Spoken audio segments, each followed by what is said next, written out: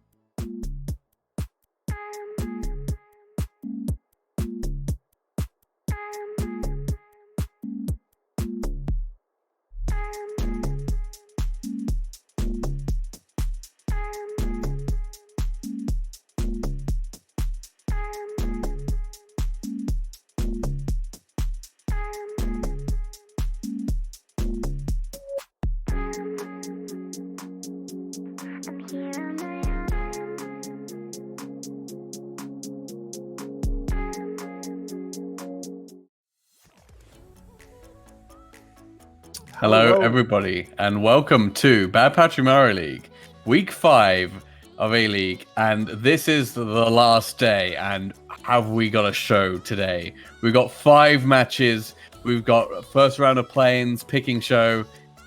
It all comes down to this. This is the last moment of these A-League teams to, get those match wins, get that seeding.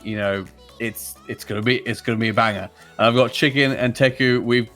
It's just overall huge games, huge casters, huge lengths. Like it's in every dimension you can imagine. It's big. It's a big show. And starting off with Whirlwind versus Momentum. two teams that I think are, like, if you look at the standings overall, these teams are looking for a win here. Whirlwind, they want to get into the 5 and 8, 5 to 8 slot so that they can skip the first round of play-ins. And Momentum, they're trying to not get knocked down to the bottom 4, where they won't get to pick their opponent in the first round of play-ins. So just a refresher for anyone that doesn't know, the first top 4 get straight into playoffs. They don't have to go through play-ins. 5 to 8 go through play-ins, but they get a bye to round 2. The 9 to 12 then pick their opponent for round 1, and 13 to 16, unfortunately, just have to hope for the best and hope their opponent makes a mistake picking them. And here's what the bracket would look like. Especially with that last 8 through 12 slots, they pick their opponent for the play-ins. Play-ins for single elim. That's like exactly what you want. The one team you want. It's like these are huge implications for these games, even though it's last day of regular season. Yeah, I mean, just looking at this game, you've already kind of hinted at it, Ippy, but there's a lot that can go down just starting with this one game. We've got 5 games today, and this leaderboard that you've seen is going to swap around drastically. Just with this first game, Whirlwind has the potential to not only clinch a spot within the top play-in seed, they could get top 4, immediately putting them into playoffs potential, skipping all the single elim. If they're able to win this match, they will skyrocket past Beat Drop Bears due to their better map differential and be put up into the top 4, which would be absolutely massive for them. Meanwhile, on the other side, Momentum are essentially fighting to not fall to that bottom 4, getting picked, not having any control over their destiny, a better team being able to pick them off in the play-ins group stages. So really big things are going to happen just in this game alone. We'll get into what's going to be happening in the next match that we're going to be casting chicken, which is Aether and Admin Aces, which might surprise you, has very big playoff implications, surprisingly.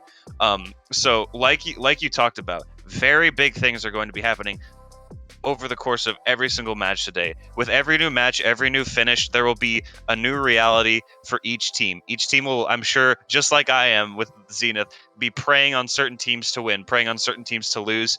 And a little segue into that, I'm going to have to be praying for the downfall of Whirlwind for this one. Seeding purposes, unfortunately. Vincent, I love you, man, but I'm going to have to hope that Momentum is the one to come out on top here for my own sake.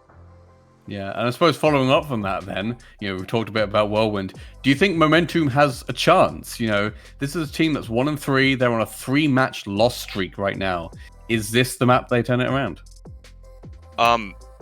Chicken, you go ahead. I'll bring up my own thoughts after. I think Momentum have a good shot. I think Momentum, I'm not sure if it was week 2 or no, I'm sorry, week 3 or 4, but Jack was gone, so it's been pretty rough. They've had a lot of really good opponents fall out.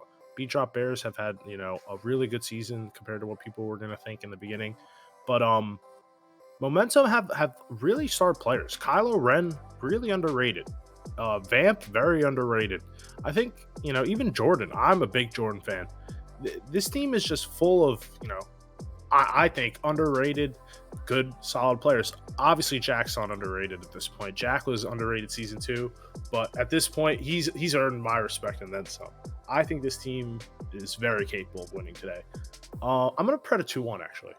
2-1 Momentum. 2-1 Momentum. Wow.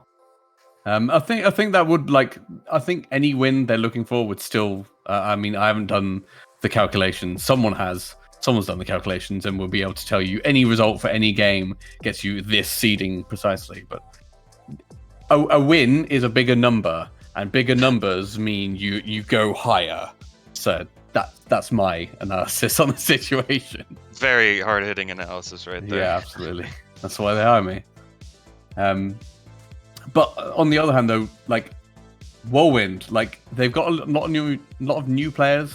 They got Robokiller recently, Dilby, Sayori. Robokiller, I'm pretty sure. Oh, okay.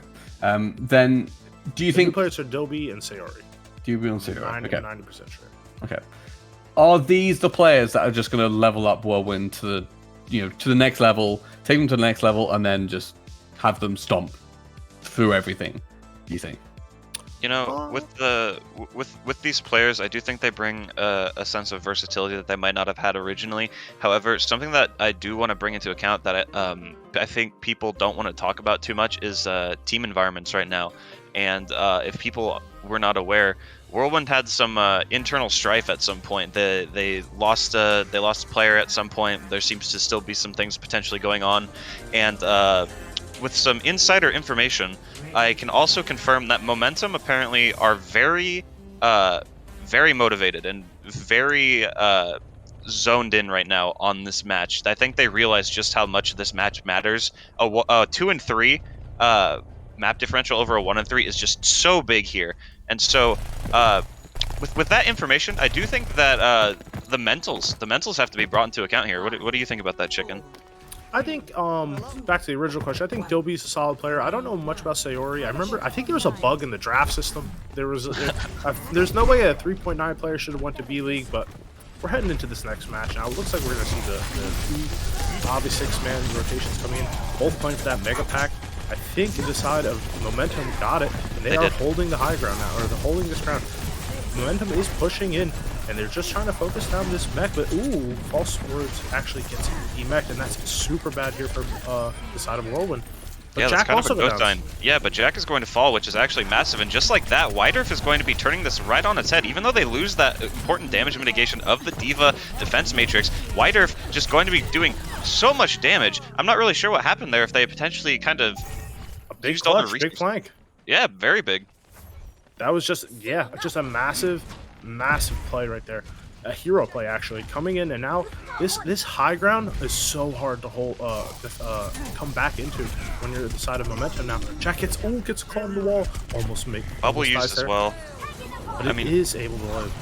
Yeah, they're going to use this as a go option now because Jack was still below half health using the bubble, and just like that coalescence means that they can get so much more aggro on the side of Whirlwind. It's going to be a very clean engagement from them, and I mean, one ult used to stave them off, but as I say that, wait a minute. Here comes the bomb from Jordan, Kobe, and someone backcapped it. Someone backcapped at some point, which is actually massive. Getting 8% there is actually going to be huge for them. And definitely trying to stop as much momentum as you can on the side of Whirlwind. They are investing. Oh, they pop 3 ultimates instantly, and all they have left is the beat. Ooh, does Whiterf go down? Whiterf does go down to favor, but Dilby's in the back line and getting a massive primal. Gets, oh my god, gets 2 of them, almost 3. Goes back to point, and now this is just rinse and repeat for Whirlwind. It's time to get back to the high ground. The side of momentum. Oh, sorry. Nope, you're good. I mean, like you said, a lot of ults getting used there, but not much proving to be fruitful for the side of Momentum. I mean, Whirlwind is going to be starting their own ult cycle. The Reaper ult on top of D.Va Mech, just a lot of zoning ultimates. Thankfully, though, Momentum do have the Primal Rage, which can zone to a certain extent, not for too long, and as I said, that Vamp is going to be going in with this Pulse Bomb. Vamp goes in. Ooh, just juke. Does a nice little juke out. Tries to get as much DM as possible, and the beat does decide to come out from both squads. It's a massive beat. Fight. And ooh, gets the stick onto the monkey. Dilby does go down.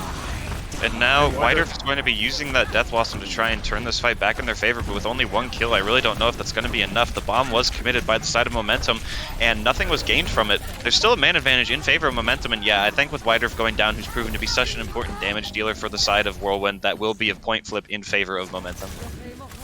Momentum, they still have, both teams have this coalescence. This is going to be so big. I think the first team to really engage on this next team fight will be the winner of this. But here it is, the fight on that high ground. This is so crucial in that 6-man comp because this high ground is such a power position. But here comes the EMP, and a massive EMP comes in and gets both supports. Now they're not able to use the coalescence, and just like that, Whirlwind comes in.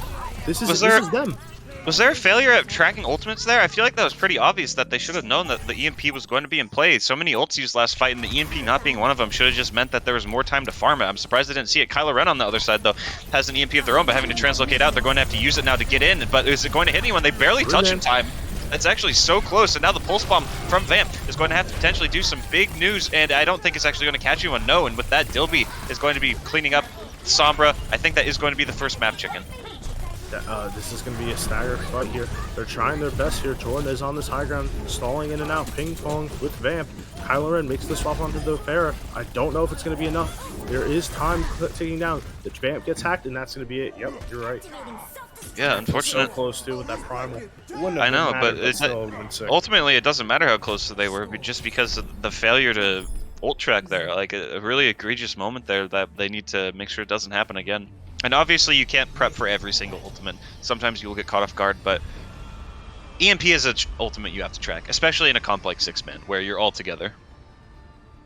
Definitely, definitely. And it looks like momentum we're still probably going to see the 6-man from both sides. White is going on the symmetric, you know, to push them with the TP faster. But it looks like momentum wants to run the Tracer Echo instead of the Sombra. What are your thoughts on that? I mean, if I'm being honest, I don't feel like the Tracer has done too much for the side of momentum yet. That's not saying that Vamp is a bad player. And in fact, I think that they're probably a decent Tracer in all consideration against other Tracers in the league. But right now, I don't know if that's really the answer they would have. I would like to see the Reaper if they're running 6-man. Definitely trying to like get that monkey, you know, out of the fight is so crucial in these 6-man fights. It's basically goats, I've been told in a lot of my coaching sessions. But the monkey goes in, Toby goes in, and this is a great pinch here on the side of Whirlwind. Oh my god! They get the boop onto Romad, and that's just absolutely so hard breaking if you're on the side of momentum. But that was a perfect example there of why not having the Reaper or the Sombra on the side of momentum when you're running 6-man is so detrimental, because Dilby was able to just jump into 6 and didn't go below 300 HP. Like, that's egregious. I've now used egregious 2 times today within the last 5 minutes, which is my egregious points. So now I will have to stop using that word and find a new word to describe things that make me sad. I know I might be a little bit of a first fight Andy right now, but the picks from the new players from Whirlwind have been really good so far. Oh, the boop! Oh my god, a massive oh no! Dilby and Sayori. Sayori doing a lot on this Lucio so far. That was unfortunate. Yeah, they only had to commit 2 ultimates. The Primal and the Coalescence. They still have the EMP beat for the next engagement, and you know, if False Swords needs to get Steam Mech, has that remake, but this should be a quick EMP fight here. Yeah, I mean, look at the ults. Like, it's not even close. Momentum have just gotten to their support ults. They're still working on DPS ults. They have swapped to the Reaper, and that will be an EMP coming out. It does catch the Lucio, meaning there's no beat, but Vamp will actually find a kill onto Yahoo, who's overextended a little bit. The rest of the team wasn't able to peel for them. However, they might pay for it themselves. Yep, Vamp is going to fall by False Swords. Vincent giving Jack a bit of the suck, trying to keep themselves alive with the lifesteal of Moira. Bit of a silly hero. I'm sure that they'll be getting reworked once Overwatch 2 comes out. FAW, we don't talk about it.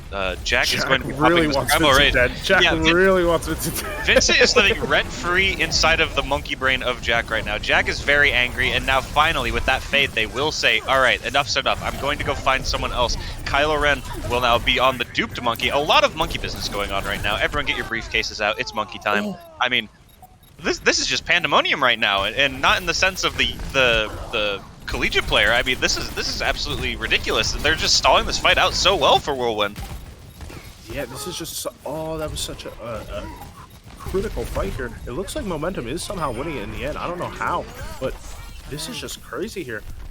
What are the ults here? They have CBD has the beat for this next fight, and they're gonna need it here because Widerf has been getting a lot of value with this Reaper so far. Other than that, Vamp maybe has his own ult. Jordan really wants that mech right now, and he is going to get it before the fight gets off. Thank God, the Lord. And now, it's coming in. They're trying to set up.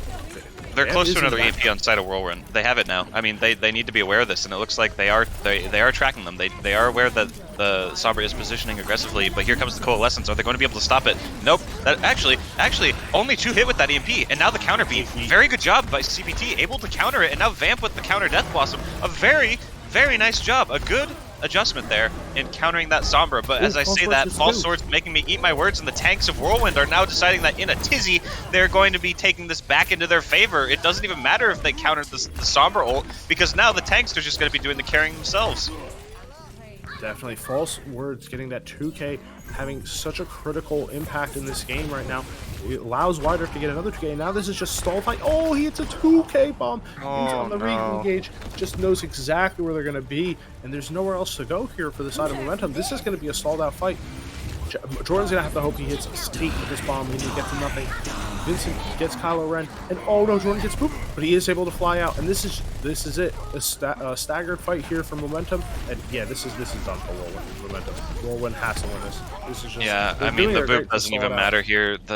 It's just too much. The tempo, it's not even tempo. Just I think the planning from Whirlwind was just a lot better than Momentum, unfortunately. And even though I'm hoping that Momentum still win this for seeding purposes, I do know that it was going to be an uphill battle. Whirlwind have proven to be a very formidable foe in this mid-bracket area, and I mean, like I was talking about at the start, they're vying for top 4 with this game. I mean, it's a very real possibility that they can end 4th or even 3rd if strength of schedule comes into account. So there's a lot to consider here, and right now Whirlwind just look to be a league above Momentum. I have to say, really, really impressive game from Sayori. I thought Sayori had a great game so far. That boop alone in the play of the game got off so much of the resources, and it got 1 kill, yeah, but like it made the monkey jump, it made the diva fly, and there was just nothing Momentum could do. They had no other escape options, and meanwhile Whirlwind had just all the free space in the world to do everything they wanted. It was just really solid coordinated play from Whirlwind. Ippy, what do you have to say about what you've seen so far, sitting here in silence watching these two? I'm back. I'm here. I guess I'm back. I mean, I was saying, like, what I was thinking, like, towards the end of that match was, I said, like, are the new players on Whirlwind, going to be the players that pop off this team? And, I mean, you saw on there's that one fight where a lot of bodies were donated to the lower end of Ilios. The pitback. They are doing work on the Lucio. I think that's really exciting to see. And like it definitely bodes well for Whirlwind going into playoffs potentially. And yeah, I'm excited to see like what Whirlwind has to bring on our next map, which will be Blizzard World. Blizzard World. That if I'm being honest, that doesn't give me much hope for Momentum potentially turning this around, just because they do seem to be a rush-centric team. I know that they were just playing 6-man there, but it is essentially a rush comp. We've seen them play a lot of Reinhardt rush as well. We have seen them do some funny TP stuff on this map, but I really just think that the playstyle of Whirlwind is going to ultimately be better suited for Blizzard World. I'm ready for them to potentially prove me wrong, but it is going to be an uphill battle, in my opinion. Definitely could be rough. So far, I mean, we haven't seen new Whirlwind's double shield yet. Could be, rather meh. A lot of teams run it in B League, especially the double shield on this map. But rush is kind of rough sometimes. We only really seen the 6-man, and the 6-man looked really good here from the Whirlwind. Maybe they run it back. I don't expect they would on this map, but you never know. I guess we'll have to see. Already looking at this, the best that Momentum can do is 2-1, which from a standings perspective, that means that their map differential, the best they could get is a -1, so they can't even get to an even map differential with this win, which will hurt them as far as placing goes if they are able to eke out the victory here. As far as Whirlwind, guaranteeing that they at a maximum lose 1, they're still positive with a +1. I mean, as we've talked about looking at these standings and stuff, it is going to change with every map, every fight, and we will just have to see kind of how that plays out as these matches go on. Definitely. I mean, if you think about it, like the longer it goes on, the more sort of branches on the tree of things that can happen, the alternate universes in which Momentum wins this map and then Whirlwind loses the next and whatever. They'll get weeded out, and I think like towards the end of the day, we'll have a really clear picture of who's going to be in playoffs, who's going to be in the second round bye. We're currently forming the Sacred Timeline, and a part of the Sacred Timeline is me taking a break to take a bite of this Pizza Hut pizza. Sorry to flex, but I just received it. I'm very hungry, so you guys talk. I'm gonna eat here and very pog along with you. Okay. Okay. Right, we're not sponsored by Pizza Hut, are we? No. Okay. Well, you can also eat Domino's or Papa John's or whatever else. There are other pizza brands available for you to purchase. No, we will not endorse any of them unless they will pay us right now. Pay me in free pizza. But what are your thoughts on that match so far, Ippy, other than like, you know, just like the pacing? Pacing just felt so... Yeah, Whirlwind looked in control for a lot of the match.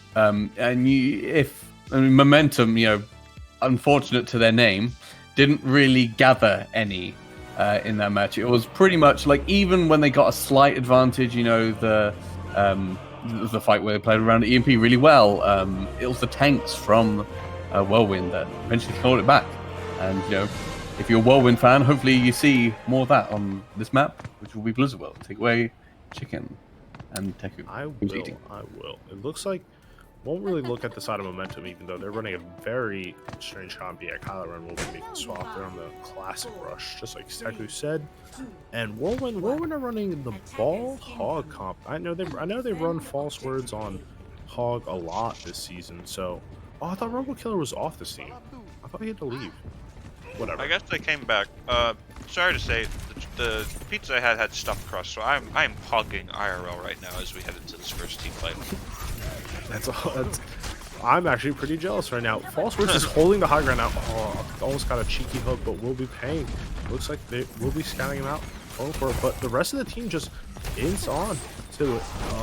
Whirlwind just ins on to Dopey. Ooh, good wall. Yeah, gets him. Completely stops that hook. But it looks like Whirlwind are just holding this high ground now, just giving up a lot of free tick percentage. They get to almost 98%, but now they're engaging on this fight. The picks are still coming in on the side of Momentum, holding the momentum.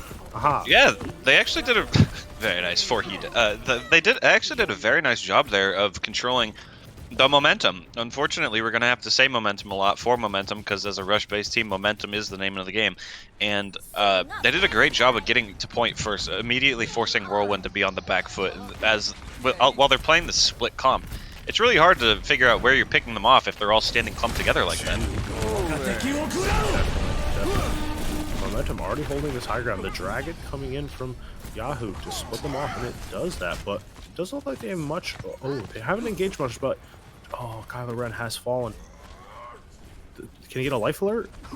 Someone help this man. Someone help him. He's just fine. Okay, never mind. All right, well, Vamp will get Dilby, and they're just gonna regroup now, and they're pushing. Look at the they're getting ults. a lot of free pushing. Yeah, I mean, the push is so far right now, and I mean, the ult percentages are just continuing to accrue for momentum, already sitting on 3, soon to be 5 by the looks of it. And Whirlwind still trying to build their own. The support ults are going to be coming online as well as Tracer, but you expect that of the Tracer. And now Vamp with the High Noon just trying to buy even more time. I mean, they're already close to capping second point with a little under 5 minutes here. This is absolutely insane, and with a pin on the Dilby, I mean, come on, this Blizzard is not fair. This is looking really rough there. The alt dump always seems it's just such a good strategy when it works. Big risk reward, but when the reward hits, it hits. Now they will be having. They only really committed 3, and Vamp is super close to another high noon, so it doesn't even really matter that they committed so much. Whirlwind have decided to make the a complete comp swap to the rush. Paul still is on the signal, trying to get that flux out before he swaps, but this is just a really good push here for momentum. Even though they all dumped, it doesn't even matter because Whirlwind have just basically done the same thing. High Noon again from Vamp already, and now with these walls trying to just keep each team in their own sections of the map, they're going to now be... Ooh, Vamp going low, but the shatter from Jack is going to lay everyone on the floor. That's actually massive, and now the charge in. I mean, also, look at the coming off of the bench, going to be doing quite a bit as well, cleaning up after that. And with only Jack falling, the cart continues to push. Yeah, this has honestly felt like just like 2 or 3 like really quick fights. You know, this has just not been like super good here for Whirlwind. They've been just completely. Oh, the flux comes out. So does the bomb, and it gets 2 from Jordan. Massive. This is actually so winnable here for momentum. It's a disaster for Whirlwind. That's unfortunate. The bomb is fluxed. You know where it's going to be. However, you out of position, and just like that, when I was thinking momentum was down and out, they come back and say, "Shut up, Teku. I don't care what kind of pizza you're eating. We're gonna cap with 418 on Blizzard World." Good lord. That is just wow. Hitting the 112. Never seen a 113. Never will. You know? Wow. I mean, if you remember back to the very first match of Momentum season, They versed Cowabunga and absolutely wiped the floor with them with crazy plays on Blizzard World. To be fair, it did have crazy Maywalls and Sim TPs, but it looks like they've removed the silly aspect of the Symmetra TPs and just honed their Blizzard World here, and that was... If I was Whirlwind, I would be a bit concerned that the momentum now... I'm not even trying to pun here. It's just a word, and it's also their name. We just have to accept that, okay? The momentum is shifting back in momentum's favor. Definitely. You know, it could go any way, really, at this point. And this is, you know, still such a big matchup in the side of playoff implications. I'm on the edge of my seat. Cannot wait to see what happens.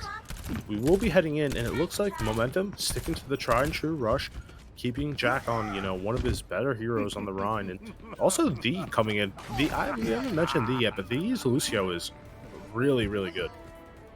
Yeah, I mean, can't discount D being on this team. A very good player. I mean, not to be underestimated. Even though they are on the bench, they still are, I believe, a 4K player. Very good at their role.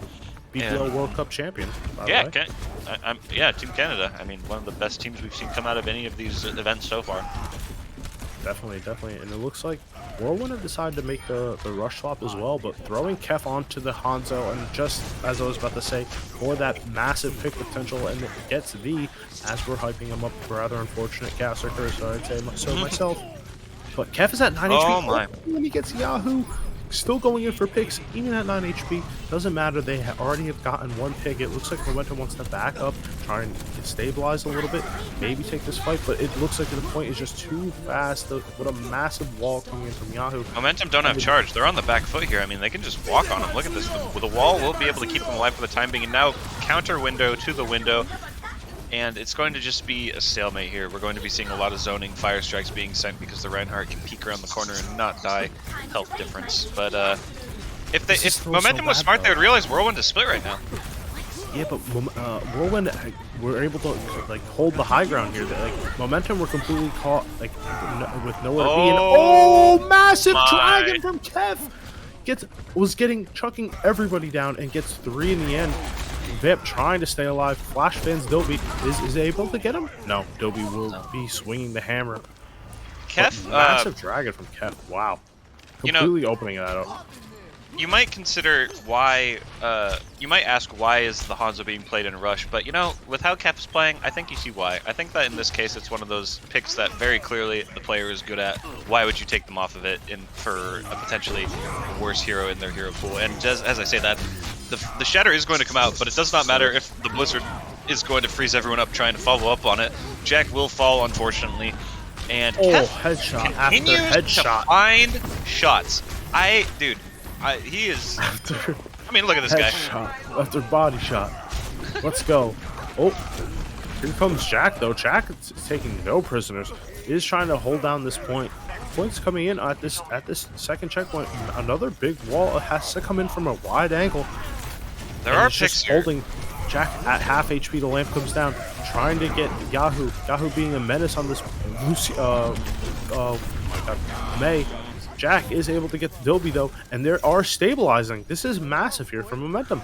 This point is one of the I would say harder points to fully cap once you're at the very end and get stalled out, because there's just nowhere to really go other than, you know, main or high ground. Blizzard World is a definite post-launch map in the sense that each point, the end of each point, is just so far away from the attacking spawn.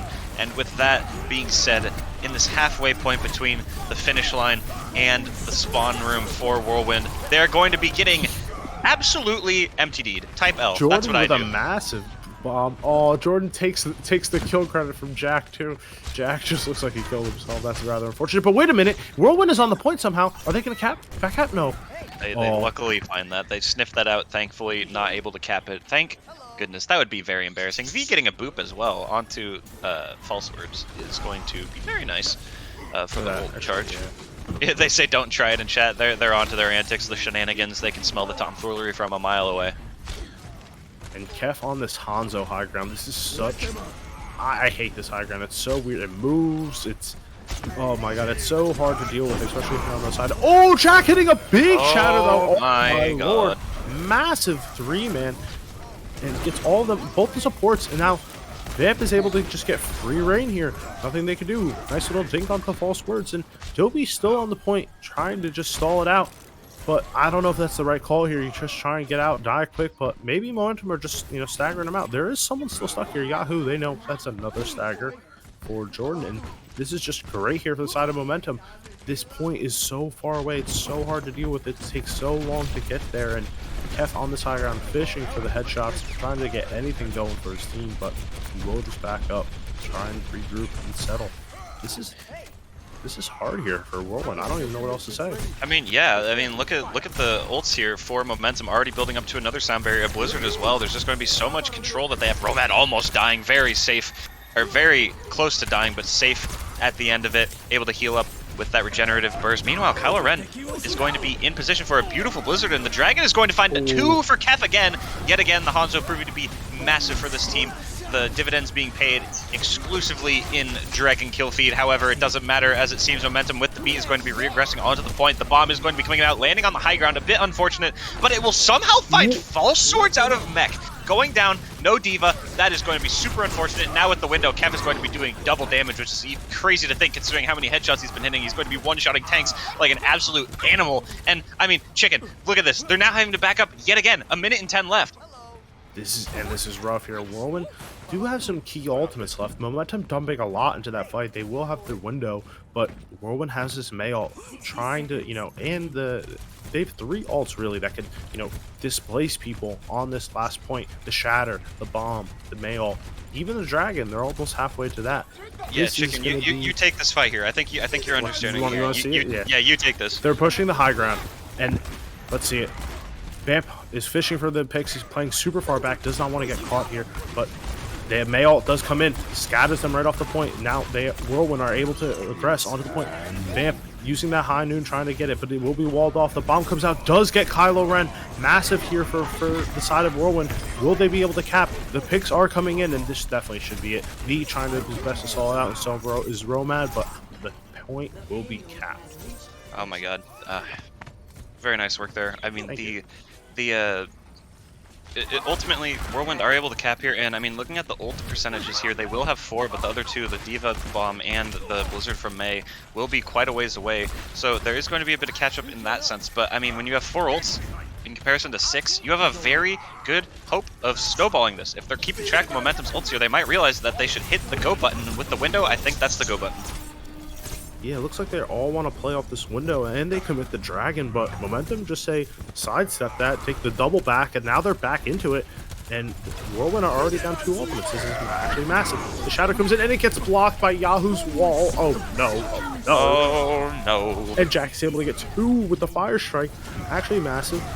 Someone gets the poop on to see it. False, I think, but no, False is able to live. And Dilby, oh, the downtown pin. Oh, this is just a massive MTD coming in from Jack. You gotta call it when you see it. That Maywall hurts. That's happened to me many a time. If you all remember the legend that was Seismic Jeff, may they rest in Valorant peace. That happened a couple times. So I can, yeah. And, oh my God, Jack! Massive shatter. You can't do that! Oh my lord! I want to be like Jack when I grow up. And yeah, here they go, stalling the Diva as best as they can. Wait, did they boop him? They booped him up, I think? Wait a minute.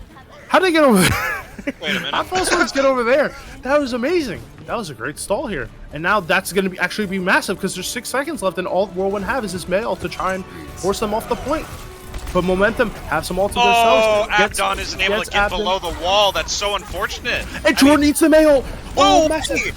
Momentum leveled up for this map. Wizard World is their stomping ground, and as I say that, the stomp does indeed come on top of Robo Killer's head with that Diva mech, and just like that, we're back into a 1-1 tied series, going to map 3. Still anyone's game. Sheesh. Sheesh! Dude, Jordan? Oh my god, what a massive mail, a mate. Well, I mean, Kef getting the play of the game here, well deserved. Hanzo plays absolutely insane. I can't help but feel like maybe Whirlwind trying to mirror the rush against Momentum maybe isn't the call when they're a rush team. You know, I don't know how to feel about that one, but yeah, 1-1 now, and that means that the winner of this only gets +1 to their map diff. That could be very detrimental to both of these teams. I mean, if you look at the middle of the pack right now, it is very close. There are so many teams that are simply divided by 1 map differential, even if they're tied in like game score. Like neither of these teams wanted this. They both wanted a 2-0. So now you just need the win. You don't want to drop now. You're just hoping that you can get as far up as you can with this +1. I mean, thank you, Solomon, for bringing this up for this chicken. I mean, just looking at this, a +3 for Whirlwind. The best they can do at the moment would be to tie with Ruination and Cowabunga. However, that will be a match that is occurring today, so one of those teams will drop, one of them will fall. That is something to consider. But I mean, I'm running my hands through my hair because I don't think anyone was expecting such an incredible bounce back there. Definitely. You know, and it all boils down to, I think, just a couple of key fights, especially on the side of Momentum's attack.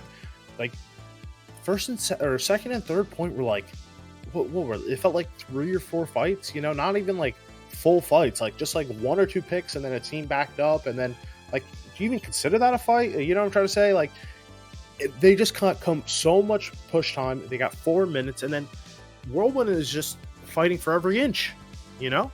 Yeah, I mean, hey, you and I, what are we both? We're main tank players. So let's talk about main tanks real quick. I mean, when I say, let's do a thought experiment here. I'm going to say a name and you say the first hero that comes to mind, okay? Jack. Ryan. Exactly. When you think of Jack, you think of Reinhardt. On the previous map, for the first entirety of Ilios, they didn't play Reinhardt. They played Monkey. They tried to go into the 6-man, you know, which plays a little similarly to the Reinhardt rush. But I think that once we saw Jack get over to that Reinhardt, it truly just changed the game for them. I mean, on a scale of like methodical, as in like Peepo or Mac Tackle Ryan, to chaotic, as in Signet Ryan, Jack is closer to the Signet Ryan, but not totally. You know, you get what I'm trying to get? Does this make sense? I kind of get what you're saying. I don't think it all boils down to Jack and what Jack plays, though. I think Jack is a well-rounded main tank, can play like literally almost any of them. It boils down to what can all the other players on the team play to help support the play style that we're playing. You know what I'm trying to say? So, yeah, we could play. Winston might be really good. I know his ball is really good as well. Mm-hmm. But like, if the team can't play, or if we can't play 6-man comps as well, you know, let's stick to the rush comps where Jack can. As we know, Jack is a star main tank player. You know, so we're coming into it. It looks like Momentum are going to be on the dive comp this time. They're going to be getting their supports onto this high ground. Back orange. I like this move. Jack is pushing the cart right now, getting forced down, but it comes up and finds a ball and does not want to be there anymore. Instantly gets out, trying to farm this nano, I guess, for Roman, trying to get a nice engage. Oh, Robo Killer's going to go down. That's so unfortunate. I mean, now without the mercy, and Kef is going to die. Unfortunate. Helix Rocket does do damage to yourself, just in case you didn't know there, buddy. Kylo as well with this beam, going to be getting Dilby, and are we potentially seeing a momentum shift in favor of Momentum Chicken? It looks like it. Jordan is hunting down Vincent. We'll end up getting Vincent.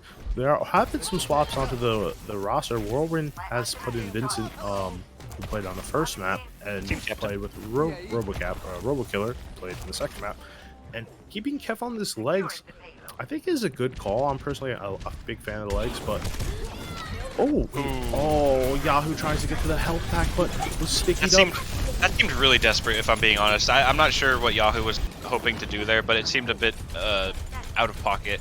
And, I mean, this just continues to be a push, and with 5 people waiting on that respawn, now Dilby also... Oh, Kef is down. I mean, that's just first point, and just like that, yeah. 5 minutes and 10 seconds. I mean, that's absolutely terrible. This is just a mirror of a momentum attack. Vamp almost gets the 1 clip onto Yahoo, and B is there for the clean up, and they're already pushing this high ground, this tempo from the side of Momentum. Oh. They are gaining the momentum. We make this joke again until it's not funny anymore. I mean, it's not even a joke at this point. It's just the proper word for it. I mean, the momentum is such or tempo. You can also call it tempo. Is such an important factor. Oh, in Kylo Ren Overwatch. coming in from the assassination. Oh no, he Oh, walked gets him. over the sticky bombs. I think it's time to get off of the soldier, if I'm being honest. Kef is a talented hit scan player, but I'm not sure that the soldier who excels at longer team fights is going to work when you're just getting flattened so quickly.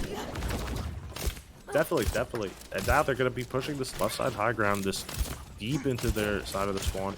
Trying to Do we get see a nano anything- engager chicken? Definitely. You have to. Either that or maybe you wait for the nano visor, but I think you definitely nano the monkey. Yeah, there it is. But Dobby Oh, is where is going everyone? in and cannot find anybody. Oh, They're no. all gone. Nightmare. They Nightmare. have, yeah, And they've Jordan gets moved the away. remech in time. Oh my lord, that's my goat. Jack Meanwhile- ended up being slept, but still has the primal rage. It's going down for Vincent, and with the B coming in, this is just looking like a complete side. V is emoting in the middle of the. That, you know, in a match What a that chat. honestly matters so much, like, that's kind of alpha. I don't... Oh, and the Kylo Ren is just going to add insult to injury for False Swords trying to chase this kill.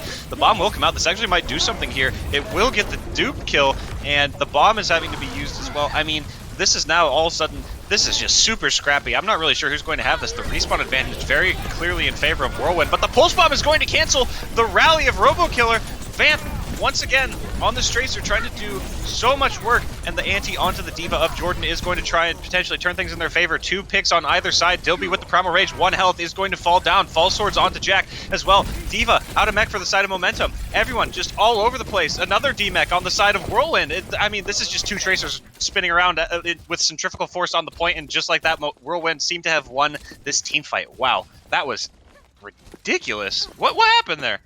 You know, the spawn advantage is very strong on this map, especially on that last point. If you're not getting all those kills, you know, it will end up in, you know, that loss. Especially with Kef on that high ground, able to pepper down so much damage. You have to commit so much to get up there and try and do anything to just deal with this presence of DPS that's always going to be peppering you. Jordan is going to be forcing the car. It looks like they're ready for this nano monkey engage. Romat trying not to die to this pulse bomb. Does a little sidestep. Does it. Gets it off. Is able to nano Jack in time. Jack goes in. And Vincent, almost gets 1 click. Gets super low. Uses the nano themselves onto, I don't know, I think Kef maybe with the nano visor. And he gets Kylo Ren. Gets Vamp. Gets 2. Will it get 3? Gets 3. I think it was definitely a nano visor. I'm not exactly sure that I couldn't tell who. It actually wasn't a nano visor. Both teams started that team fight off with a nano Winston into the front lines, and the thing that actually ended up being the savior there for Whirlwind was Robo Killer's armor packs, the cookies, onto Vincent, just giving Whirlwind the extra time for Vincent to stay alive. They eventually go down, but the time that they bought just allowed Kef to get into position, and like you said, that 3K visor. Very instrumental. And now with a minute 44, ooh, Kef, ooh, that's not good. Yeah, Jack gets an early pick here, and this is so good for them. Even if the spawn advantage is in the side of Whirlwind, he is already spawning in and should be back almost soon. Sleep is missed. But Vincent misses the sleep, and just the pure presence of Jack makes him back up. They will be forcing down the tanks on cart. Looks like instantly goes for the primal, but will get boxed out of the pulse bomb. Ooh, good juggle. Very nice. Very nice juggle. Jordan is able to get the remech off, and now it's just False Swords trying to anchor down this point while the tanks are holding in this background. Sorry. In this back line, getting so much work done, and this is another fight win for Whirlwind, and this is just like last map on the side of Momentum with the Blizzard World. This is the same exact story. Yeah, I can't help but criticize Jack there for not going after the Ana once the Sleep Dart was out. You have Primal Rage. They're close to the edge. I mean, there's so many corners back there. I feel like that was a perfect opportunity for Jack to go in with only the break to worry about rather than the Ana as well. Unfortunately, it's squandered in the moment. And now they do have a lot of ults on the side of Whirlwind. Momentum, on the other hand, is going to be looking a little worse for wear. The dupe could prove to be very instrumental. A nano coming online as well. And the dupe will come out onto the Winston of Kylo Ren. Kylo Ren going Yahoo? in. Yahoo! Oh no, Yahoo does lose on pulls. I don't know how that happened, but it happened. And Kylo Ren doing exactly what you said last fight. Rhyming him in that corner. Getting Kef With the visor. He's gonna come out. He's gonna come out of the primal. But wait, Kylo Ren, sorry, Kef ran away and is able to still get Kylo Ren in the end, but the picks are coming in. They nano Jordan trying to get this backline in check, but it doesn't matter. It's overtime, and this is last fight here. Oh, they don't get the bomb. They're 94. They die at 94 as they come out of Mech and Kef just continuously. Once again, proving me wrong. Staying on the soldier, doing quite a bit of work. And now Jack with the nano trying to get onto the point. It's not even gonna... He didn't have nano. Never mind. I don't know what I'm seeing anymore. Really unfortunate. I mean, they had so much tempo in their favor. I'm going to use tempo now because I'm tired of the momentum word. Like, they had so much tempo in their favor, but like you said, that second point, if you get stopped right at the end, it's so hard to retake with all the high grounds, all the things you need to clear, with the respawn advantage that the defenders have. I mean, how are you supposed to break that? You have to have a nice coordinated team ult dump. One solid fight where we all just dump our ults, but it's easier said than done coming from the plot player. So true, bestie. So true. So true. What do you think we see here on the Hog. defense? They're playing Hog Sigma. Okay. Very, very interesting. Taking a strat out of the Whirlwind handbook. As I say that, are they discussing it? No, they play the Orisa Diva. Momentum want to win this. So they will be transitioning over to more of a Team Canada. Anti-dive. Yeah, the Diva and the Orisa. We have seen this tank comp quite a bit, and Dilby will actually be on the Orisa as well. I'm assuming we might see a pull out of spawn, potentially looking for a hook on someone who's high ground. I don't know if anyone's actually going to be there, but Whirlwind basically sticking to their guns except for the tank line at the moment. I feel like this is, you know, like if you're thinking if they're gonna run dive, you know, a great play, but I think they just have the wrong read here. This is like, I don't know how the mirror matchup works in this, but as I say that, Whirlwind are swapping to the dive. So yeah, Dilby has proved to be instrumental on the Winston. I think that is a good idea to keep him on, especially on a map with so much high ground. Pharah as well from Yahoo. Yahoo actually has a pretty good Pharah, all things considered. So this is going to be rough for momentum. A lot of comfort picks here, I think, for Whirlwind. Definitely. And now that's just this fight for the high ground. They will be backing up, trying to play this back choke. And, oh, Dilby already goes down. That's super unfortunate. What happened? Trying to build nano. But maybe Jack had a nice pull. Could be wrong. But either way, Yahoo getting a lot of damage in with this Pharah. Getting the supports that have health. They will be living, but they're just bunkered in on this high ground, or on this low ground, around the pillar. Just using that roof to try and stay alive, a little extra cover, essentially their own shield that they can use, able to dip and duck around. But as I say that, D almost falls with a bad brig bash, but they're able to get out, thankfully, bailed out by Romad with the lamp. But without the lamp now, what is to stop them? They're getting absolutely crumpled by the barrage that's going to be coming in from Yahoo. I mean, all things considered, here it comes. And it gets Romad, and now here comes the visor. Seems to be the go button. And yeah, Jack already goes down, gets purple, very unfortunate. Kept running past Jordan, says, I want nothing to do with you or your DM. Jordan says, I want to die on point. You will not get past me. And Kef, trying his best, will end up demeching Jordan. Jordan's gets a solid 5 seconds. Yeah, that's actually a pretty good stall. All things considered, they might have a chance at a doubt they're going to go for it, though, just considering Vamp has just respawned, Kylo Ren as well.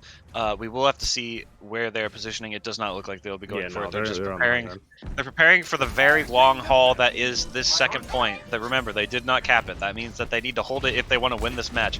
If they don't, they drop to 1 and 4, potentially going into bottom 4. Very unfortunate if that's the case. And now Whirlwind with a chance to... Wait, Dilby dies again. Jordan, hold on. Jordan has decided that... Yep, alright, very big. The res does come out. Are they able to get Vincent? I don't think they realize he's so close. And Vincent gets a massive purple, gets Jordan super low. It will with D-Mech Jordan, and D is half as well. D pops the rally. Smart decision. Bomb comes out from False Words. Is False Words able to live? It's super low, but is able to remech. I think on the bomb. D kills Vincent with the whip shot. D is frontlining. I like it. And oh, with Vamp down, this is great here for the side of Whirlwind. Yahoo is able to get so much free pressure, and Jordan has to be super careful about who he dives. The already goes down. They've rushed him down on the brig, and this is looking really rough here on the side of momentum. Just stalling as best they can on the point. Jack saying, "I want another to live. barrage." Me. But the bubble comes in, and oh, a nice boot. But oh, Yahoo getting a massive 2K, and this is looking great on the side of Whirlwind. 3-point pressure, 3-point push around these next definitely 2 corners. Will they be in the sights of the golden box? They are. They're looking at it. They're ready to win this. And Momentum, I don't think Momentum know what to do right now. They have swapped Kylo Ren onto the legs. He is peppering down on the side ground, trying to do the best they can. Yahoo got you taking his ankle, and oh, what a nice anti. Vincent. Okay, so they used the bongo and the high noon in tandem, zoning them out a lot, but I can't help but feel if maybe that was an overextension right there. And Kev with the visor yet again somehow gets Kylo Ren, who should have been able to duck back behind there. Jordan trying their best to stay on top of them, but they will get demeched as well. Vamp is actually wait, no demech, gets away with very little health. Vamp is also going to find Yahoo in the meantime. Kev does respond though with the kill, and these fights have been so scrappy here. Jordan, very low health. Both divas, I believe, are going to be getting demeched here. Jordan's still somehow not out of mech, finally falls out of it. Still be doing so much damage right now, and I mean, both soldiers here. Kylo Ren is swapped over to the soldier. Kev versus Kylo Ren. We're gonna have to see which soldier does more damage here. The window ultimately is not able to do enough in the corner here. Kylo Ren with 1 HP. These and this is looking like all signs here for Whirlwind, unless a magical miracle happens here on the side of Momentum.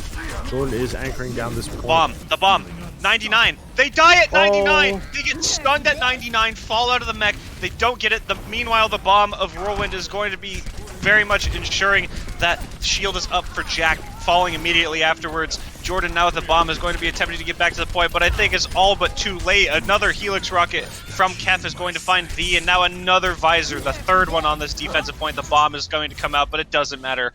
Whirlwind going to cement themselves as the winner of this match, banishing Momentum to 1-4.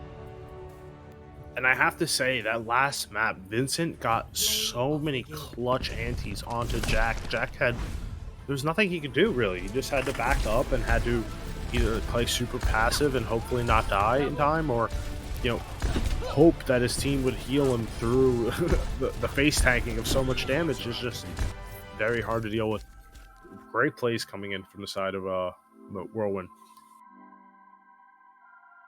Yeah, absolutely. Yeah, I'm back. I've been in the back room watching from the back seats. I think what a turnaround for that game as well. I mean, Ilios is a wipe for Whirlwind. We come back, Blizzard World is a wipe for Momentum. And that last map as well, so close. I think both these teams looking really good today. You know, despite Momentum being 1-4 now, despite the loss, going up against, you know, Whirlwind, a team that's now potentially secured their place in the playoffs. As we take a look at our standings. So it looks like Whirlwind are not quite in there yet. They've got the same map differential as Ruination and Cowabunga, but they both play today. So there is potential that they, Whirlwind, do move up.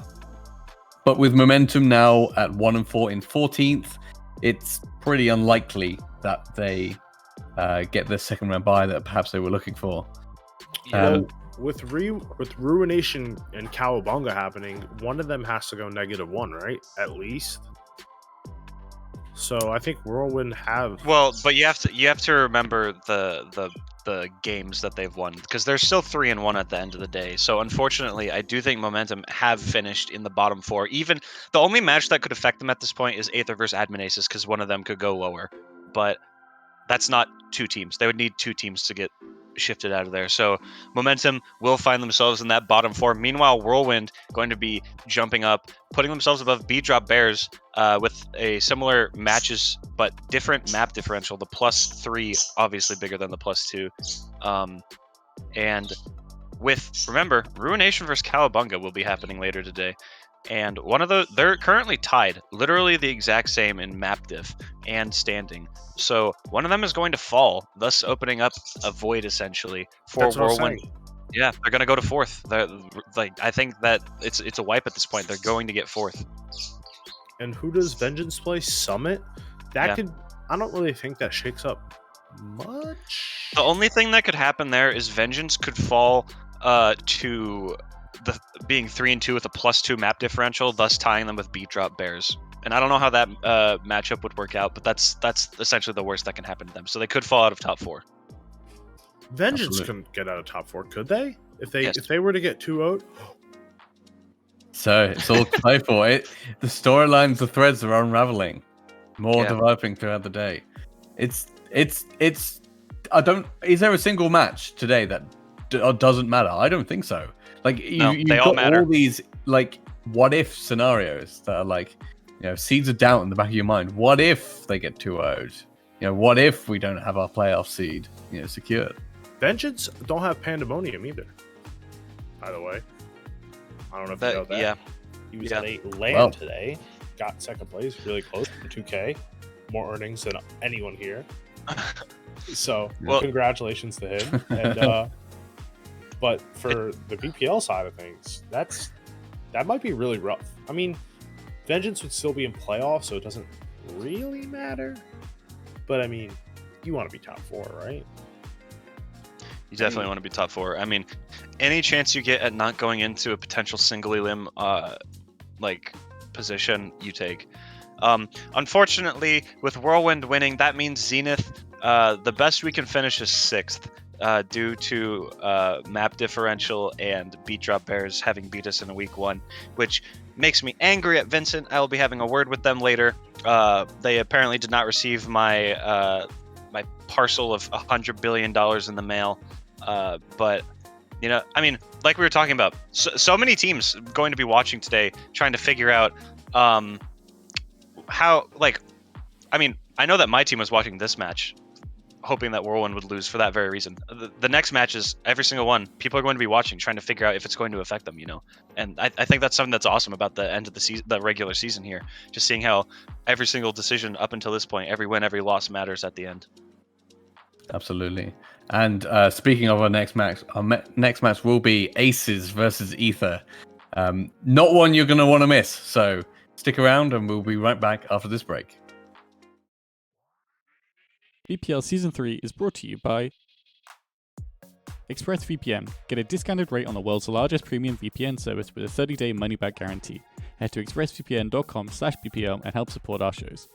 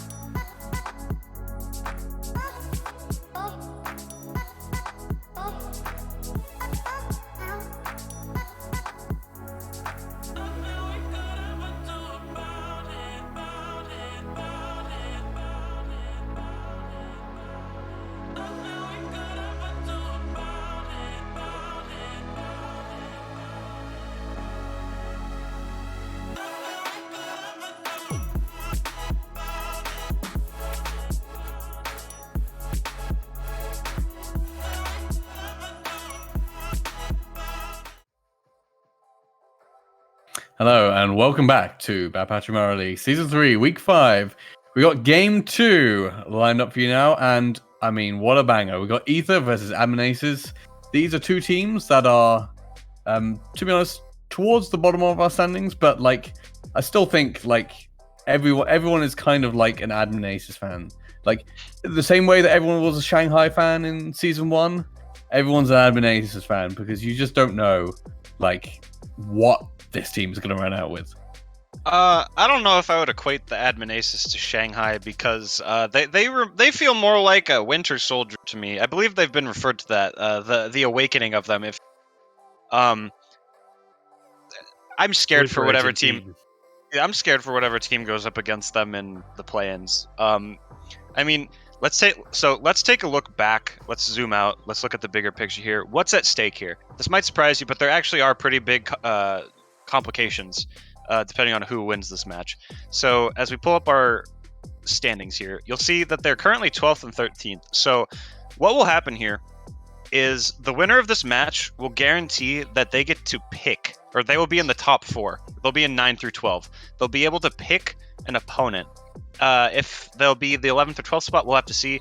But the winner of this will be safe from being picked, and the loser will go most likely to dead last, unfortunately. The loser of this match will most likely be 16th at the end of this for the regular season. Now, there is a potential and it's a very odd set of circumstances. It would have to be Aether win 2-0 and Monarch lose 0-2 against Zenith later today in the last match of the night in order for them to potentially go up to 11th, which would then allow them to pick someone rather than just being left with whoever's left over at the end. So there's still a bit of weirdness that's going on, but it's a little more clear cut now. So Aether obviously hoping that Monarch potentially lose if they're able to win, and Admin Aces, I mean, just gonna want to win. Definitely. And Admin Aces, a team I think are pretty cool. Personally, I like Infinity. I like Dean, Obi, the BP team, Freya manages. Any team Freya manages is a go-to team. It's call me that now. Quote that. Always take that to the grave. Freya is the GOAT. I don't know. I'm just kind of yapping right now. Aether has like a lot of really good players. Rorschach, Mahir, Drake. Drake being that standout, probably star player of this team with the Genji pick. That pocket Genji pick does so much, but I don't know how this game really is going to go, to be honest with you. It is a bit tough. Like, both these teams, like, looking at them, their one win is against Basalt and Battery, which you might call that a Mickey Mouse win, you might not.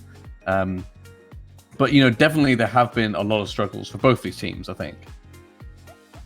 Definitely. Hey, look, it's my team on both of them. Very cool. I think Aether has definitely had the harder. It's no contest. Season. I mean, going up against Fallout and Whirlwind, definitely is not great. As we look at both of these rosters, I mean, what do you think each team? What are the keys to success? There you go. What are the keys to success for each team you think here, if they want to take the win here today? Pocket the Signet. And pocket the Drake. Yeah, I would agree with that, especially the Drake one. I do think that Aether, their DPS line is very good, not to be underestimated. The issue is I don't think that they lean all the way into being DPS centric. I think they want to still play like a more evened out team. I think they want to play more holistically. I think it would be smart of them to lean into what they're good at, similar to how Admin Aces have realized that, or not realized, they know it already, but like giving Dean more resources and stuff like that, like just enabling yourself to be the best. Like, I don't think Dean's gonna show. You're right. He was at the LAN with Pandemonium earlier. Yes, you're correct. So Dean won't be here, and then on top of that, you have Coconut. Coconut will still be here. Signal will be here. But another person that will not be here is Obi. Apparently, I've gotten word that Obi apparently will not be here for the game. Apparently, time conflict here. Chicken, you seem very broken up about this. My boy. So unlucky. We will have to see. I really wanted to cast Obi. Unlucky. Yeah, I'll maybe do next time. that though. I mean, yeah.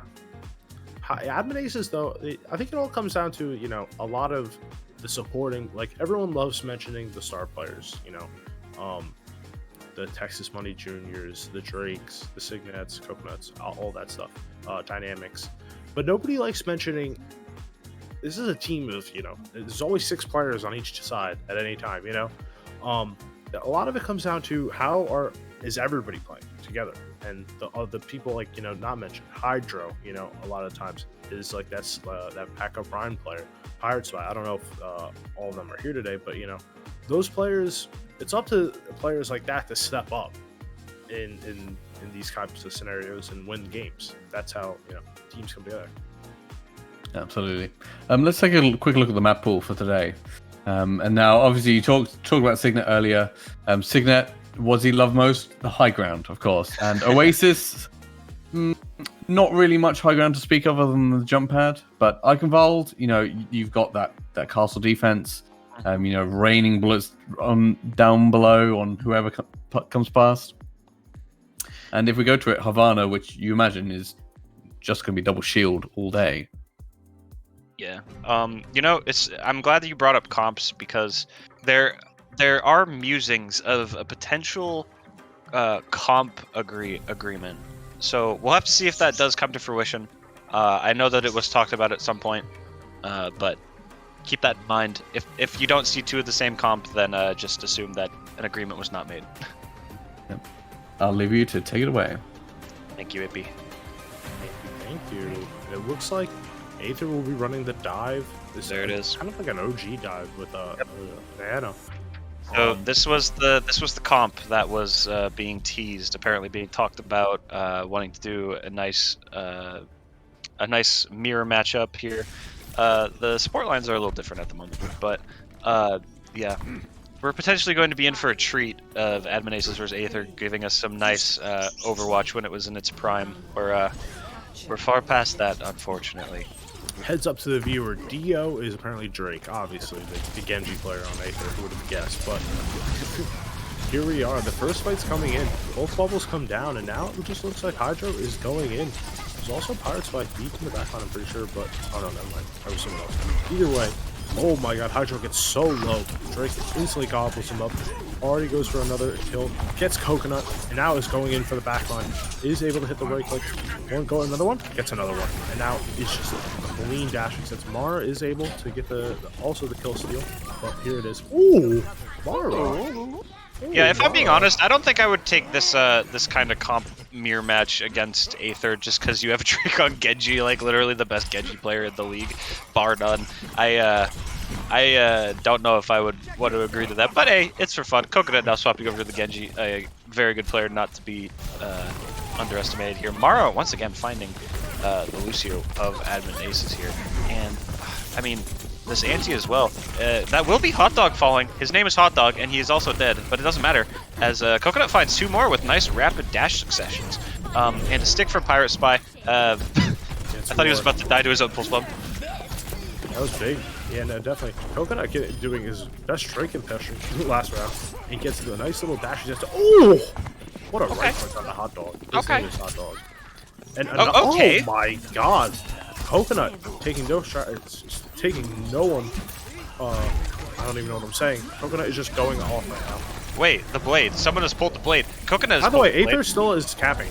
Yeah, they're doing a great job on the stall. They've actually forced Coconut to have to pull out the weeb stick, and now because of that, look at the stall. It's still going. It continues to happen. Joe Bidonk, he wants you to vote for him, and right now he needs that vote because he's dead. Well, the presidential run is over, unfortunately. Coconut They're goes still for the stalling. goal. They are still stalling, and it's at 70. There's 4 people here. They've found like 50% here. They've been losing this fight. It's winnable. Is it? Okay, is never it mind. though? No, it's not. It's about like that for 10 years. Kun uses the beat, he's trying to still stick into this fight. Fire Spy hits another Parting nice gift. onto Rorschach, and this has to be the cap, right? Hello. Donk is still staggering, and it's almost at 90%. Didn't they win this at 30%? Yup. This is insane. Mara is still in this, and now they're just staggering onto the point. And there's just nothing they can do. The focus fire from Admin Aces. They just got isn't the there. 97%. Oh my! What? What a stall! That was just actually just crazy from Aether. Where's the focus fire? Yeah, definitely. My feed is kind of going in slow motion now. Everything is currently in slow motion. So yeah, the fight is going back in. Drake pulls out the blade, gets 2 right off the rip, both supports, and now is going for blood onto Pirate Spy. Gets the nano after it and gets a nice little 3K, a nice little 3 shuriken on that. The Pirate Spy, and the picks are still coming in.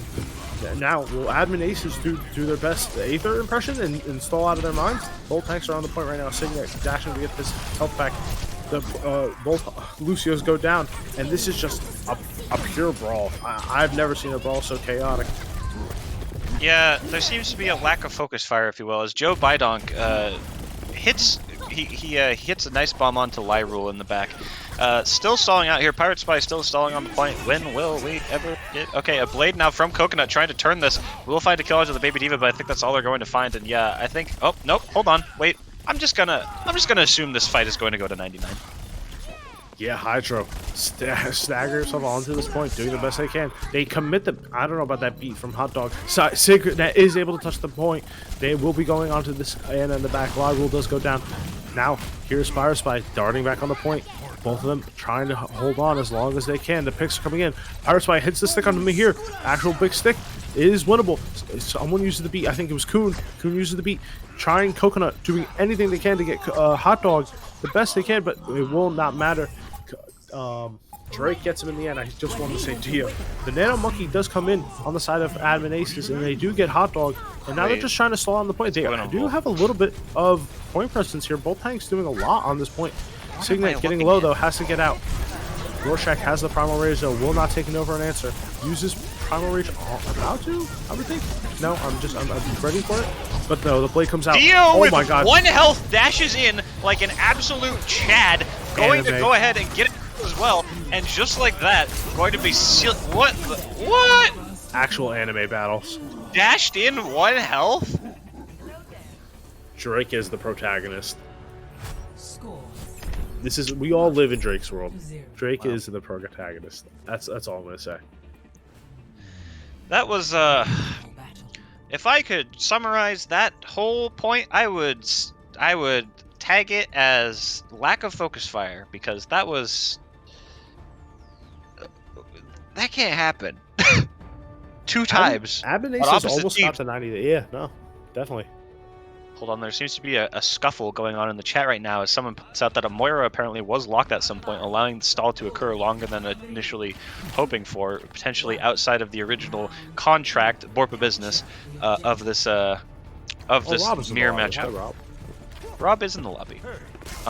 So we will see as we go into this next fight. The shurikens from both these Genjis, by the way. When I play Genji, I can't hit shurikens. Like, speaking of things that... Down. Yeah, Lyrule has been hit, on the other hand, so hard that they have passed and gone back to the spawn room, and Dio, in the meantime, is just going to be collapsing onto this mega health pack. Coconut will find me here, so there are no honors. Okay, that was a clean assassination right there. Definitely. And Aether looking like such a well-coordinated unit right now. Donk and Rorschach have just been at each other like glue, and they just run it down at the Anna, knowing exactly the prime target to kill in this big, dive rush, not dive rush, this dive-centric comp. So, Coconut is at 30%. Drake is at 80 for the blade. A bit of a difference here, I must admit.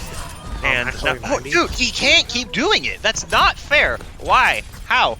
When I try and do that, I dash in, hit no shurikens, hit my deflect against a Winston, and die before anything happens. How does one get... okay, you don't need to ghost dash. You're just flexing.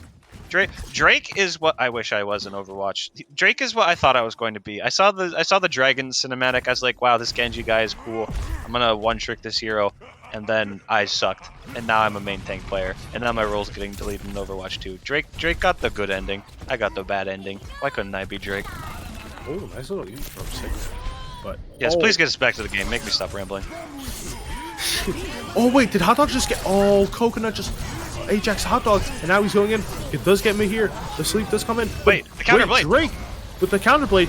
Actual anime battles right now. This double, the 2-for-1 slice, and Rorschach going in on Coconut. Coconut trying to get this health back, but Rorschach staying on this point. The Primal does come out from Hydro, trying to do everything, but they are already half health, getting super low. Pirate Spy trying their best to clean up Donk. There is just nothing going on. Not nothing going on. There is just chaos going on in this little room. Rorschach pops the Primal themselves, and the Focus Fire comes in. Rorschach gets dangerously low, has to come out, but what a stick from Mara. It clutch in that situation, and he's able to get both supports in the end. Coconut trying to hold the weight of the world on his shoulders right now on this Genji, but isn't able to get much 99. done. Yeah, this is gonna be it, dude. I mean, I don't see them turning this here. Unless it goes to 99 again, maybe. Come on, I don't. Aces. Pirate Spy does hit the. No, I do not see it. Unfortunately, I do feel like what do you do? Yeah, this is going to be over. Wow. I mean, if I'm being honest, that's probably what I would expect, knowing, or if I knew that they agreed to a Genji 1v1. Apparently Donk is screaming in team chat right now. I don't know what to make of that, but this is odd.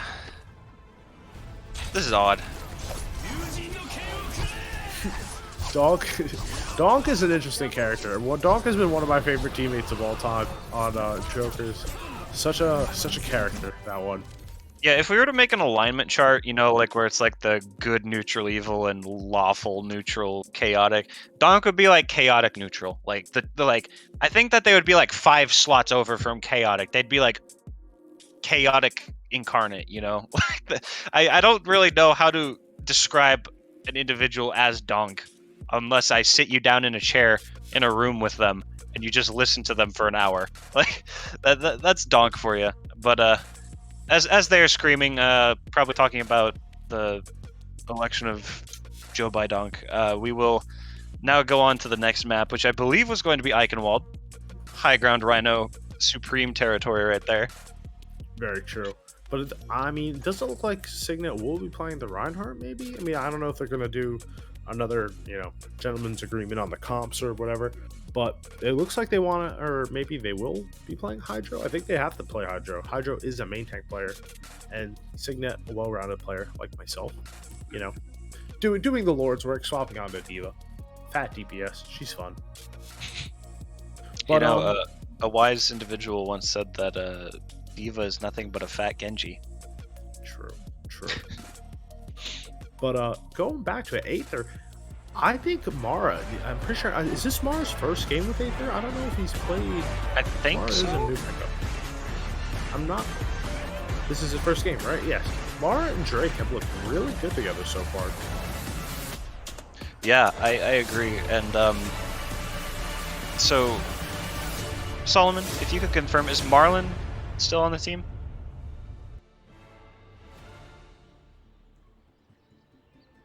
Yes. Cool. Thank you, Solomon. Well, yes. Marlon's very underrated hit scan. I feel like if you're underrating him at this point, then you're a dingus, for lack of better words. Capital D colon, pardon my language, but dingus status is yours, achieved. Marlon is I think with this season we really have seen hit scan shine. I think in the past DPS hit scan has kind of been a bit of a role that leaves people wanting more. But Marlon has, for their tenor in this community, had a ridiculously good flick scan, as I'll call it. Yes. Very clean flicks. I mean, just last week, even though Zenith 2-0'd Aether, the first map was dangerously worrisome just because Marlon locked Widow and was hitting shots. I mean, like, the dude is absolutely insane at the hit scan roll. And I feel bad for Kuhn and Lyrule on admin aces, because I'm afraid that there's going to be some severe tracking done on the backline. Definitely. And Donk is already in the backline and ready to execute. Kuhn gets super low already. Has to go into the bubble. Woken up immediately. Look at slept, and Pirates in their backline. Gets him here, and just like that. But Rorschach has already gotten helped Marlon and get both Coconut and Kuhn. And this is looking really bad here for Aces. Yeah, they're on the point, but Robbie's so weak. Not for nothing. Robbie's in, by the way. Welcome, Robbie. Wait, Robbie's in. Yes. I didn't even notice. Yeah. My goat. Robbie is in. Brought up from Hidden Overwatch team in the B League to fill for admin aces. As we said, OB and Dean both being gone, leaving some holes in the roster that needed to be filled. So they will be playing tank for them. Meanwhile, a minute is gone. for Admin Ace's attack, and very good dive so far from Aether. They do have about 50% of their nano at the moment by the looks of it, and Hot Dog is getting very close to a Transcendence, building it very quickly. As I say that though, Signet is going to, on the Diva, be getting quite a bit done with Coconut in tandem. They do not want to lose this map. They are in there. But Marlon gets a nice stick onto Live Roll, and that's going to be, you know, a nice little ultimate, but it won't do much in the end. Like you said, though, kind of a scrappy fight here. Oh, Joe. Donk tries to get in there last second, but will be donating his mech. Joe wants your votes. He really wants some, but unfortunately, the polls are closed, Joe. You gotta go. Unfortunately, you'll have to wait for the polls to reopen tomorrow at 7 a.m. Back to the spawn room you go. Meanwhile, Pirate Spy. Can we talk about how Pirate Spy's tracer actually has been quite decent? Like, I feel like Definitely. Yeah, like if we're talking about people being underestimated, I feel like Pirate Spy would probably be underestimated as a DPS player, but they've been doing quite well with the tracer here in this matchup. Definitely. The bomb comes out from Donk, doesn't get much, and here's Kuhn taking a wild ride from Rorschach. Rorschach almost going into the corner, and I'm pretty sure Coconut wants his nano, does get the nano. Oh, here it comes. I think both blades, dueling blades are out, and there's just both backlines are executed. Will they meet up in the middle and slash at each other? No, not enough time. That would be pretty interesting though. Like two boats in the night passing in the pitch black. We have seen both Genjis dash past one another, but Coconut says, "Hey, I think you dropped something." Gives a quick shank to and he gets Marlon. Coconut. Good. He's good. He's just so good. Coconut is a good player. Very good player, definitely. It's almost like Admin Aces. Once Admin Aces get all their players ready to go together, they will be unstoppable. Yeah, and now, ooh, the stick! Rorschach is going to go so low, the bubble tries to keep them alive. Please help them, they're so weak, please help them. Rorschach, is he able to get Coconut though? Oh, Robbie goes down. And Marlon, has to get away. Car's just kind of been moving while this has been happening, by the way. Car hasn't really stopped. Definitely. Oh! Coconut gets both DPS again in the same spot. Oh my lord. Just actually going like crazy right now. Comes in, wants Hot Dog, smells the blood. Coconut, that was right dirty. Ooh, good sleep though. Yeah, Mahir hits a nice sleep, but not much will be done in the end. They will be getting the second point, and they're at a whopping 4.5 minutes right now. Yeah, this is quite a time bang for Eichenwald, especially on this comp. I mean, all things considered, it is a mirror matchup, but I mean, Coconut just saying, "Hey, my Genji's pretty decent too. How about you start talking about me?" And I think we should, because there's been some absolutely nutty plays from them. Pirate Spy, you might want to get out of there. Yeah, go ahead and acquiesce. That is acquiesce or acquiesce? Do you pronounce the k at the end? Don't ask me. Do not ask You don't? Thank you, Solomon. Solomon's the 500 on these parts. Hot Dog is going to find a kill on Pirate Spy as I'm trying to figure out how words are phonetically spoken. Gets the nano and goes in for the blade, but Hot Dog pops the trans, and then not much is done. Hot Dog is Peepo leaving. And I'm pretty sure Drake popped the blade and just scared them away. Yeah, this is a good hold here. Kind of the first hold we've honestly seen since that first fight from Aether on defense. So with that Transcendence used, they now find themselves with no ults, like none whatsoever. What's the plan here? What's the hope? Meanwhile, Coconut is going to just dash right in, and wait, Nancy on the backline. Can anyone follow up on that? No, it looks like everyone wants to go in on Robbie, and Robbie gets super low and does go down in the end. But it makes the space. Both DPS from the side of Admin Aces are able to come in and clean up, and Rorschach has to go back into spawn. And the fight is going down on this point. Dog doing their best to stall it out, and is getting a rather good stall. Yeah, this is going to be a 5-person re-engagement here for sure. Definitely, and here, meanwhile, Admin Aces are still down there. Monkey's just getting back into the fight now. Rorschach does get purple. Actually massive. Wait, an even bigger anti. Oh my god, from Mahir. Mahir almost gets the nano. Oh, Mahir has the nano. Coco has to pop the blade before the nano, though. Will it happen? Donk's so fat, and probably gets in the way of Drake's nano. But, I don't know what I'm saying. That nano is, going to get thrown onto the D.Va, but in the meantime, their own Nana will be thrown onto the Genji, the proper target, and just like that, continues to be a bloodbath on this cart. However, the stalls just continue to be fruitful for the side of Aether, getting this clock close to 2 minutes now, and, you know, it's always winnable. And, but not right now. Not right now. 2:07 will be the time that Admin Aces will finish this map. Very dominant Genji play from Coconut this round, getting the better of Drake in most circumstances. And, yeah, that was a good attack. That was rather engaging. I have 185 healing. I could already see Jonks yelling that to his team right now. Well, I didn't see this going to a map 3, or I should say I didn't want it to go to a map 3, but I have a feeling we'll be going to a map 3 here. Unless Aether just... I mean, what am I talking about? What am I talking about? Like, they won the first map. It's totally doable. They can still turn it around. I don't know I don't know what to think anymore. I feel like watching this comp of days yore has befuddled my brain. I feel like pretting this type of match is really hard, especially because a lot of it is Genji popping off, you know, and that's... You also don't know how silly each team is going to be, you know? Very true. Especially Admin Aces. Very, very true. It looks like Aether really wants to win this. But Admin Aces, Coconut, if Coconut decides we will not lose, it's going to be very tough to try and win. Yeah. That's someone you don't want trying, unfortunately. And Pirates by going a bit low here at the start, going to get out. And now we see the positioning. Both teams trying to decide where the lines in this will be drawn before they decide to use them to get in. It looks like it will be this initial courtyard. Coconut antied in at 4 health. Someone saved the carry, but no, going down to Marlon. 4-man anti. This is going to be... Oh, what a great anti coming in from Boom. Another... Oh, wait a minute. Robbie does go down, though. But here does say have a parting gift for Robbie, and it's able to turn the fight here. Marlon's able to get a nice 2K, and that leaves Drake open to find these staggers and get these dash resets. You know what? Like, here, if I were to say that Genji is an offensive or a defensive hero, what would you say? Offense, smile. Exactly. So I wonder why we're seeing the Genjis do well on the offense and not good on the defense. I think that we've just solved the conundrum, chicken. I think we've done it.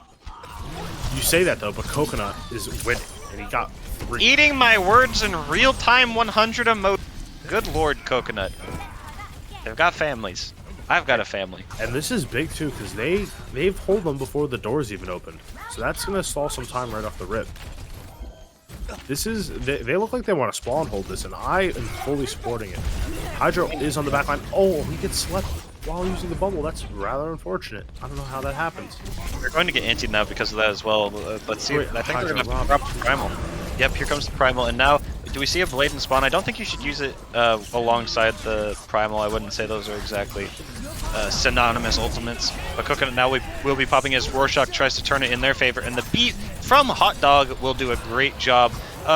Seeing Hot Dog on Lucio, the DJ hero, I must say, is quite fitting. I do think that that is the closest we have to an IRL Lucio. Maybe along with Ippy, with the music that they make. Ippy, if you're still here. Pepe Jam.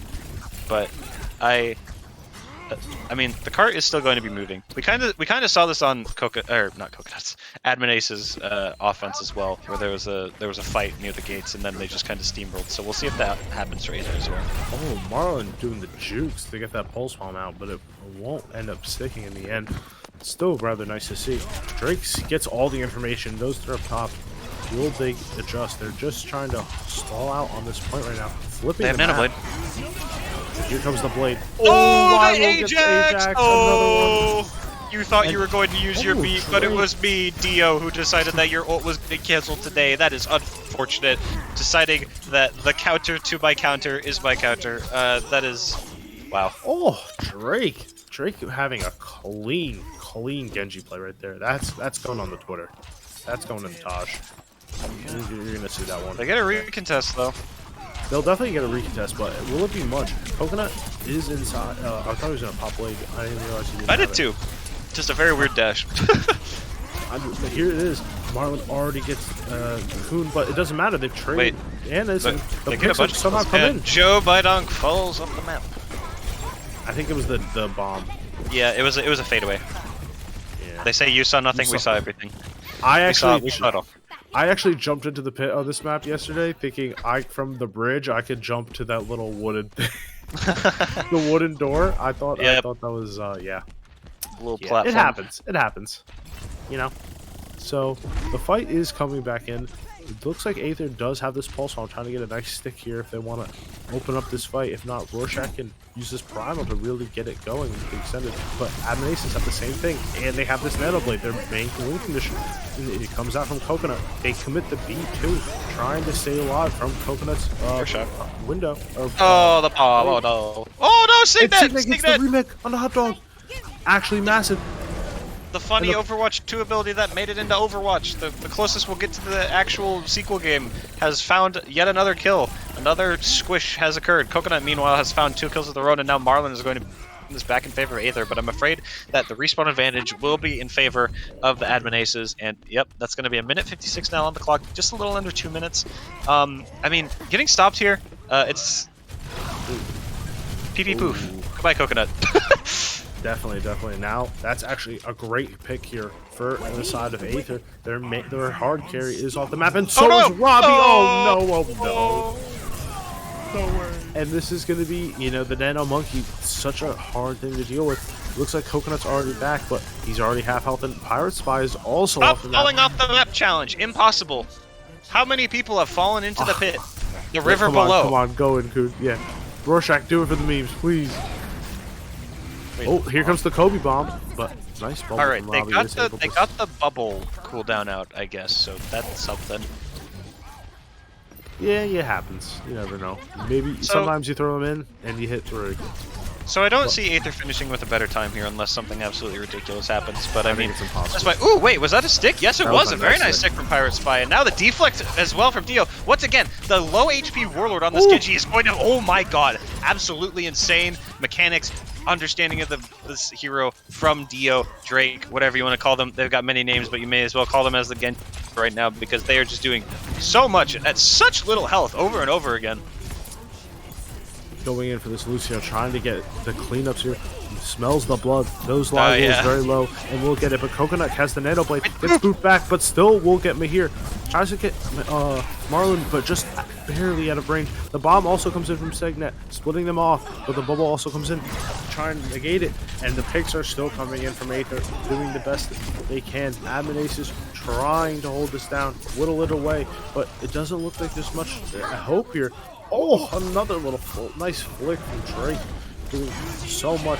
Robbie pops his primal, pushing them all off, doing Bleeding the everything he can. primaling Winston. Now that's something you don't see every day. It doesn't really get that much done, but it does allow for the completion of Cap. And back in it, they will have a lower time bank, unfortunately. But I mean, completing is definitely what you want here because now you get a second chance at attack, and momentum might be in their favor. Very. And, I personally always say, I've said this to you before, we've had this discussion.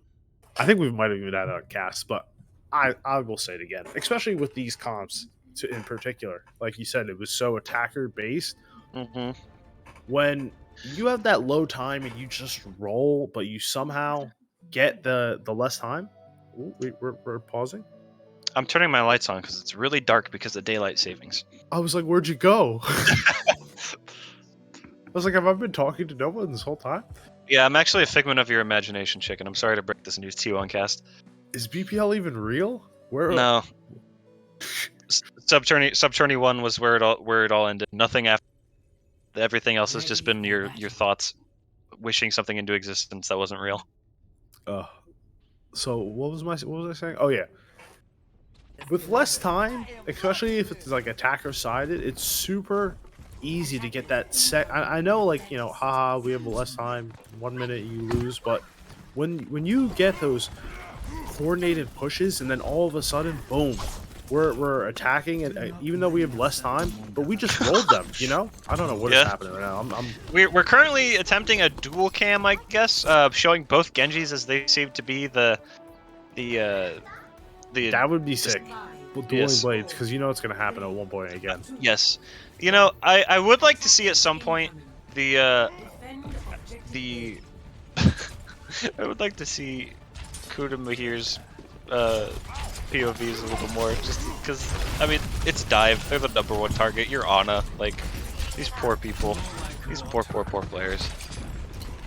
Just to see how quick it is to die. Just see what they're dealing with, you know?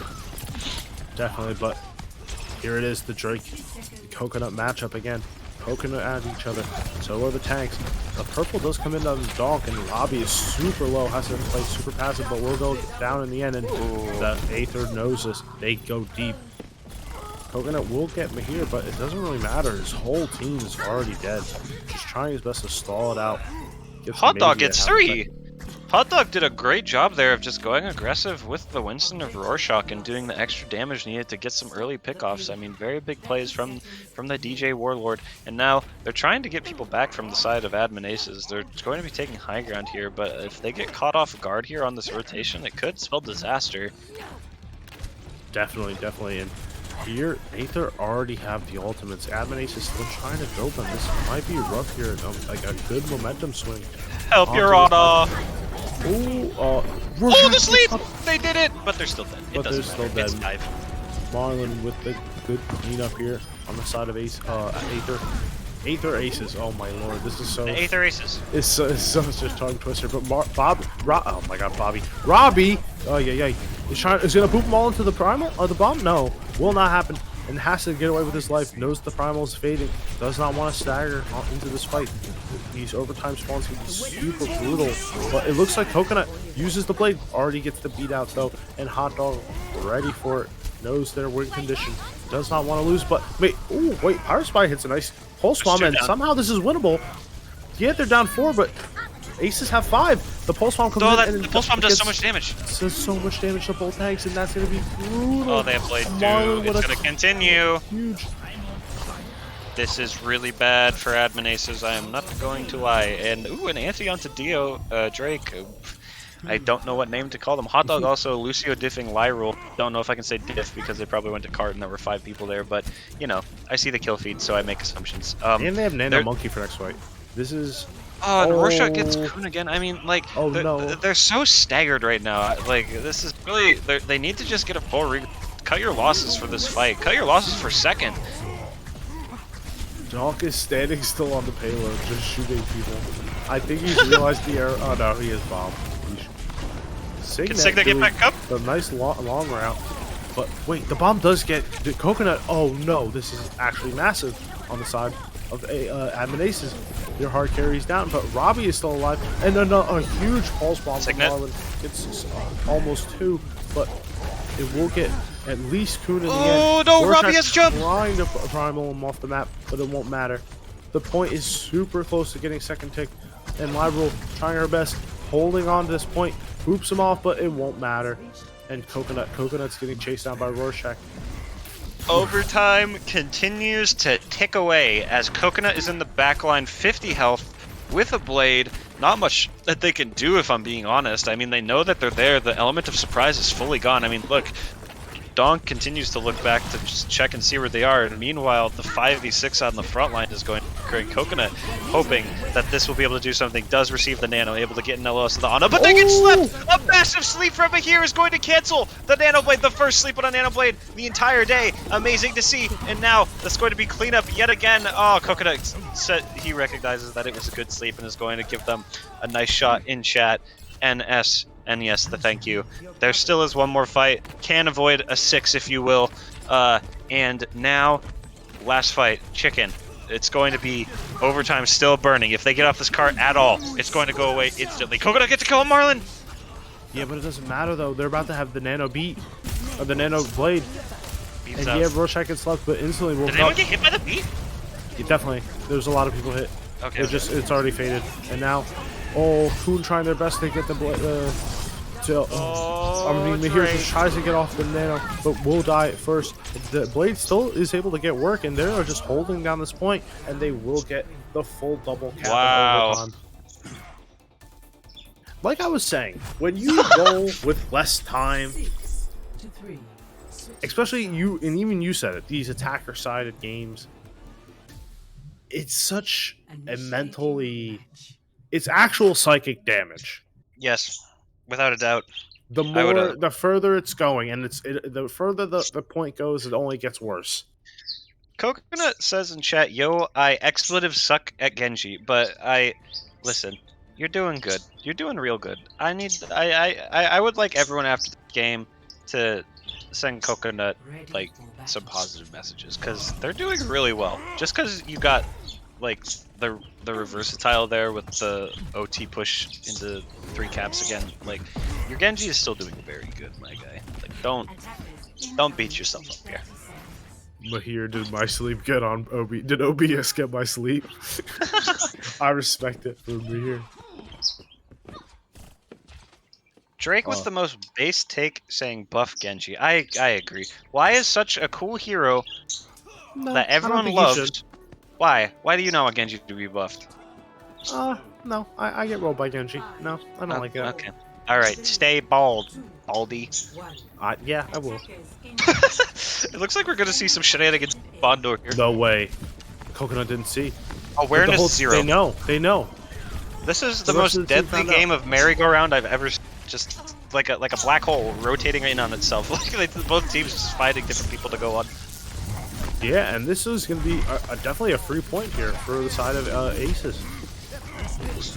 Aether really trying to get creative with it, maybe getting a little bit too inspirational. I think Aether may be winning. Yeah, is he going to get in the back? Do it. Ratio. He just types ratio. Okay.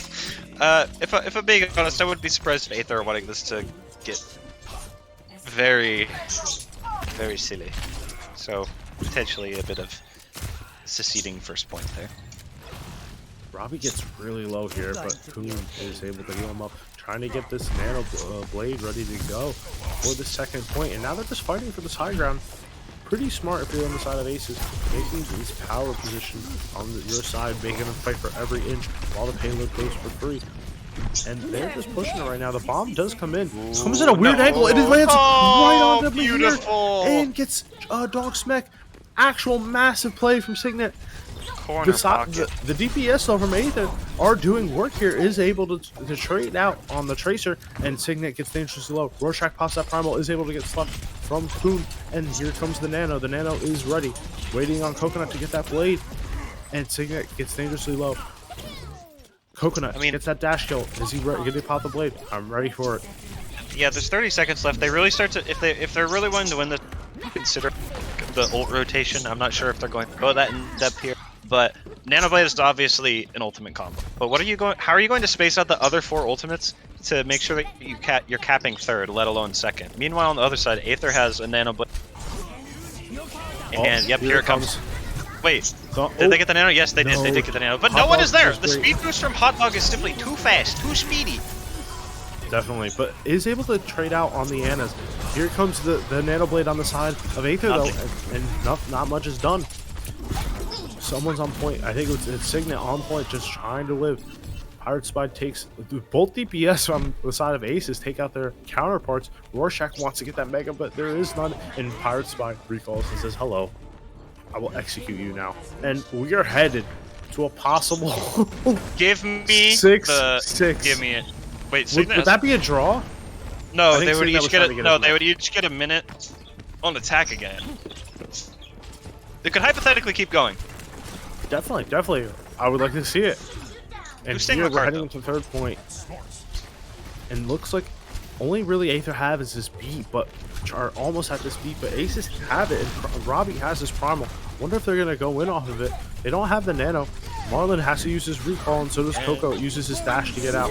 Everyone playing super safe here, not wanting to die. The beat does come out from Aether, trying to get super aggressive with it. Lyrule uses the counter beat, trying to keep everyone up. Someone shoot at Drake in the back line, please. Oh, this bomb might do a lot of damage. Dog hits a meaty 4K, and that's going to be Aether winning 2-0. Oh. Sheesh. Joe Bidonk doesn't ask for another 4 years. He asked for.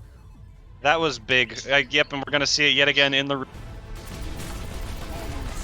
Right on top of the cart. No bubble left to stop it. Everyone's got to stay on cart. There's not much you can do there. Realizing the situation and ticketing themselves in to 2 and 3, while Admin Aces will fall to 1 and 4.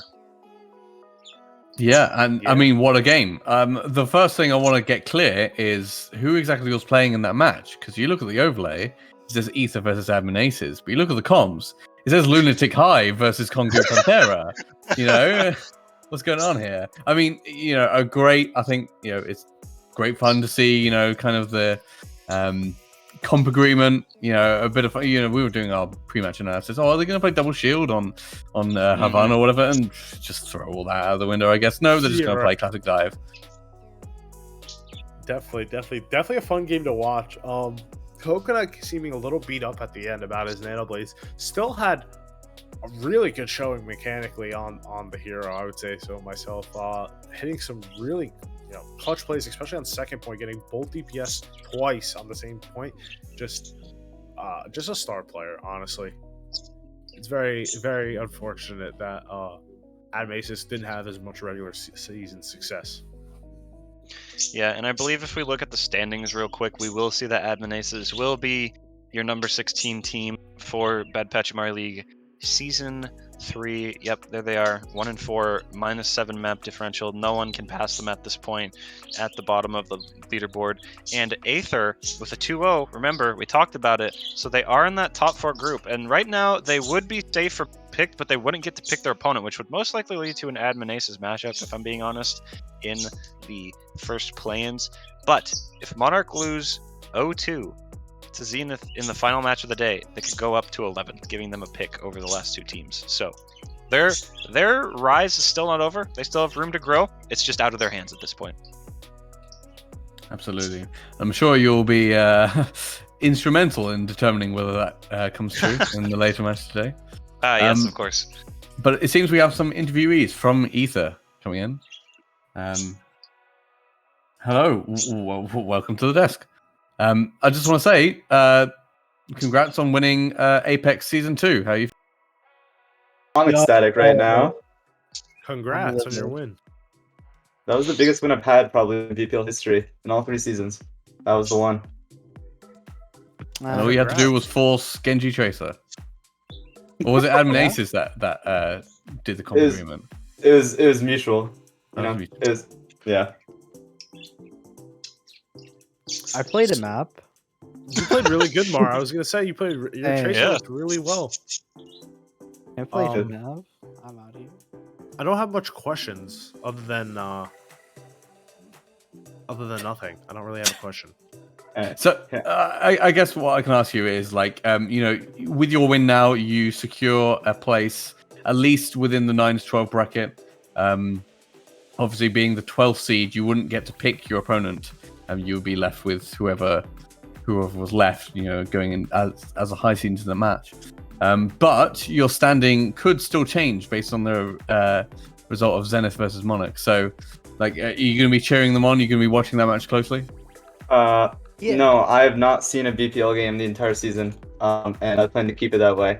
So I will simply walk into our game, see the team before me, dominate with relative ease, and then leave after accidentally losing.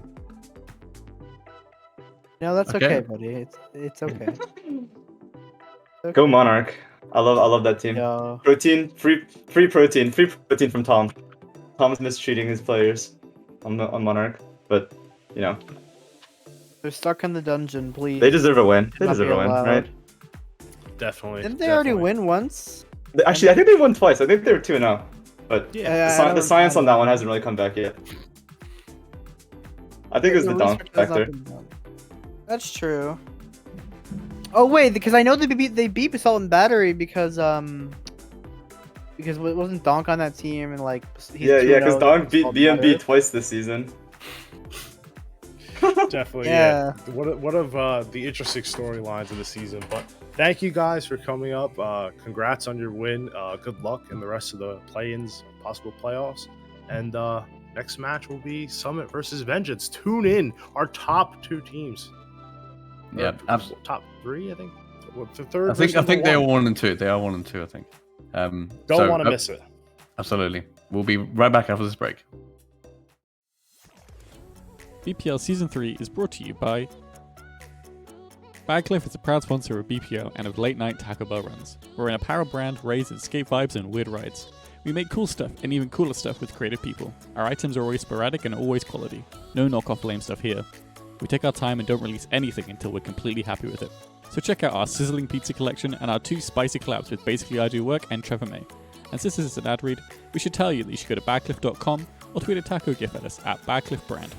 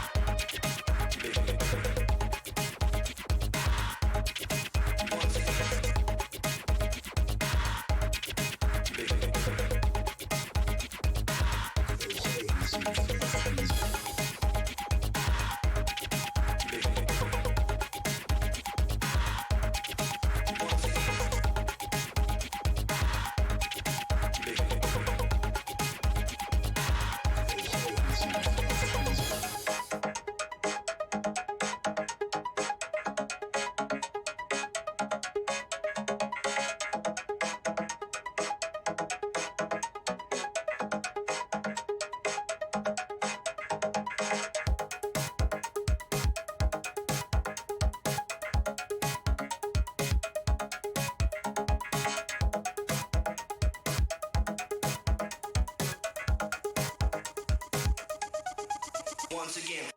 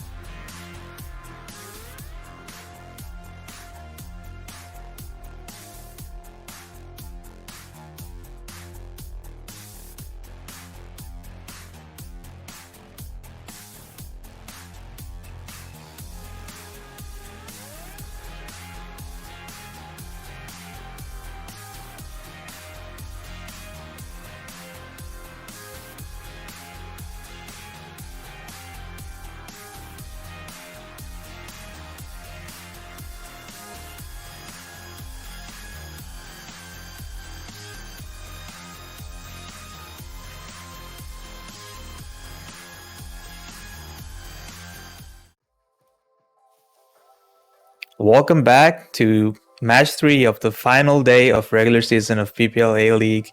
I'm joined by Freya and Haitian Homie. How are you guys doing? Doing fantastic. How about you? Well, this is our number 1 seeded game, actually, Summit versus Vengeance. These are the number 1 and 2 seeds, so it's kind of a consequential match for either team. I think if Vengeance takes a map, they will still remain top 4, but if they lose 2-0, they're going to drop down. So what do you guys think of this match? Like you said, it's very consequential. For Summit, less so. Either way, they will still remain in that top 4. But going into the postseason, 5-0 would feel really nice for them. And Vengeance, of course, they just need 1 map win. Just as long as they get their 1 map win, even if they lose, they'll still be locked in that top 4 slot, which means that they will just have a direct line to the playoffs and won't have to play through play-ins. So they're really going to be gunning for that. Yeah, and similarly, Absolutely. I think as long as Summit gets 1 map win, they'll still lock in that number 1. So there's still a lot on the line for both teams. And like you said, for Summit, 1 map is good, but if you take 2 and take the series, then that'll feel really good to finish off your regular season 5-0. I mean, it does make sense that a team called Summit would be at the top of the leaderboards. It's just how it's meant to be. It's almost like they knew. Yeah, it was all planned. This was not no scripting involved here. But yeah, it should be a very exciting game. This should be our closest game. These are the 2 best teams in BPL so far. Anyway, so I'm very excited for this game. So, which players do you guys think are we should be highlighting here? I feel personally it should be either Cummies or Mac Tackle Dynamic. Yeah, looking at the side of Summit, definitely Mac Tackle and Dynamic are the two big heavy hitters on that team. And then on the side of Vengeance, generally their backline is looked at as the best in the league, with Farmer and Panda, both of them extremely accomplished support players, really driving the team and pushing them forward to get their wins. So it'll be exciting for them to play against each other. Cummy's obviously no slouch on the main tank. Going up against Mac Tackle there should be a fun display of skill for both of them. So I'm excited to see how this plays out.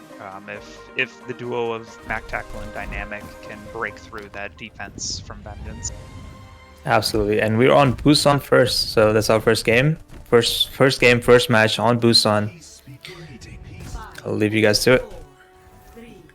Thank you very much, Vic. And we're going to go ahead and jump right in as we are heading to the shrine here on Busan. Both of these teams are running with the Wrecking Ball, so it's going to be really good to see, like Freya was saying, how this main tank matchup is going to go.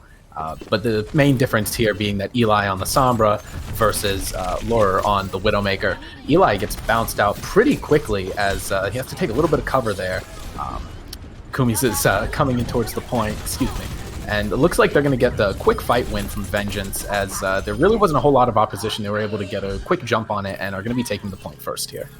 Yeah, I really think the difference of having that Sombra is a lot more impactful. We see already Lurer swapping over. Widow just doesn't do enough into this comp from Vengeance and is so easily diveable, whereas Sombra just gives you so much value with the hacks, with the EMP, and we can see right there, Cypher already getting that kill onto Mac Tackle thanks to the support from the Sombra.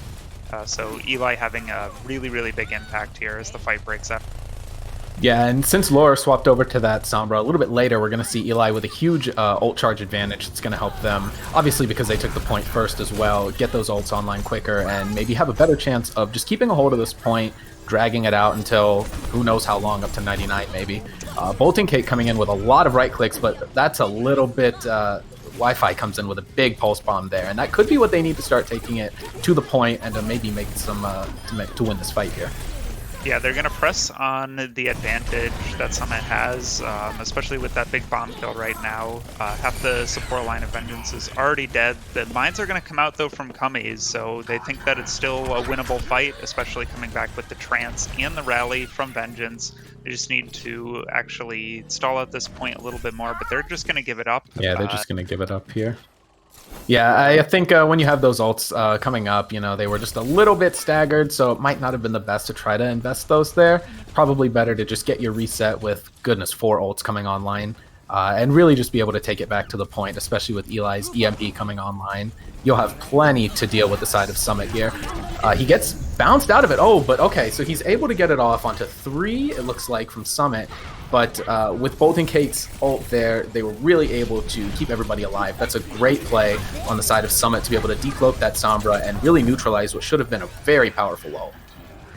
Yeah, Eli wasn't able to get it off before Bingo was able to pop that trance, just let them stabilize through the EMP, and now Summit is still going to keep control. They're going to use the mines to force Vengeance out, force them to go around over to the left side of the point instead of pushing through that drum area.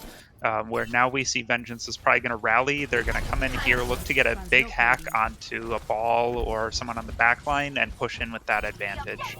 Summit is just looking up to set up an EMP here. And once they have that, they should be able to just get a fight win. We can see Lore already going in for it. He's about to pop, and there we go. Beautiful with the 3K there. It's amazing how quickly things can change. We thought Vengeance might have a little bit of an advantage, but Laura comes in with a much more impactful EMP. They're able to take the lead on percentage, and even though this fight is kind of, you know, going both ways, people from both sides falling, Summit is at least able to stagger this out, getting some major kills, but Cypher with a couple himself. Who knows? It could be what Vengeance needs to come in and take this point, and it looks like that might be the case. A little bit of stalling, but Vengeance is able to take over the point here, stopping Summit at about 88%. Yeah, the important part was that the supports from Vengeance didn't die, which meant that Panda was able to pop that rally and keep them sustained through the fight, and rally is just almost impossible to fight into from this comp from Summit.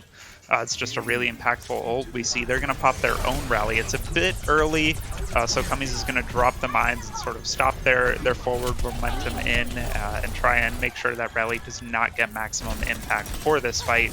And we see Eli quickly getting up to that EMP. That's going to be the big win condition for Vengeance for this next fight. Yep, and with Bolton Cake's trance already coming out, you would think that Eli might have a chance, but no, he's not going to be able to get this EMP online in time. Lots of kills coming out on the side of Summit, and they are showing absolutely why they're the top-seeded team in this season of BPL. They're able to get a lot of kills. A little bit of stalling coming out on the side of Bingo, Farmer, and Pandemonium, but I'm not sure if it's going to be enough to take this fight. Sephora comes in, gets one on Bingo. Eli comes in, however, with the EMP, things are going both ways, and well, that's the way of control. It could be anybody's game here. Tracer v Tracer, Mazzino comes out on top, and this is just a divey mess on the point, but it looks like Summit might have what they need to be able to cap this point. There it is, booping Panda off on the brig and taking us to the second point with the lead. Yeah, that was very well played from Summit. They used their ults tempo-wise. Even though the rally wasn't the best, they were still able to make the most of it, go in after it was done with that little bit of armor. And of course, Mazzino on the Tracer is just going to have so much impact in these fights, especially when he can get into the back line and start wreaking havoc onto the supports of Vengeance. Vengeance just didn't get the EMP up quickly enough, and then when they finally did, they just didn't have enough players left to sort of stabilize and make that an impactful ult like it needs to be. Yeah, there were mistakes somewhat on the sides of both teams, and Summit was kind of able to make the most of those mistakes on Vengeance's side. They were really able to capitalize and take the point for the first point here on Busan. We're going to see a little bit of a different comp coming out from Vengeance as they swap over to a sort of Winston comp. What do you think they're going to be looking for here in terms of how they're going to play this? So their main goal here is going to be to dive the backline of Summit, just try and get on top of that very vulnerable Brig and Zen, and then build up Coalescence as quickly as possible so they can sustain through fights. They're especially going to be looking for big hacks from Eli. Those are going to sort of set them up for the dives that they need. Summit is going to just try and be playing split like they are, put their support somewhere safe and sort of in the back, and then just look for picks as Vengeance comes in and engages. And as you can see, the Doomfist not stacked up with the team does go down fairly quickly, and Summit is just going to be cleaning up kills here. as Kumi is going to be the last to go down. That is a very quick pulse bomb on the side of Summit, as it looked at first like Vengeance might have gotten an early lead in the fight, but Summit comes back on the other hand, and they're able to take the point after a quick Vengeance start. So Vengeance got a little bit of percentage, but it wasn't enough to keep a hold of the point. We're going to be seeing some EMPs coming out from both sides, so very important for Bolton Cake to be able to get off this, this trance as they look to defend on the point. Yeah, we're gonna see if Summit can get this EMP out. There's an EMP onto the back line of Summit. We see both of their supports are going to go down. There's a trade for Pandemonium, but now all supports for both teams are down. It is just mayhem now. That was beautiful on the side of Vengeance at first. They were able to take down Bolton Cake immediately, but it didn't seem to matter. Summit really comes back with a few good ultimates there. Mac Tackle was able to push them off the point with his mines, and despite Bolton Cake going down quickly, they're still able to win the fight and to do it with a lot of ults to spare, really. Yeah, now Summit has a lot to work with this next fight, but Vengeance, they've got the coal, they've got the beat, they got the bomb. They should be going in and winning, but a big EMP is going to set Summit up for success. Yeah, they're able to get 5 with the EMP, and Vengeance still has so far to go in order to make it to the point. Panda drops the beat. It may be enough. They're at least able to get towards the point and can take the fight where they want to. But Sephora knocks out Kumi's. The ult comes out from Summit, and honestly, it's going to be a little bit tough here because Vengeance is out of both of their support ultimates already. Wi-Fi falls off the map. That's a little bit awkward there. And yeah, Summit, they just clean up the fight. No problem at all. 90% coming up on the clock, and Vengeance is going to have to speed over to the point. You see Kumi's going over to the ball just to be able to try to touch. I'm not sure if they're going to be able to get a full 6 to fight it, and Summit looking like they're having the advantage for the final fight here. But as I say that, Wi-Fi with a huge pulse bomb, and both supports are out, so it's going to flip over to the side of Vengeance. Wait, as you say that, there's a big bomb coming out from Summit. The Summit is still in this. They're still making things work. We see Mac Tackle slamming down onto the point. We've got an EMP almost coming up here from the side of Summit. A hack onto Mac Tackle does not let them get the kill, but importantly, Vengeance gets this point flip and is going to make Summit reset to come in for this next fight. Oh, Vengeance already having 2 going down. That is disastrous. Now they just have this EMP to work. Oh, and the EMP! Wow, what a fight there on the side of, well, everybody really, but Summit coming out on top. That was, I think Vengeance looked like they got a little, just like I thought, hey, they won the fight. They thought they could just chill out on the point. Summit said no. Sephora coming in with that major bomb was able to kind of knock them out of their complacency, and Summit comes back from a little bit of a weird fight to win 2-0 on Busan.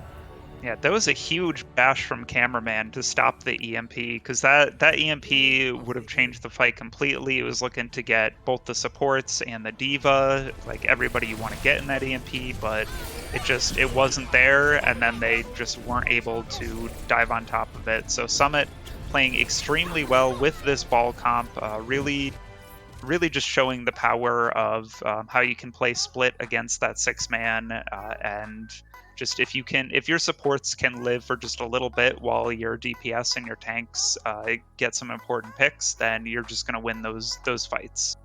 For sure. And we saw Mazzino dropped into chat that first seed is secured for Summit, so congratulations to them. But it's not over yet. Yeah, claps. There's a little bit more to play for, of course, as they want to be able to take the series 2-0. And next up, we are going to be heading to Blizzard World. So what can you tell us as we're getting ready for Blizzard World here? So for Blizzard World, I'm expecting Summit to be playing some of that ball comp again. They looked really comfortable on it. I know Mac Tackle is a really good ball player, and Dynamic is really good on the Tracer and the Echo, 2 heroes that synergize with ball really well. So they're probably gonna keep going on with that. Whereas I think Vengeance might be playing a little bit more. Maybe they play some Rush. Maybe they play some double shield. I think they're a very versatile team. I think Cummings is very good on the Monkey, on the ball, on the Reinhardt. Very versatile. So I think I think if Vengeance can just switch the comps up a little bit, try and figure out something that's a little bit better versus these ball comps, then I think they can probably take Blizzard World. I think it's going to be a much better map for them. Yeah, and we saw a little bit of that versatility coming out on Busan is, Summit, they just kind of played the same, or at least similar sort of comps, sticking with the Wrecking Ball the whole time. Vengeance was trying to mix it up, kind of trying to see where they could get an edge, what they could do to get ahead. So I am also expecting to see some of that here, as maybe they switch up their comp yet again to try to get an edge over Summit. We've still got 40 seconds left until the match, but Joshin on the Echo, maybe, who knows what we're going to see here. Mac Tackle on the Roadhog is also a little bit interesting. Yeah, that's I wonder if they're going to stick with. Yeah, I would like to think they're just goofing around in Spawn, but hey, you never know. But definitely on the side of Vengeance, they are switching it up a little bit again compared to the last map, so definitely trying to test out that versatility and see if they can get the edge over Summit on this map. Yeah, they're going to be playing that just regular dive comp, which I think is a really good comp for them. I think Farmer is an insanely good Ana player. Pandemonium, a really, really good Brig. Kami's really good. This is just like comfort heroes for pretty much all of Vengeance, and I think this is going to suit them a lot better than some of the comps they've been playing otherwise. Yeah, and this is a odd tank line coming out from Summit. Maybe they're just having a little bit of fun here since they have number 1 locked up, but as I say that, Mac Tackle getting quick value, pulling down the Diva from the side of Vengeance. But this is an odd tank line, and I'm interested to see how they're going to try to get in to this point. Really going to be looking for hooks, I would think, and if they can get a quick hook moving in off of the damage that does. Yeah, Dynamic poking out, getting a little bit low, actually taken down by Kumis here, so they do a lot of work in the backline there, and now we see Dubu is just harassing on this Tracer, just making life difficult for the supports of Vengeance, and now that Summit's actually going in, they're just getting a lot of individual picks, which is sort of what they're focused on in this comp. Even though Mac Tackle dies, and Sephora dies. Yeah. Indeed. I have a feeling we're going to keep saying that as long as we see these tanks, but you're right, Summit is able to take the point. Bolton Kate coming in with a nice couple of headshots there. Nice aim. And Summit is going to be taking the point and getting some nice ults online as a result of it once they can dispatch Wi-Fi, send them back to spawn. Poor Wi-Fi is just trying so desperately to kill this Zenyatta that's being blue beamed by the Mercy. Like there's just nothing you can do. You're sitting there desperately trying to get something done. I've been in that position before. It's not a great feeling. But Dubu, he's looking to set up this pulse bomb. He's coming in behind. He sees the Brig. He's being patient with it. And as Vizino goes, I'm gonna want to see. I wonder what happened there. That's a massive bomb, instantly stopping any momentum Summit had, but just how did it happen? How did he get 3 before the fight even began? Yeah, that's it looked like, I guess he just chucked it straight in the back line and they died, like, Yeah, well, that'll get your ult economy back on track. I mean, Vengeance is able to spend just 1, stops the fight, and just like that, they have 4 ults coming in compared to Summit's 2. So what looked like it was a quick take on point A for Summit might be a chance for Vengeance now to hold on point B, getting a nice bonk from Pandemonium on the Flighty. A lot of healing is down, DPS is down, Kumi's in with the punch, and that's another fight win for Vengeance. So despite losing A, they're really able to clean it up on B, and they're going to look like they can take some time off the clock from Summit. Yeah, I think Summit just overextended a little bit there. They were diving way into the back line, expending all their resources to get onto Vengeance and then dying. But Sephora's coming in on the flank here, just deleting people. The grab. Wow. Wow. A no from me, Dog, is really putting up a stellar performance on this map, not only with the 3K, but with the Eat there. And if I remember correctly, he had an Eat on Busan as well. Pretty stellar Diva play coming out on his part. But I don't even know what to say at this point. These fights are going so back and forth, but Summit looking like... Oh, that's a ballsy pick. Summit, Mazzino coming in with the quick Ana dupe, and they're winning the fight here, thanks to Sepora's quick little flank there that was able to get a couple before switching over to the D.Va. And just like that, Summit's taking the fight win. Mazzino really just went in and kind of just did as much as he possibly could there. Even if the dupe was a bit questionable, it let him live through it, so it was really important there. Just got some picks and survived through it, which is almost the more important thing. Now some big stickies to take out the supports from Vengeance. So Mazzino is really doing just as much as he can to keep Summit's hopes and dreams alive of getting that 2-0 over Vengeance. He's really doing a lot, but you know, Summit is going to be coming back in with, they've got mines here, they've got both support ultimates, they've got a lot to work with, but so does Vengeance. So Vengeance just need to take an early fight. They need to go in and not let Summit just walk in and get everything they need to done. Yeah, like you were calling earlier, Summit was playing a comp, more so earlier than now, that was really focused on winning a lot of 1v1s, and that is exactly what they've been doing, winning those 1v1 fights that they've been taking, and Vengeance does need to try to find a way to get an advantage, get in early, and stop them from basically having their way on this map. Lots of ults coming out on both sides. Wi-Fi finds a pick, still has a pulse bomb in his pocket for whenever he would like to use it. And this might be exactly what Vengeance needed, like you said, getting around, getting a flank, and getting those early picks in order to hold here. As I say that, though, both of their supports are down, and Summit, once again, finding ways to win what looks like a lost fight and really showing why they're the top team in BPL right now. They keep turning these fights that looks like they should be losing. Yeah, honestly, it's incredible how they just keep getting these picks. Sepora gets an eat onto Wi-Fi's pulse bomb. Cummings just dies, just doesn't have enough support from all the damage coming in from Summit, and they're going to be able to cap here with so much time left. Even just Bolton Cake just cannot die here with the support from Flighty, just pocketing Bolton Cake, and that's going to be a nice 2-minute time bank left for Summit at the end of this. Yeah, that was really an incredible attack. Every time Vengeance tried to throw something at them, whether it was a 3k bomb, whether it was what looked like maybe a superior comp, whether it was early picks, whether it was ult advantages, Summit constantly found ways to find their own advantage, even after being down. And putting up a 2-minute time bank like that is pretty dominant as we're looking at what could be the last map of the regular season for both of these teams. Yeah, I think Vengeance is going to be really hard pressed to match that time bank. It just looked like they weren't able to take the initiative. Their DPS just weren't coming up on top of these duels with Summit's DPS, and Flighty and Bolton Cake just could not die.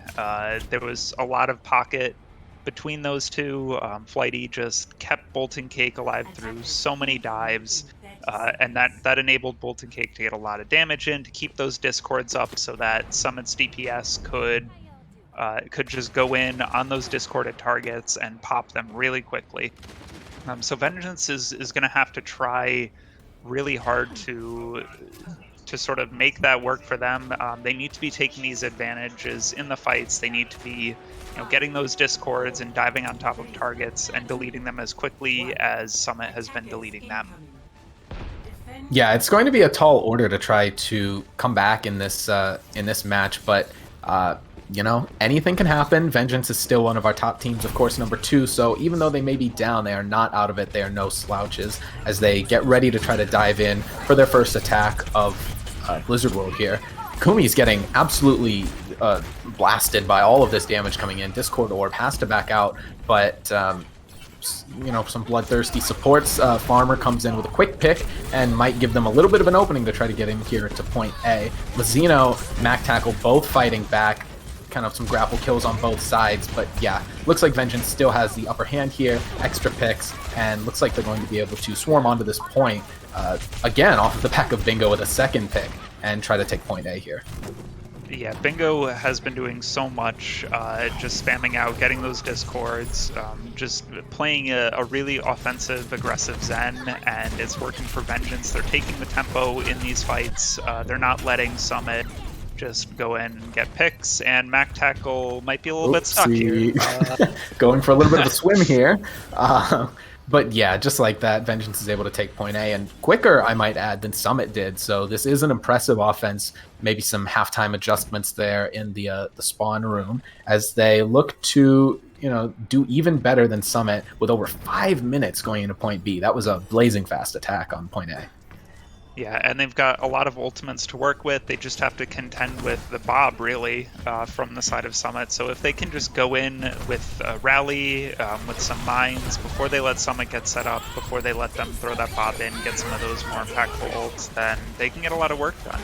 And we see Bob is thrown into the back line, but Vengeance can kind of just ignore it, Yeah, a little bit of an awkward position. Back. For sure. Kumi's does go up, and I don't know exactly where he tossed the mines, but he does get one, giving Vengeance... Oh, I can see them. They're up on the pylon terrace. He's getting a little bit of more breathing room for them. They've pushed the cart quite a distance already. Big stick, but Bingo, with a great, perfectly timed Transcendence, is able to negate all of the damage from that Pulse Bomb. Between that and the fact that Brig has got them all... armored up. They've got plenty of health to be able to take this fight.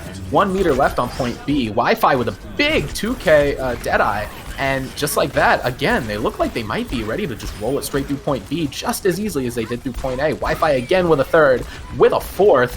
And just like that, Vengeance is showing an incredible attack here with still 5.5 minutes as they go into point C. That was incredible. The trance from Bolton Cake just didn't matter at all because that Deadeye just killed 2 members of Summit straight through it, and that allowed Vengeance to keep rolling on the point, just play cleanup, and now they've got such a time bank coming in. But we see Summit has actually completely switched over. They're going to be playing Rush, but just with a more defensive style. No Lucio. The bomb slam is coming in. It finds one in Mazina. Wow. The bomb from Sapporo finds nothing in trade, so... Yeah, I know from Meat Dog, again, just still keeping up with this fantastic Diva performance on this map. Summit looking like they're a little bit, maybe not frazzled, but they're needing to rethink their compositions here for the first time of the map. Mac Tackle trying to get out of this awkward position he's in, is able to kind of back up using his shield to hop away, but Vengeance is still just blazing forward, blazing a trail forward. Mazino with a Deadeye doesn't look like it's going to be as impactful as Wi-Fi's was a bit earlier, but thanks to Mac Tackle's pick on a no from Me Dog, they might be able to stabilize here for just a little bit. Yeah, but Flighty does die. I don't think it's going to matter that much. Vengeance still is going to be coming back and regrouping, and it looks like they're going to be swapping as well to Rush, but they have both support ults, so they're going to stay on those. I guess they're going to try and use Trance to sort of sustain through, but Mazino is coming in, I guess waiting for Vengeance to come in. Oh, a big flashbang from a big wall from Dubu, and the Shatter is dropped. That is a massive shatter, I must say, from Mac Tackle, really showing why Reinhardt can be so good on this third point, as he's able to help clean up the fight. And wow, yeah, that was a strong fight from Summit. And just as quickly as Vengeance was winning, now it looks like they're a little bit on the back foot, needing to rethink some of their composition as well. But like you said, they did have a couple ults online from Bingo and Pandemonium, so maybe not running an optimal support line to be with this comp. Now that they've switched over to the BAP and the Lucio, maybe they'll have a little bit better luck as they try again. Dubu with a quick little, sneaky little ult here from Mei, and that's going to be freezing up almost the entirety of Vengeance, immediately stopping this attack in its tracks. Yeah, that's just a nice one good cheeky flank Blizzard, and you just win a fight straight up there. So really nice play from Dubu, and now Summit is going to have some more ults to engage the next fight. They're probably going to wait for Vengeance to turn the corner, and I would expect to see the High Noon and or the window to come out from Bolton Cake. There we see the High Noon is coming in, and the wall from Dubu is going to try and isolate Kumi's from this, and it does turn out that Kumi's died. Yeah, but looks like Summit just has everything that they need to be able to win this fight. Even though Kumi's did come in and get one with the Shatter, it wasn't enough, and now over half of the time bank for Vengeance is gone, and Summit still with 3 ults online. The big one being that Lucio ult has plenty of what they need in order to draw out this time bank even more. Oh, we see Mac Tackle and Mazzino. They're getting set up for a sort A of little- flank little shatter. cheeky. Oh, does Kumi's with not the big find block any- though. That's good. No from me, Dog, with the funny little Diva remake kill there. Again, just adding to his list here on this map. Sephora answers back with a bomb. Wi-Fi. Oh, Wi-Fi. Oh, what an incredible play. Kind of jumping in there with the flashbang to take out Mazzino's ultimate. And Vengeance is finally going to be able to push a little bit into C. They've got a lot of their own down, so it's going to be a little bit of a scrappy push as they wait for some reinforcements and also simultaneously try to take a little bit of space here on point C. Yeah, a no from me, Dog, and Wi-Fi really clutched up and made that fight winnable. Just made it so Summit could not sustain with the resources they have, and now it's going to be last fight territory on Ice Wall, and Blizzard is going to be dropped to freeze up a couple members of Summit. The Blizzard was a little bit awkwardly placed as far as Wi-Fi's Deadeye was concerned, wasn't able to really sync up with where it was, but it doesn't seem to matter at all. The rest of Vengeance is able to come in, get some swinging done, and Wi-Fi follows up with a couple nice shots as well. And even though they haven't finished with quite the time bank that Summit did, Vengeance did make a lot of nice adjustments that were necessary for them to be able to finish this map and put up a fight against Summit. Yeah, Wi-Fi missed a few shots there. It was looking a little rough, but you know, finally just relaxed and hit the shots that needed to be hit. So you know, Vengeance does cap. They've got the time bank, which is crucial, so they're not going to be just playing defense, trying to make it a draw. We'll see. Vengeance finally got the rush working for them. They were kind of at an ult disadvantage for a long time, but you know, they're coming back in. We see Summit on defense here is going to be playing that ball comp again. Vengeance going back to the ball comp.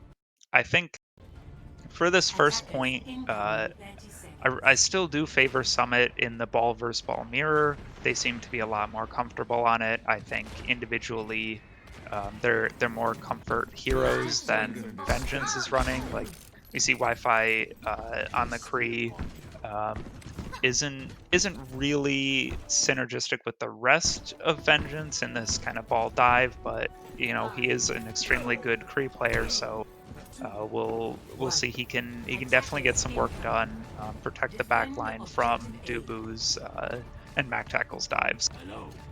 Yeah, you would be thinking that on the side of Summit, they're going to be looking to not let Vengeance cap quite as quickly as they did the first time. Ideally, you win a fight or two and maybe just close out this map, at least a draw in your favor. But as I say that, Sephora goes down very quickly to a quick barrage of damage, and maybe deja vu here for Summit and Vengeance, as Vengeance is pushing forward, swarming onto the point yet again, and Summit is just backing off. They don't want to give any more ult charge than is necessary. They just want to get a quick little reset, maybe let Mac Tackle do some stalling while they get ready to hopefully re-engage before it's too late. Yeah, Mac Tackle and Dubu were trying to go in there for a little mini dive, but it just wasn't possible. And now Summit, they tried to back up, reset a little bit, come back, but they're just not going to be able to get it. They're going to have to give up this first point unless something big happens here. But as I say that, nobody on the side of Summit's dying. Flighty finally goes down, but Summit's They did stall it out for stalling. They stalled it out for long enough to be able to get both supports on the side of Vengeance. And again, I keep saying it, but they keep finding ways to win what look like fights they've lost. And they get the full hold, 81% on the side of Vengeance, but all Summit has to do is cap A to win this map and go undefeated in the season. Yeah, Vengeance just, they stood back in the backup point and just didn't find any of the kills they needed on the Summit. They let Summit almost completely reset, back out, come back in with basically 6 players before Vengeance capped the point. I really think they needed to, Vengeance needed to be playing a little more aggressively there, trying to not let Summit just set up and come back in and get the kills that they did. Really just not, Vengeance gave Summit too much room to breathe there. Yeah, ideally you play, you play this, it's a fine line between taking extra space, but also protecting your backline. And because they almost did neither, Summit was just able to find a way around. Mac Tackle was able to dive in, and with the help of some DPS, was able to pick off Vengeance's supports just like nothing, withered away. And when that happens, your push is dead. Your push is done. I think if they had gone up a little bit farther, tried to take some more of that space, and kept an eye on their supports, that could have played out a little differently. But the past is the past, and Vengeance is going to be looking for a fuller hold here if they want to keep this series alive. Yeah, we see Wi-Fi locking the legs on that Soldier. It could be a really good pick for them. Soldier's not the easiest target to dive. You can just run around, drop your health pack. And playing defense for the supports of Vengeance, but as I say that, Cummies is going to go down to the slam from Mac Tackle, just too much damage coming in, and now Summit has the opening they need to get on this point. Again, though, as you say that, Wi-Fi is able to find one on Flighty, and the fight has, it could be turning here. I'm not sure if your feed looks like mine, but it's a little bit tough to see right now. Bolton Cake is still just kind of looking for ways to find some picks, try to get in. Both teams are kind of just taking it easy, waiting for their +1s to get back from spawns, as we are just kind of chilling, waiting to see what happens. But like you were saying with the legs, he might be able to find some more of these picks. Just 1 or 2 more is all they really need to run the clock down, stop these fights before they begin. As I say that, they knew. Summit knew that was the win condition there, and they're able to jump in, get Wi-Fi out. Lots of picks coming back from Vengeance, though, and they might be able to kind of protect this point before it's a little too late. Yeah, once Summit jumped in with Mazzino and with Flighty and Mac Tackle, Vengeance knew, okay, we just got to jump on top of Mazzino, do as much damage as possible, not let him get in and do a ton of damage and get out. Wi-Fi was sort of the sacrificial lamb there. Even though he went down, the rest of Vengeance was able to just collapse on top of those diving heroes from Summit and stop that push right there. Now we're in last fight territory as Mazzino opens it up with a quick pick on Takumi's. That's a big part of the team down for Vengeance, as Summit might be looking to finally cap this and just win it here. Wi-Fi with the ult doesn't find a whole lot. A no from me, dog, again, just adding another one to the tally. But Dubu coming forward with the Pulse Bomb might just stick one and win it here for Summit. Bolton Cake with the ultimate, and that's a lot of sustain that's going to help them hopefully hold steady on point A and maybe cap it here for the win. Bomb coming out, finds nothing. Bingo in the backline, dueling a Tracer. Is he going to win it? Tracer backs off. And maybe because they haven't done it fast enough, Summit might be losing a little bit of ground on this point. Vengeance is able to, they look like they were going to come back in and, get it back together. But ultimates coming out on all sides. Mazzino finds like 3. Kumi's ult probably not enough, and it looks like Summit is finally going to be taking over this point, taking out Kumi's, winning the map, winning the series, and securing the perfect record in the BPL regular season. Yeah, we'll see. It's just Joshin left on point, does a little bit of stalling. There's still time for a few members of Vengeance to come back. Flighty goes down from Summit. It is maybe possibly winnable. Wi-Fi is dead. It's not looking great for the side of Vengeance. They're coming back. They're trying to stall. They still got a lot of members alive here. A bomb from Sephora takes out Joshin, so just one by one members of Vengeance are falling, but they're finding these picks in return. It's not enough, though. They're not able to take it. Summit wins 2-0, securing that perfect 5-0 record for the regular season. What a dominant way to finish it off and secure the first seed, as well as we see Mac Tackle's play of the game here. We really just saw dominance on the side of Summit, finding ways to win just about every fight they could, and really able to take it to Vengeance in this last match of the regular season. Yeah, congratulations to Summit. Vengeance, they were looking so good at the end there. They almost had it, but Dynamic came back, just killed like 5 in a fight. Really just deadlifted that last fight for Summit and proved what an amazing DPS player he is for Summit, and how much they really depend on him. Definitely. So I see Invictus has joined us here. Hello again, Vic. Hello. Well, as we said, Summit is at the top of the leaderboard, as it should be. Definitely not scripted, and like you said, dynamic. Absolutely, just a great showing from him as always, and just put his team on his back, and just especially in that last fight there, just we were in the ops chat, just like, yeah, I think they might lose this, and like dynamic's like, nope. I'm gonna kill 6. Yeah, for a second it looked like I was gonna eat my words, but what a way to come back in that fight for Summit for sure.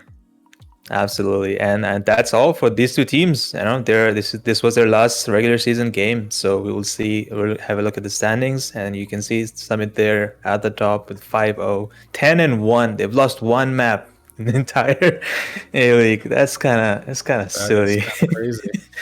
Yeah, that's really, really incredible. Hayden doing a great job yet again, putting together another just incredible team.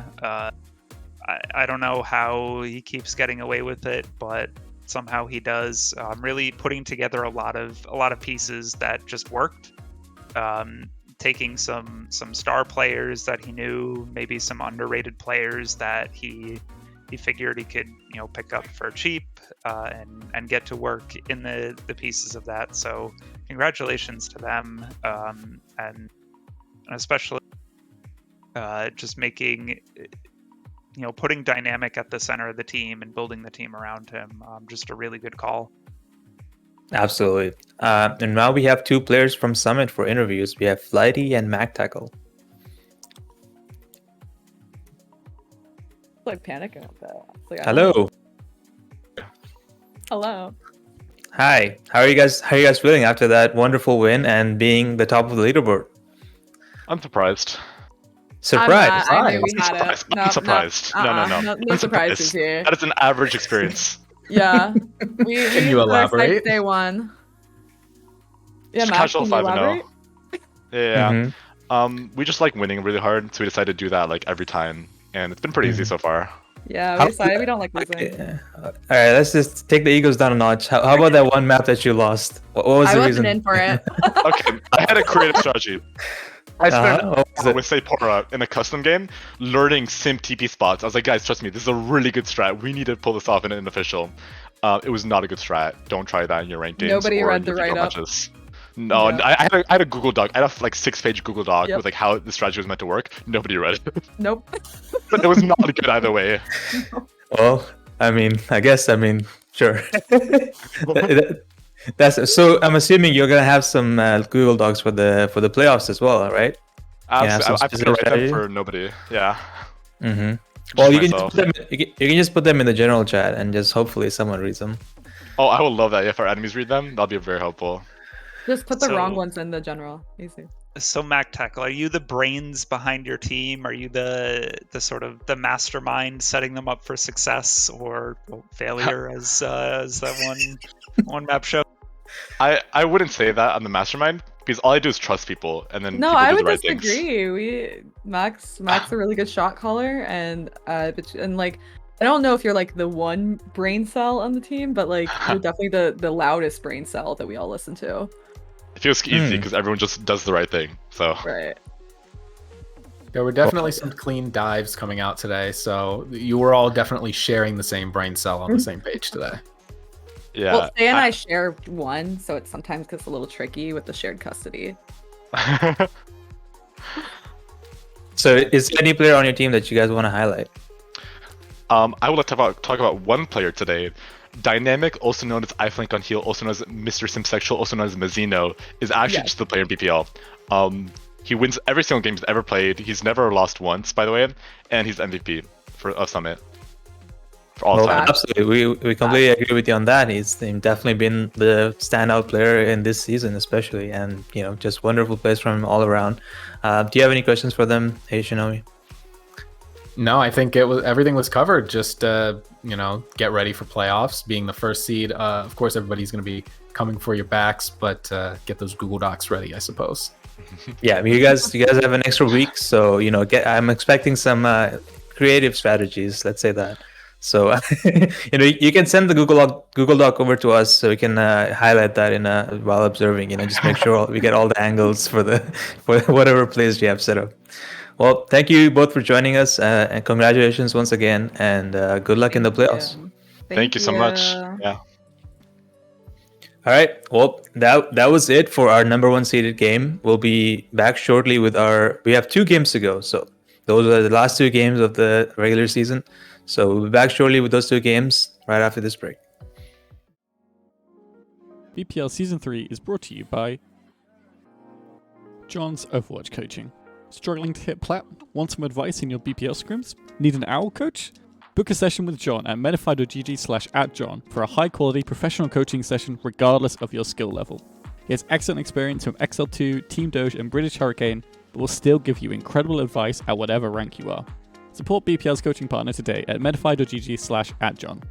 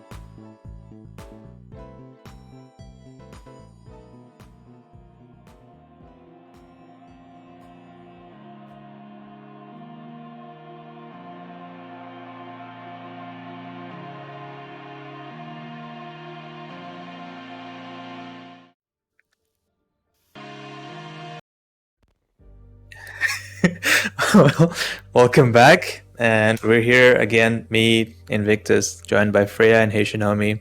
Hello. We're here with their second last game of the day, Ruination versus Cowabunga. This will decide who stays in the top 4. So again, a very important game for both of these teams. Whoever wins will definitely be in the top 4, but the one who loses is a question mark, because we have to, do some funny maths behind the scenes to figure that out. Definitely not scripted. But hopefully it's a 2-0 for no reason. But yeah, we can tell them if it's a 2-0, the loser is out of top 4 contention, no matter what. But if it's a 2-1, then we're gonna be in the lab for a little bit, analyzing some numbers, doing some statistical models, really getting big brain here. Look, we don't care who wins. We just hope they win by a lot, so we don't have to do math. There's no bias here. Yeah, if you want to make our lives easier, please win. One of you win 2-0. But knowing that, they're just gonna mutually agree to a 2-1. 2-1, throw a draw in there maybe. But yeah, these two teams are basically tied neck and neck. 3-1, 6-3 map record. They basically have had the exact same, record so far. They also have a pretty close strength of schedule as well. Like, I'm looking at it now, and they've only lost to Cowabunga has lost to Momentum, and Ruination has lost to Summit. So, relatively close from both of these teams, and I'm expecting another close match again. Could go either way, and hopefully it goes 2-0, like we said. but yeah, these teams are definitely like right after Summit, probably the contenders for the title, the challengers. So you will. So both of these teams have some really good players. Is there any player in specific you guys think is good on these teams? I was taking a look at. Oh, go ahead. So as for Ruination, I definitely think Ahi, obviously MVP of last season, really strong player. Distortion as well on that main support role. They're sort of the two best players on Ruination for sure. And on the side of Cowabunga, their DPS line had a lights out performance last week, and I'm hoping that we get to see a little bit more of that. Clap was just taking care of him on the Cassidy, and Clockwise was doing a lot as well on the Hanzo. So it'll be really interesting to see what these DPS can cook up for this match. Absolutely. Well, I think we're getting close to getting into the map. The first map is going to be Lijiang Tower. Exciting. We haven't seen that today, so finally no more Busan for me to observe. But yeah, we're getting into it, so I'll leave you guys to it. All right.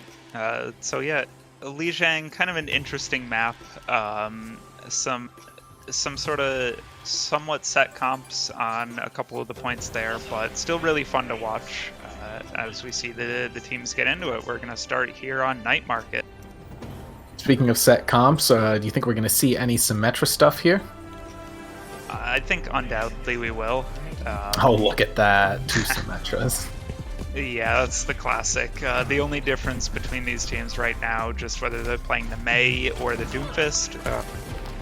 I like the Doomfist just being able to punch the other team as they're coming out of that TP, displace them back out of the point, can really win that whole first fight for you. Obviously on the other side, the Mei wall is in Rush, just one of the most impactful abilities in the game. So we'll see who gets to point first and what ends up happening there. Yeah, I think if you're Cowabunga, you're definitely hoping the Doomfist doesn't get a whole lot on this quick punch, and he does not. So maybe you're able to come back into the point, use your Mei wall, and get a little bit of an advantage here. They're just kind of chilling, just kind of waiting, not wanting to commit just yet.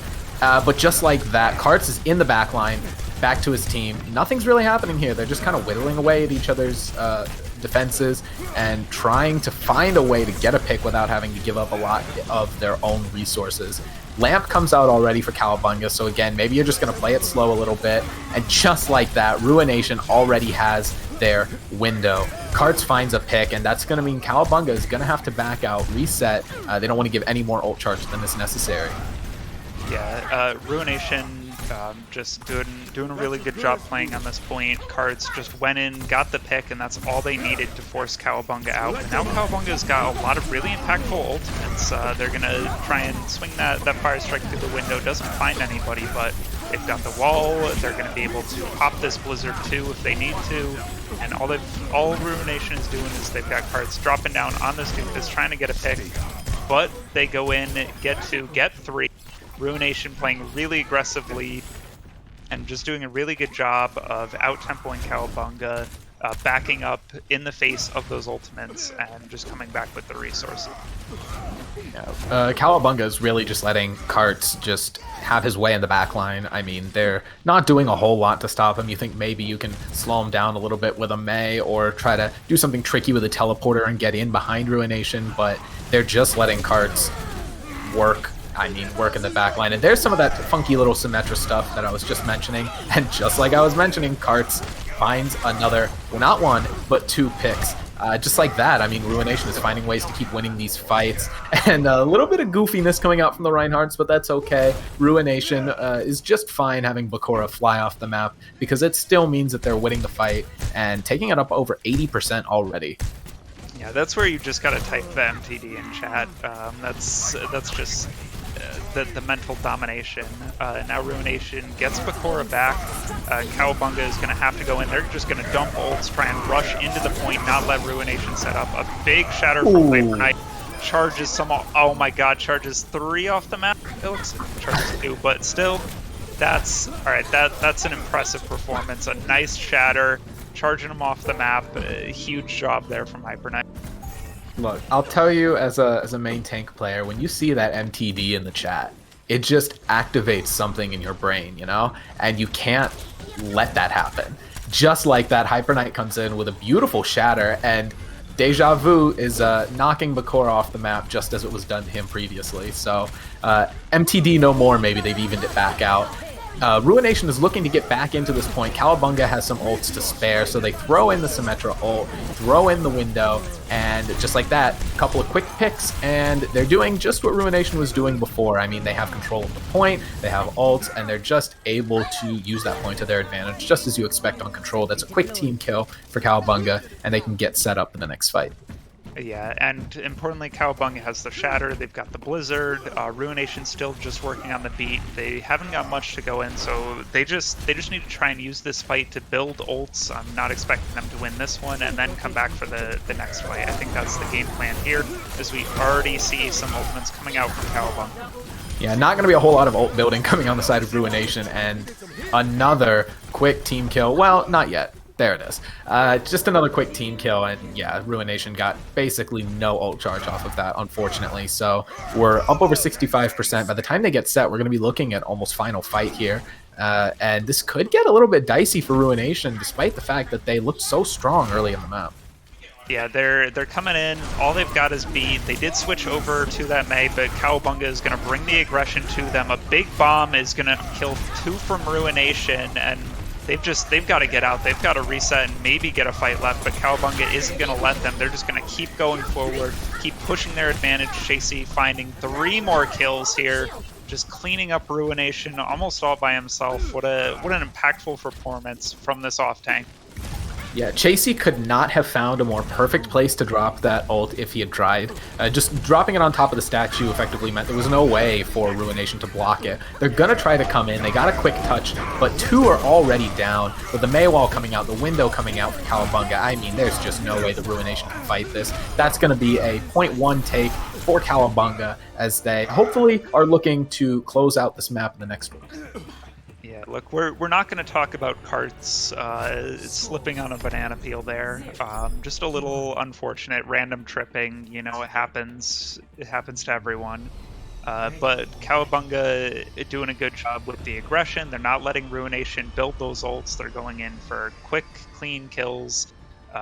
Just really, you know, going outside the point and not letting Ruination walk into that courtyard and get set up. So great job from them. We're going to see 2 very different comps come out from these 2 teams for this map. We've got the sort of anti-dive coming out from Ruination, and we've got the ball dive coming out from Cowabunga. Yep, you're Ruination with the Symmetra, and for a second you had the Lucio, but I guess you're just hoping that you can get into point, bunker down, they're just like that, they're in the point first, and if you get here, get set up, you're just hoping that you can keep Cowabunga out.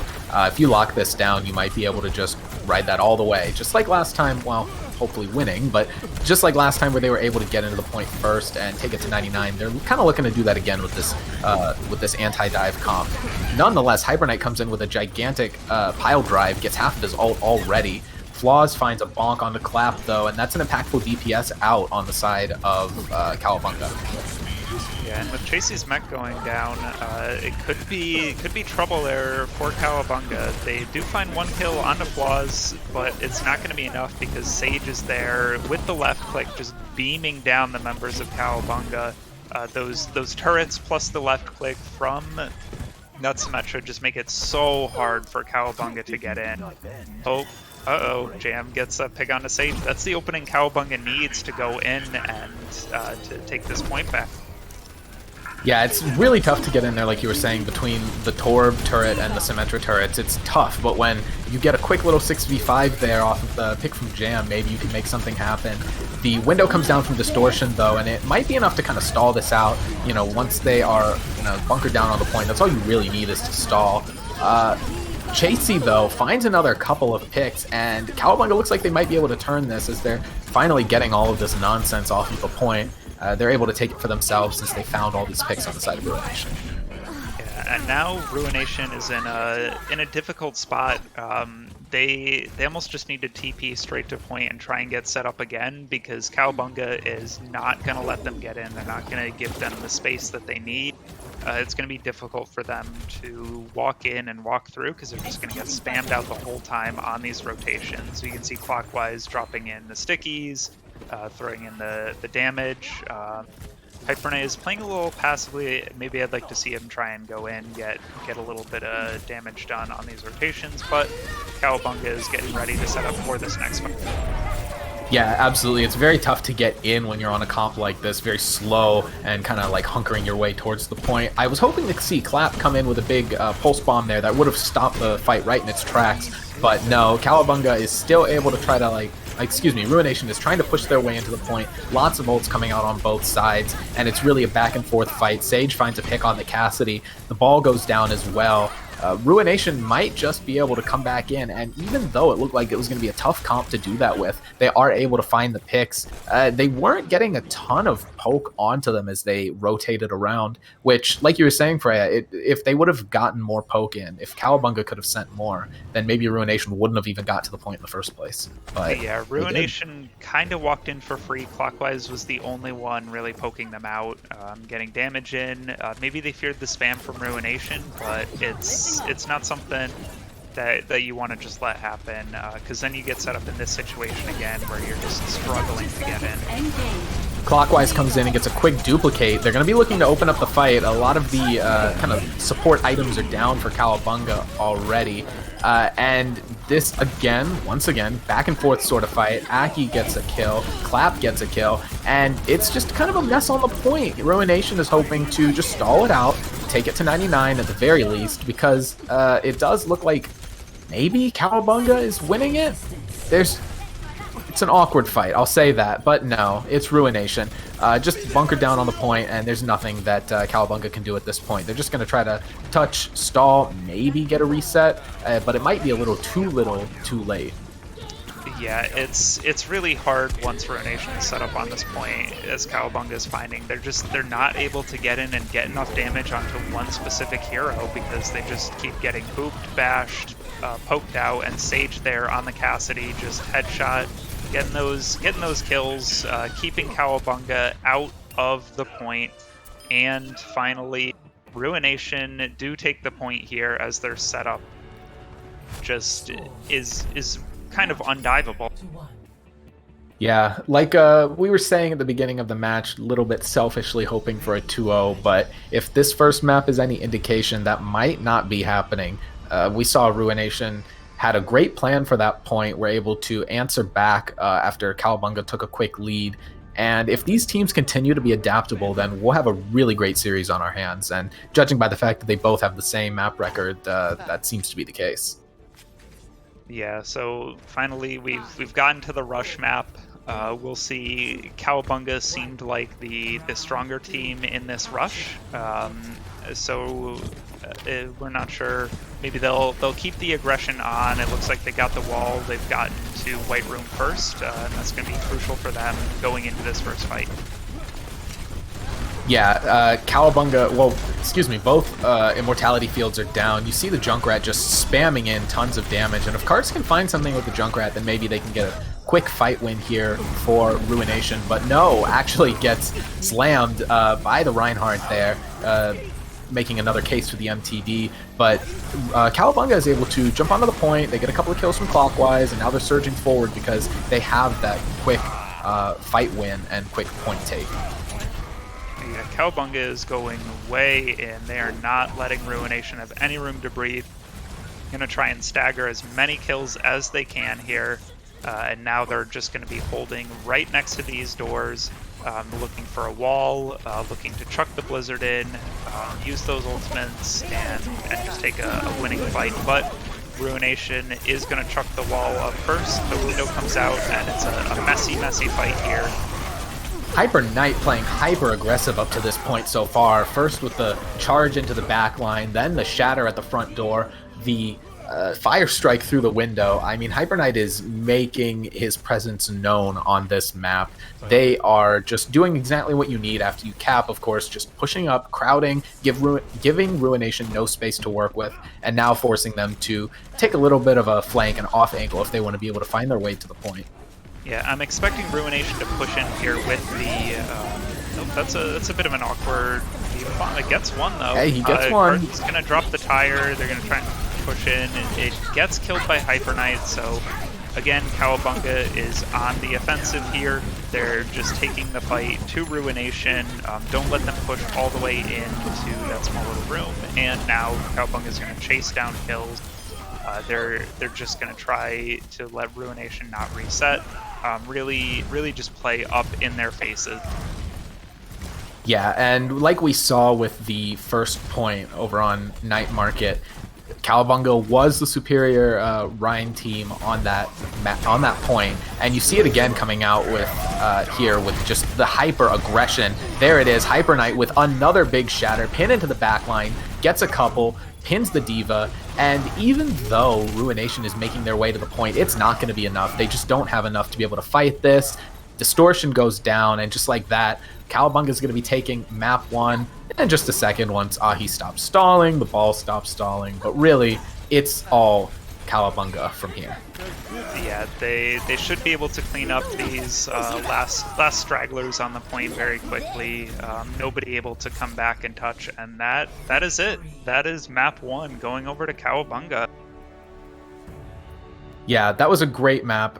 We did see a lot of back and forth action, and that's what you would expect from a couple of teams that are so closely matched. As we see the Hyper Knight play of the game, I think really the Reinhardt battle was what made this map, because both of the maps that Cowabunga won came down to playing these sort of rush comps. So I think not only was the game algorithm right, but Hyper Knight did make a big difference in that map. Yeah, I think Hyper Knight on the Reinhardt just looks so much more impactful than Hyper Knight on the ball. Really just kind of a main tank difference just on the Reinhardt. We saw Ball didn't really look like his comfort hero. They struggled a lot with it on that second point, but first and third points really just, off the back of some great aggression from Hyper Knight, they were able to take those. So, I'd like to see Cowabunga keep that going. Maybe on the next point they'll play some more of that rush. Maybe they play a little bit of monkey, but maybe stay away from the ball. It didn't really look like a comfort pick for the team. Yeah, and on Hollywood you can definitely make a lot of different types of comps work, especially if you do push it into third point. You can really have a solid defense with a Reinhardt there. So, Cowabunga could find a way to get a strong defense and then find a way to push it forward as well. So, because we're going to Hollywood, that it could work into their favor where they can run just about any comp they want to there. Yeah, Hollywood is pretty open. I mean, you can play a lot of dive, double shield, ball, rush.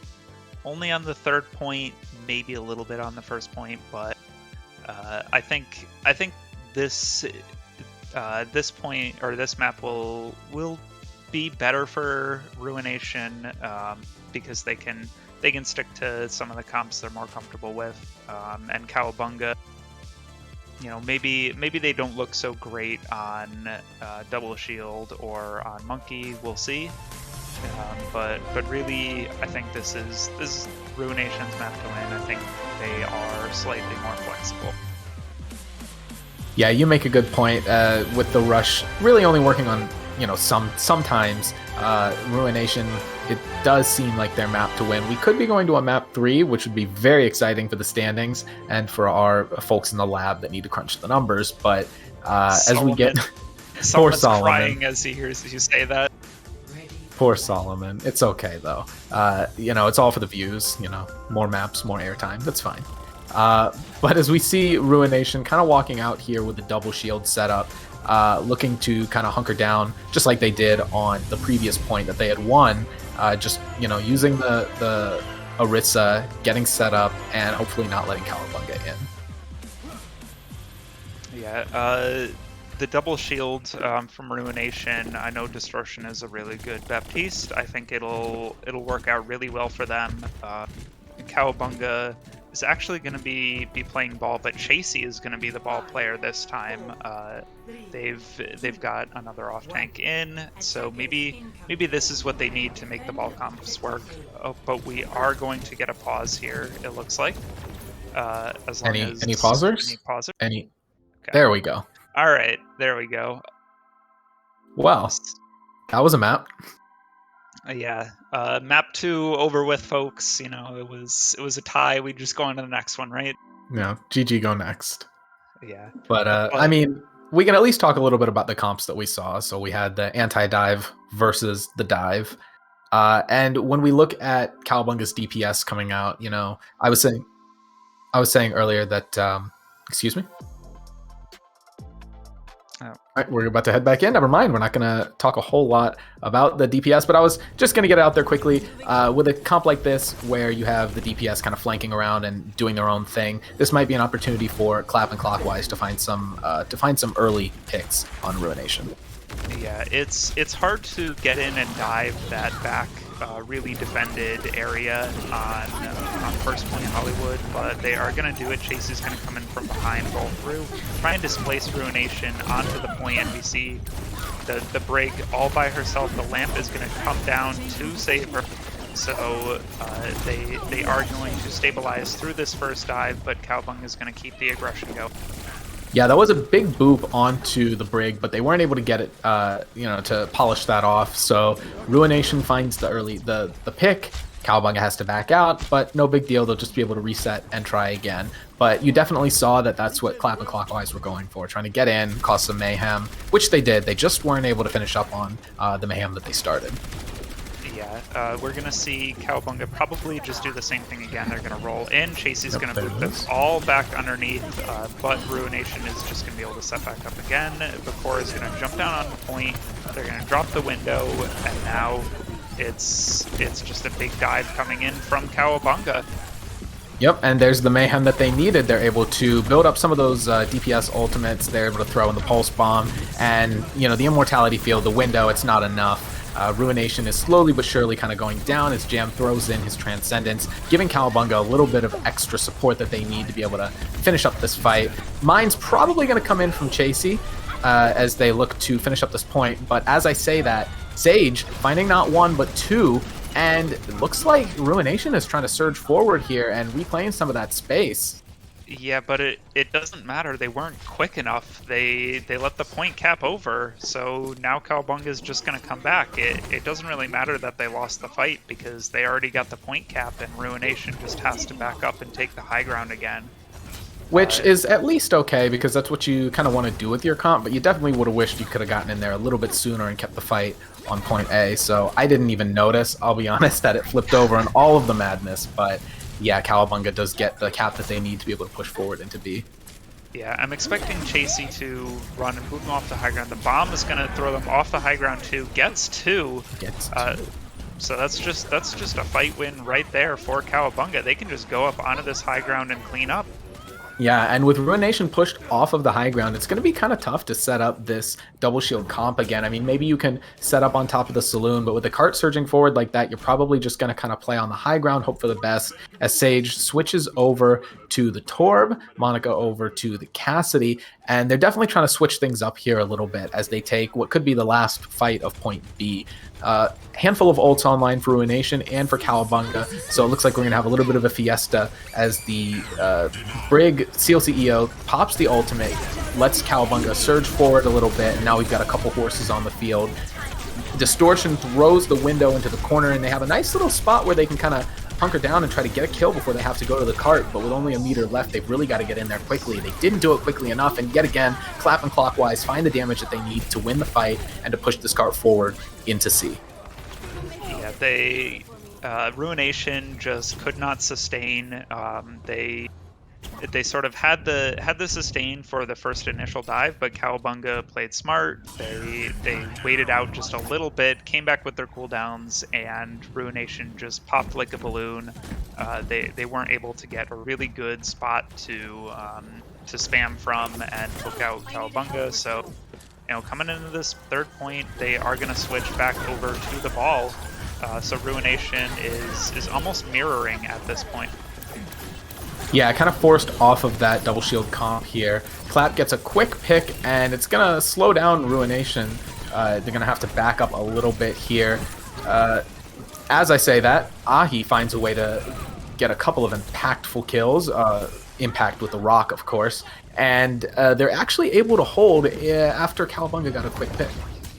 Yeah, so Ruination just doing a good job of sustaining through the Brig rally. They've got a couple of impactful ults, so maybe we'll see the Flux High Noon come out, try and catch the backline of Cowabunga, whereas Cowabunga is just going to come in. They're going to try and pound, drop the mines.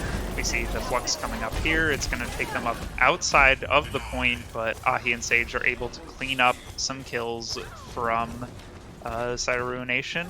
They're doing a good job of holding this first corner here. Definitely. With the Flux coming in, they were definitely able to, and another rock there, they were definitely able to find what they needed to quickly get that fight over with. And the clock is starting to whittle down a little bit for Cowabunga. Maybe Ruination has found the sort of comp that they needed to hold on third.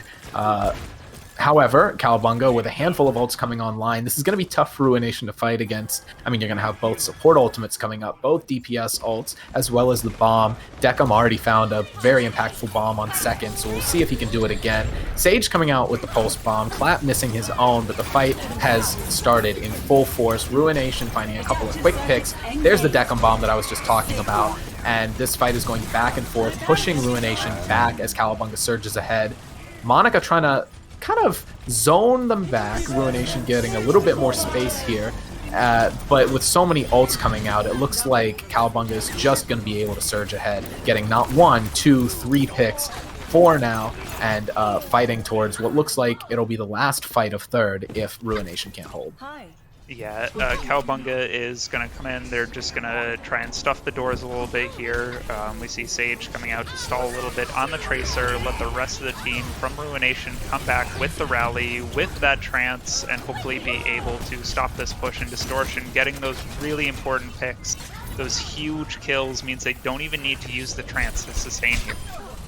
Yeah, after Cowabunga invested so much to win that previous fight, it let Ruination do the same here, where they had the ult advantage and were able to hold.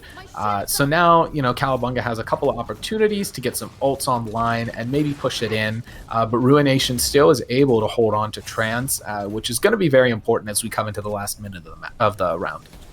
Yeah, Cowabunga is gonna have to set something up here, maybe get something with the pulse, but it doesn't happen, and now Ruination just have all the tools they need. They can just cycle through ults for this last fight, maybe 2 fights. Cowabunga is just running on fumes. They just have to get some sort of impactful pick, but it's Ruination that starts out with that. Yeah, Ruination finding the pick, but then Sage going down as well. So it does give Cowabunga a little bit of an opportunity. Maybe they'll be able to reset and push forward, but as long as Distortion still has that support ult online, I think they have a good chance to stall it out, hold if Cowabunga pushes in. Ult coming out from Ahi. Not sure if it really found anything there, but that's okay. It's slowing down Cowabunga a little bit, eating up a lot of the damage. Clockwise finds one, forces Distortion to use the ultimate, and now we have a big final fight on our hands. Sage finds one, Ahi finds another, and Cowabunga is kind of running out of gas here. Yeah, they're trying to come back and stall this out so the rest of the team can come back. They're doing a good job of it. Jam does go down, but the members of Ruination are just not able to survive this. Both balls have dropped mines. It's actually it looks like, you know, Decim is doing a lot of work. They are able to sustain through with a rally, so Ruination just could not sustain at the very end. They didn't have the ults that they needed. They couldn't stay alive, and Cowabunga is able to finally cap at the very end. Yeah, there is an opportunity here for Ruination. I mean, we said it was their map to win at the beginning of it. If they come in, of course, and get a little bit of a time bank, then they can make this an interesting match. But Cowabunga, I mean, getting the cap, you know, sets you up. You have a win condition, and, you know, you at least have an opportunity to say, okay, we hold them and we close out this series. Yeah, we'll see what they end up playing on defense here. I'm anticipating double, well, I guess not double shield. I guess they're gonna just say, you know what, the ball comp was working really, really well for us up until that third point, so we're just gonna keep on playing it. Yeah, and that's fair enough. I mean, third point is pretty tough for the ball comp. I guess you kind of, you know, do what works best for you here, since they did switch up their tank line a little bit. Of course, Chasey swapped over from playing the D.Va on last map to being the Wrecking Ball on this one, and Decim came in on D.Va. So they were finding plenty of ways to be impactful with this ball D.Va tank line, and they're obviously going to be trying to do that again as they get ready for the defense. Yeah, interestingly enough, it looks like Ruination is going to be playing the Zarya ball, so that lets the ball's engages be a little bit better with the bubble, but, you know, you're going to have a lot less peel for your backline. You're going to be taking a lot more spam coming in, so, you know, I'm thinking Ahi is looking to sort of carry on the Zarya, be a mid-fight menace with once he gets that high charge going.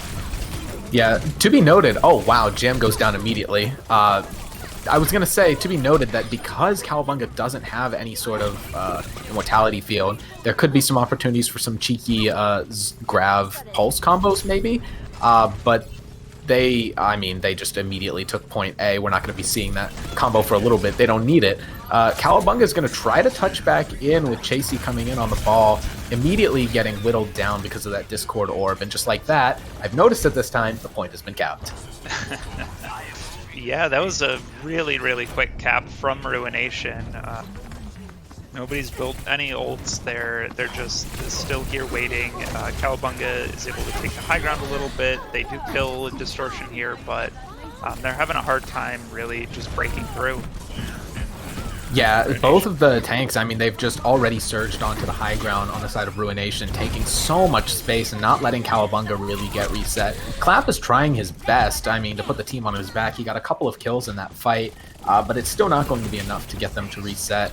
Eventually, Clap is going to have to either, you know, die or fall back, and they're going to have to try again a little bit farther in point B. Yeah, Ruination is just keeping the aggression on, just keeping the foot on the gas, going forward, you know, playing aggressively. They don't even have to use ults to just get the fight wins there. We see Bakor is already slamming in, gets bubbled so that he can get out nice and easily. The Dragon's coming in to stop Cowabunga from even walking out of those doors. And CLCEO going down, got caught out into a really awkward position. The rest of the team had gotten zoned back or off to the side, and CLCEO was just kind of alone, which let Ruination jump onto him pretty quickly.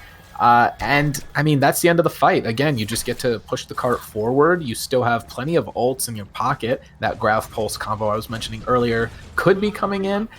Cowabunga has a trance, which, I mean, they do have a lot of ults coming online. Maybe they can hold here. But if you find a way to get that trance out, it looks like it could be a pretty quick second point for Ruination. Yes. there's still Ruination's just sitting on this high ground. They've got all their ults to work with. Cowabunga is playing in some awkward spots. Flaws does have to drop, is going to get discorded, but just doesn't die. Yeah, the fact that he was able to get out there was huge. That could have been what Cowabunga needed in order to win the fight here, but 2 of Cowabunga's folks are down already. They do find a way to surge back in what was a kind of a losing fight there. They find 4 picks, and maybe they're able to hold here after all, and didn't have to invest a ton of ults in order to do it. They did invest the Transcendence, but I think you'll take that if it means, you know, pushing Ruination back and making them try again. Absolutely. Cowabunga just needed a big momentum swing there. They needed to be able to take the high ground. They needed to just be able to take a quick breather and set up so that they can be the aggressors in the next fight. As Chasey goes dangerously low on this ball, almost dies, but it's actually Ruination that's going to have to play or die first. Yeah, despite the fact that Ruination is down 1, they're still trying to push over onto this high ground. Probably not really taking... Never mind, they will take a fight. I thought they were just going to kind of hold here, wait for their Hanzo to get back, but they are surging forward. I wasn't expecting to see the Grav come out here, and I'm not so sure it's going to work out for them. Yeah, there's plenty of kills coming in on the side of Cowabunga, and in my opinion, that was a little bit of a questionable Grav, and I'm not quite sure what they were going for there, considering that they almost had Grav plus Dragons online, and there was no Transcendence on the side of Cowabunga. Yeah, those not the Grav you're looking for to win a fight. We're right now. He's just going back to the D.Va. That kind of makes sense. If you're thinking the Zarya is not going to work anymore, you're just looking to mirror almost here. And Cowabunga is just, they're going to pawn the aggression. We're going to see if we can get pause here. Pause coming a little bit quicker than last time. Like to see it. But we saw the pulse bomb committed. I don't think it stuck anything.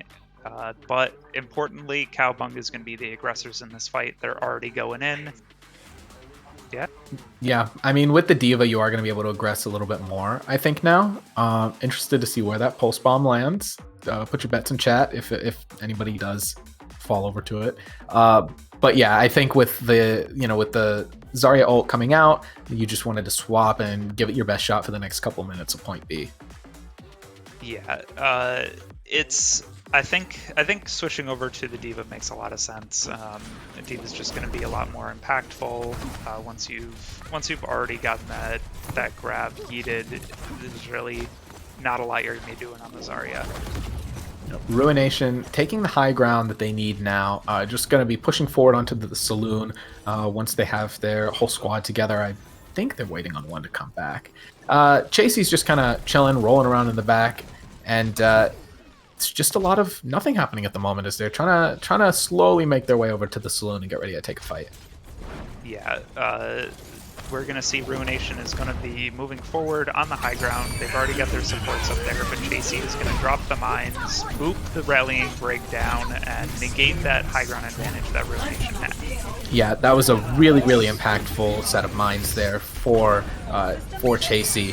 Able, like you said, to push Ruination off the high ground, and with Clockwise getting a dupe kill with the bomb, they might be able to hold this here if Bakura can't get out. Yeah, they've got pick advantage here. Just trying to play it a little bit slow, wait for some folks to come back, but maybe Ruination is able to kind of flip this fight as Ahi gets a pick onto Clockwise. Clap's ult gets eaten with Ahi with a big eat there, and it looks like maybe Ruination is going to be able to kind of surge forward as long as they can hold out here. Ult coming in, does find one, so even though that Cowabunga has the better spawn advantage, it might be Ruination able to find the picks they need to take the point potentially. Yeah, Ruination, they've just got these 3 players left here fighting on the cart. Cowabunga has some coming back in, but they're dying. Now it's just the 2 tank players. Ruination has some players coming back in. This overtime fight is swinging back and forth. Ruination, they've only got 4 players here, and they're dealing with the spawns of Cowabunga, so they gotta get some kills quickly. The rallying break might tie it up for Cowabunga, especially since Flaws is now dead on the break. It's going to be really, really hard for Ruination to win this fight. Ahi D-Max This could be it. Distortion trying to survive on the Lucio. Bakura comes in with a big slam. The Cowabunga isn't dying. Ruination is not getting the picks they need. It's just Bakura left on the cart. Overtime ticks down. Cowabunga is going to win 2-0. Wow, that was I ate my words there a little bit because the Echo came in with a really, really impactful duplicate. Getting that Diva point presence, give them time to get back. When he threw the bomb, it pushed Ruination off of the point and gave them just enough time to get the reinforcements they needed to take a proper fight and win that out. That was really quick thinking on the side of Cowabunga and was able to turn the fight before it was too late. Yeah, absolutely. Well played to Cowabunga. That was a really, really good stall at the end there. They came back, got a kill here, a kill there, whittled down the numbers of Ruination until Cowabunga had the advantage, especially with their spawns, and then were able to finally put the closing statement on that match. Absolutely. Their tank line looked very diverse as well because they were playing the kind of rush stuff on the first map, switched it up to a more divey kind of comp on the second. So they really showed a lot of versatility. And even though we were saying that Ruination had that of their own, Cowabunga found ways to get around that and find some really important fight wins. Yeah, and I think with that win, that should put Cowabunga in second place. Yeah, and we don't have to do No. All according to plan. All according to plan. We still do versus beat drop bears versus Vengeance. Less math. Yeah, they are completely tied and haven't played each other, and we have to see who is going to be playing in that first group, 1 through 4, or who's going to be 5th. So we'll deal with that after the match. Just do a hero 1v1 versus their champions. They each. I don't mind it, but we'll do some maths at some point. But yeah, Cowabunga 4-1. They managed to take second spot. Congrats to them. We have very nearly finished the standings, and one game to go. One more game to go.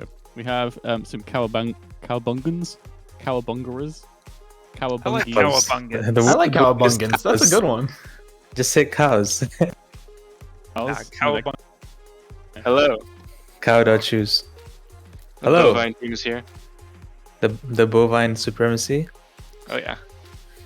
Welcome. Well, congratulations on your win. You guys have locked in your second seed now and are confirmed for the top 4. So you get an extra week off. How are you guys feeling? Happy we get a little vacation. Yeah. And also, I did not at all expect to be here, but I'm glad we are. Yeah. I don't think a lot of people expected you guys to do as well as you did, but you really came out, proved everybody wrong. You're second seed now, off the back of some really, really impressive wins over some good teams. Yeah, big shout out to Chasey for this. He took this team by the reins and he drove us to all of our victories. And credit to everyone, obviously. Week in, week out. It's great. Yeah, Chasey is the centerpiece of our team. Huge credit. Oh, absolutely. I mean, Freya said that no one expected it, but I expected it. I always expect cows to be at top. We've had a long history in the Avast community of cows beating streamers. I'm sure you know what we're referencing, but I love this team. I love the branding. It's very fun, very whimsical, and I'm glad you guys are enjoying the team environment and have produced such good results. Your second seed. And that's probably like you said, better than you were expecting to do. So it's good for team morale, and that's what we want to see. We guys play together and enjoy playing in BPL. That's the most important part. It's all about having fun, and I'm glad you guys are. Is there any player on your team other than Chazy that you want to highlight? Bap is a bit of a freak of beast. Sometimes his Reaper goes crazy, and he does not play that character. So is that a hint of something to come? Well, we played no 6-man this week, so you're saying we will see Reaper in the playoffs? Is that what I'm hearing? Yes, that's what we mean. Everyone prep for Reaper. Yeah. Hard prep for Reaper ball comps. They go crazy. But yeah, I do like the Reaper guy. Which team are you looking forward to going up against in the playoffs? Well, I'm really happy we don't have to play Summit. That's really fun. I kind of want to. I just want to see how far we can push it. I want to play Summit, but like not in an elimination game. Yeah, I mean, you will eventually play them if you win your first couple of games. Then you will eventually be fit. That's a grand finals match right there. So basically, you're saying you don't want to play Summit until the grand finals. That will be the grand finals. Of course. Yeah, I want to play Momentum again and beat them this time. That'd be fun. Yeah, I mean, games are always fun. So. I think Momentum and Cowabunga are two very opposing brands. Those are some rivalry there. The speed of Momentum versus just being a cow chilling out. Sort of. Absolutely. Do you have any questions for them, Hishinami? I don't, other than, I was going to ask what you're going to do with your bye week, but we already know it's some Reaper comps, so... But what are you planning to do if not practice the Reaper? They're going to go surfing, right? That's true. We'll get a couple scrims in, make it nice and easy, and just watch the games. It'll be nice. That sounds like a good plan. You're going to watch the games? You're going to collect intel on your opposing teams? Maybe. I don't know. I'm not going to do that. I'm a bit lazy.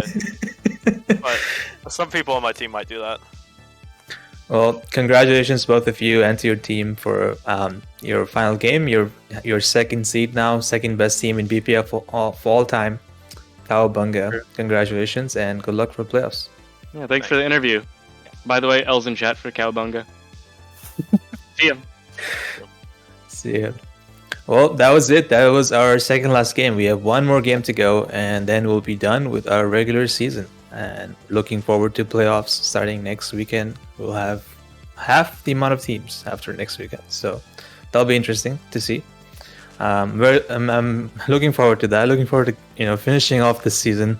It's been long, but it's been shorter than the last one, so that's good. But that is true. Yeah, about 2 more weeks and we'll be done. So excited to wrap up season 3. Another great BPL season. We've had a lot of good games, some really good production, I would say, and pats on my back, and Solomon obviously. Wow. But yeah, we have one more game to go. Don't go anywhere. Freya, Hishinomi, and me will be leaving you, but you'll be joined by 3 new people, so you will see them after this quick break. BPL Season 3 is brought to you by ExpressVPN, Badcliff, and John_Overwatch Coaching.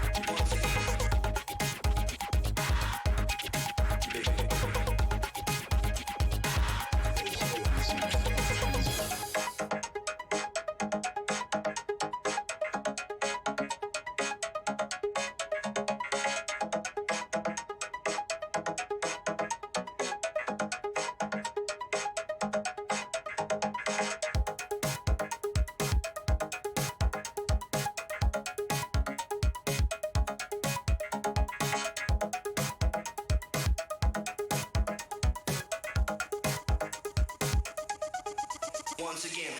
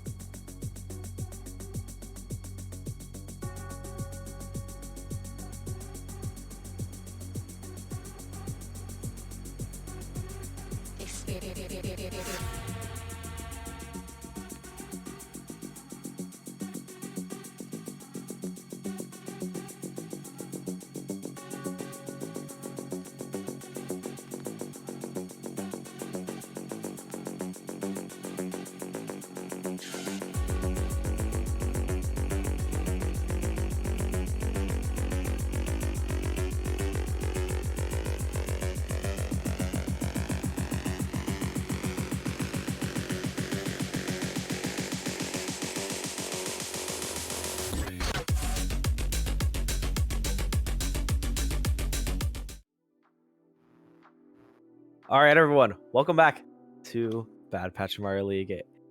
This is, again, Season 3 A-League. This is the last game of the regular season for A-League. So, a lot of stakes on this match, given both these teams are sitting 2-2 right now with very similar map differentials. So, these teams are going to want to come out with a bang. I'm Mustard. I'll be your host today. I got Blank and Mario with me. They'll be your casters. So, what are you guys going to make of this match?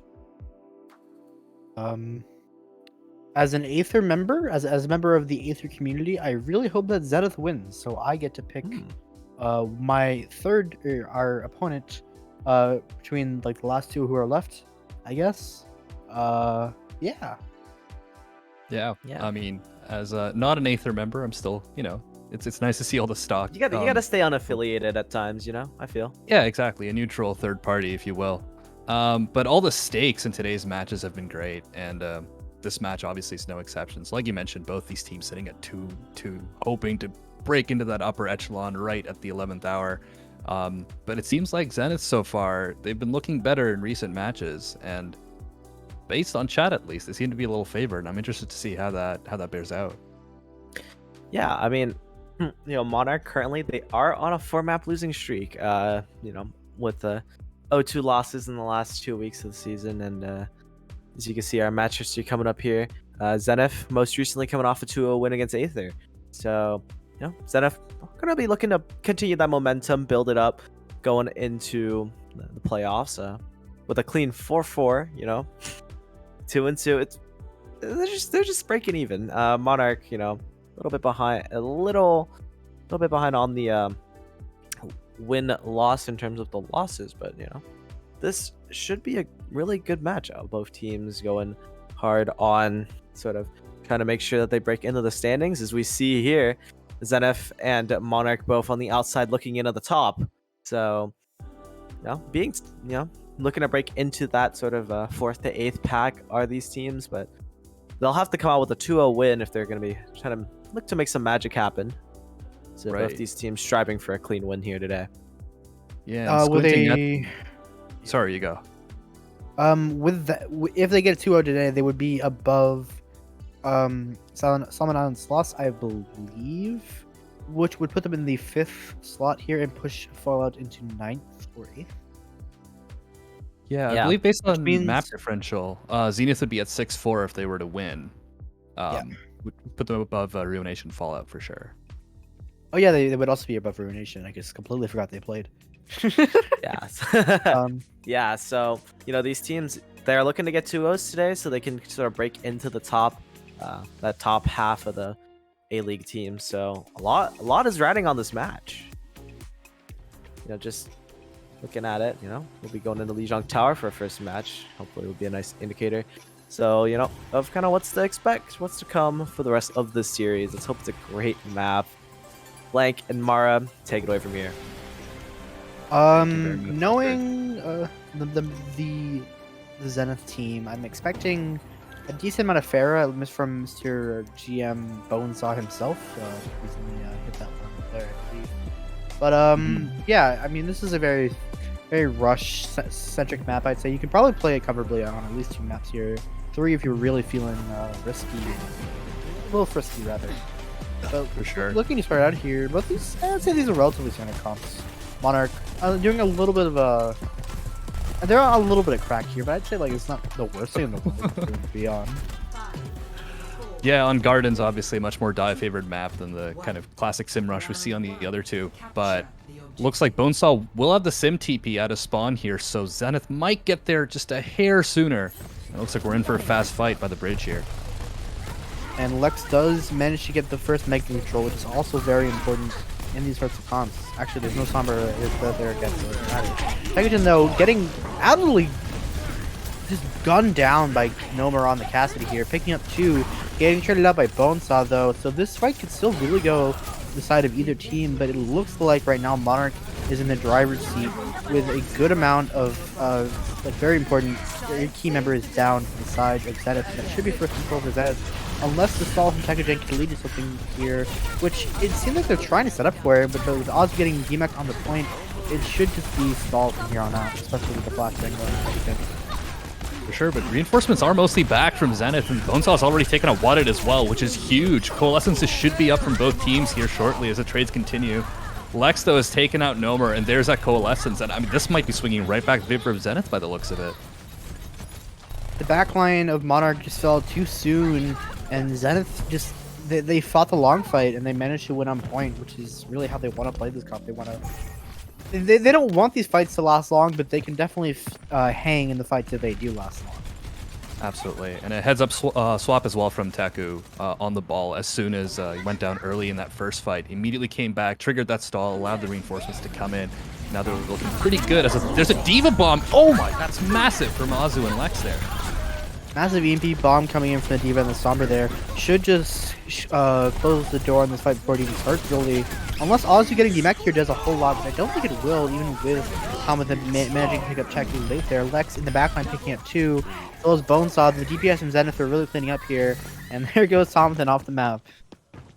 Yeah, Hail Mary High Noon there as well from Nomer, unfortunately does not yield much here, and Zenith firmly in control still, 40% in ticking. Bonesaw as well coming up to this Death Blossom, but Monarch no slouch in the ults departments. They've got a ton of tools. Don't really have the EMP bomb given that they're not running a Sombra, but Thomason's bomb still could do some damage given the open space and gardens here. And a minefield forward here from Teku. The Coalescence goes immediately away, walks into the mines. That's so unfortunate for Super Smooth here. Wada coming out with the Primal Rage is getting kind of melted on point, and that really should just be another one fight for the side of Zenith here. They're taking these fights so fast that Monarch is not getting the time to set up even slightly here. There is absolutely no reprieve for the amount of pressure that Zenith is currently putting on Monarch right now. Yeah, that heads-up minefield. I mean, the zombie comp loves to take engages with that Coalescence, and just having that out the window at the very beginning is so unfortunate for Monarch. There's just one fight left, but also Grunt Fuddocks got this beat on lock for more sustain in this longer fight. I mean, this. Oh no! Protein, no! Just unlucky recall usage there. The hack onto Thompson actually makes that death loss do quite a bit there, but the damage followed up by Azu and Lex, and that should be round 1 for Zenith in a pretty dominant fashion, I must say. Absolutely. Great patient play on the first fight there, managing to swing that back even when it was looking a little rough. But after that, I mean, they just looked firmly in control of that.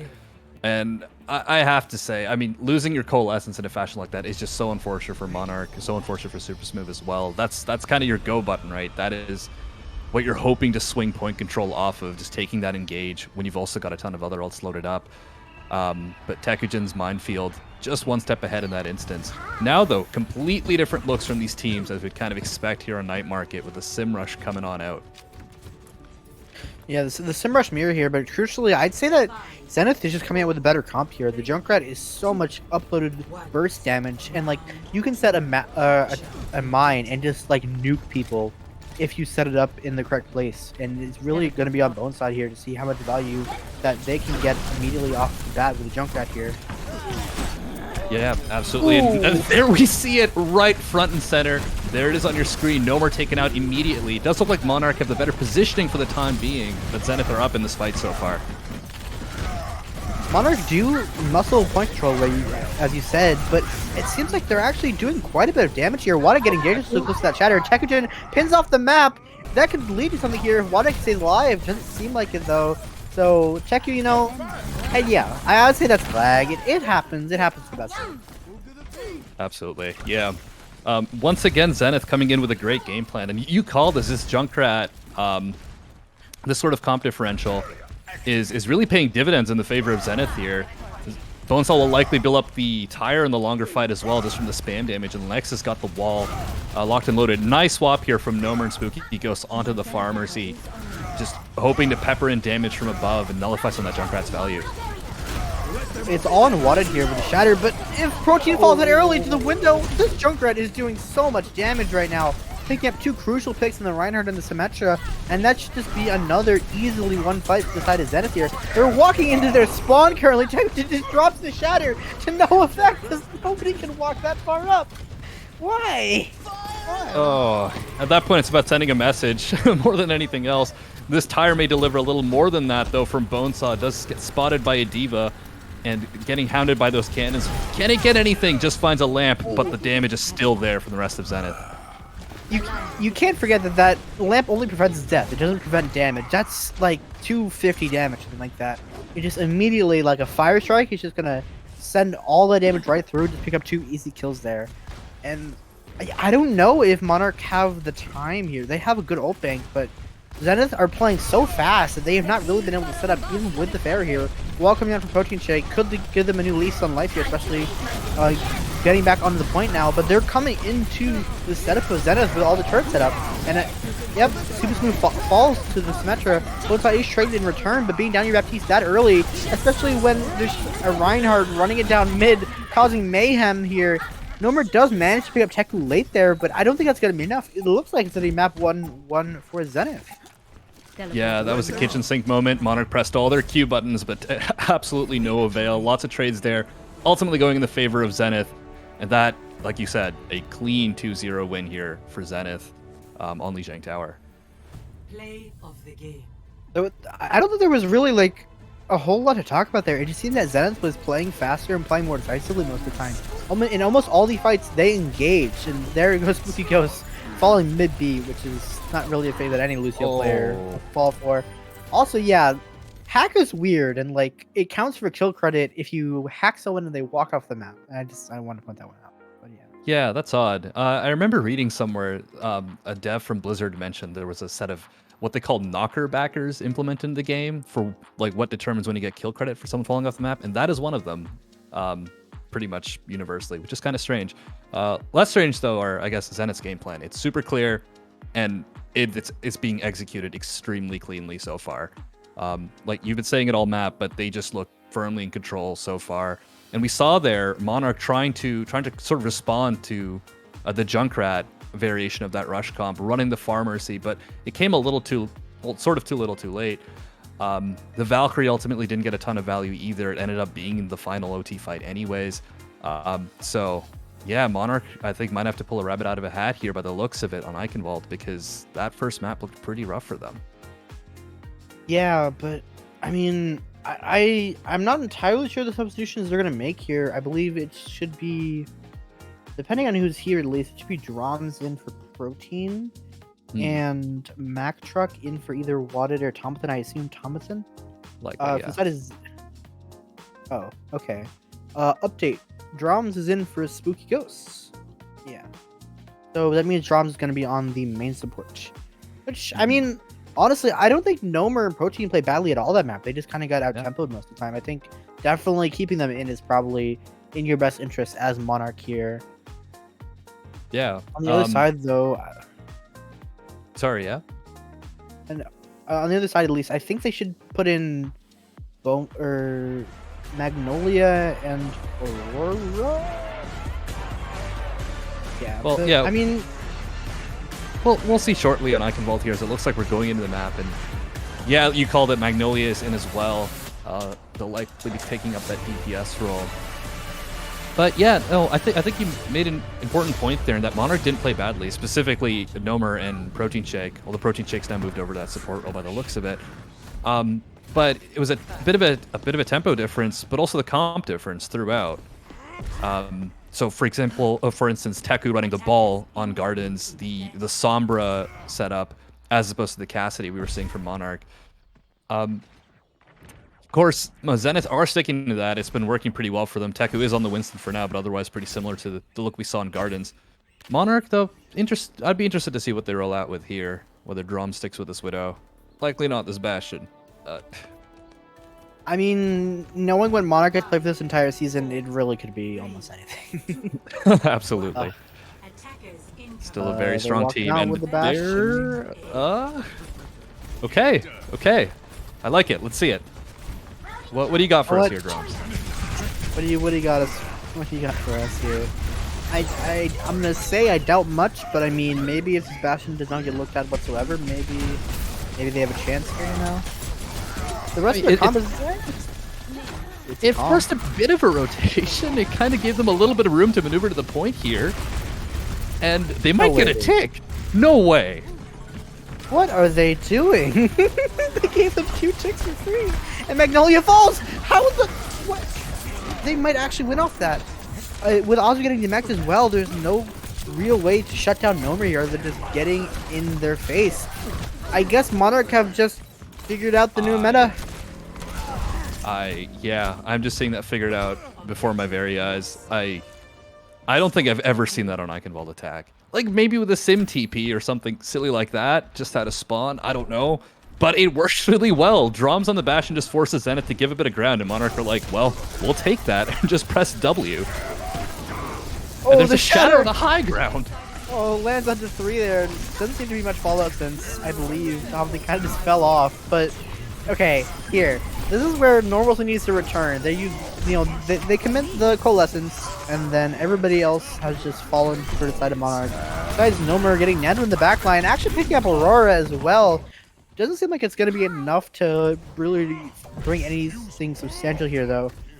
But, I mean, they're trying something unique, I guess. Drums is sticking to this. Can you even call this a cover chip? There's no shields whatsoever. No, I believe. Yeah, it's moving, and that's what matters. There's a hack out on Super Smooth, but ultimately won't amount to much. Azu, though, takes out Drums. There's a bomb out as well here from Azu. The damage has already been done, even if the bomb doesn't find anyone. It's all blue in the kill feed, and Zenith's still in control here. Drums, I assume, is playing for this Bastion ult, I guess. Yeah, maybe, has to be. Maybe he'll drop the switch. I don't know. At this point, anything's possible. For sure, but also on the cards. Maybe he's just giving up on it. Oh no. Is he gonna ult the spawn? Oh, okay. Would have been funny, but there is an EMP out, which might be a little less funny if you're one of the players on Monarch here, and with that Death Blossom, I mean, this fight's over before it really begins. I don't think that's the worst result there for Monarch, honestly. They committed 2 pretty important ults for essentially no input from the side of Monarch here. And if Wadded and or Super Smooth can do something with their ultimates right now, they might actually start making an impact here, especially with Big Dog spinning the coalescence that early. But with Azu picking up Drums and Protein following to Texan's final raid, I think this should be another one fight for the side of Zenith here. But they committed a lot. They committed both supporters and the primal rage there, even with Azu getting their self-destruct. I don't think that was worth it, honestly. No, I absolutely agree. That was a very heavy investment. And, I mean, in all that silliness, it's kind of easy to forget how fast Monarch's first point attack was. They still have 3 minutes in the time bank here. And now, once Tomathan gets back in mech, their ult economy is definitely going to be looking a little stronger, a little more loaded than Zenith's here. Lex is pushing very far up with his Reaper here and not getting punched very hard.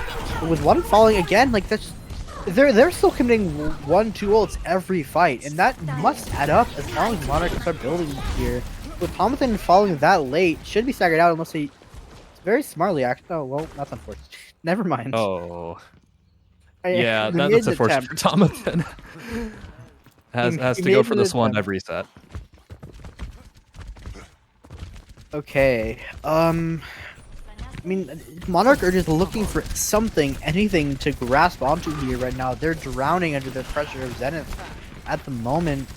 It just doesn't seem like they're really even getting a chance to start a fight here because they just pop 1-2 ults and just win. With Aurora falling that early, it might provide something, especially with the Nano Boost coming out onto Nomer, I believe. Number committing the high and Rock committing the Tactical Visor as well. Does manage to get Azu, but that's really about it.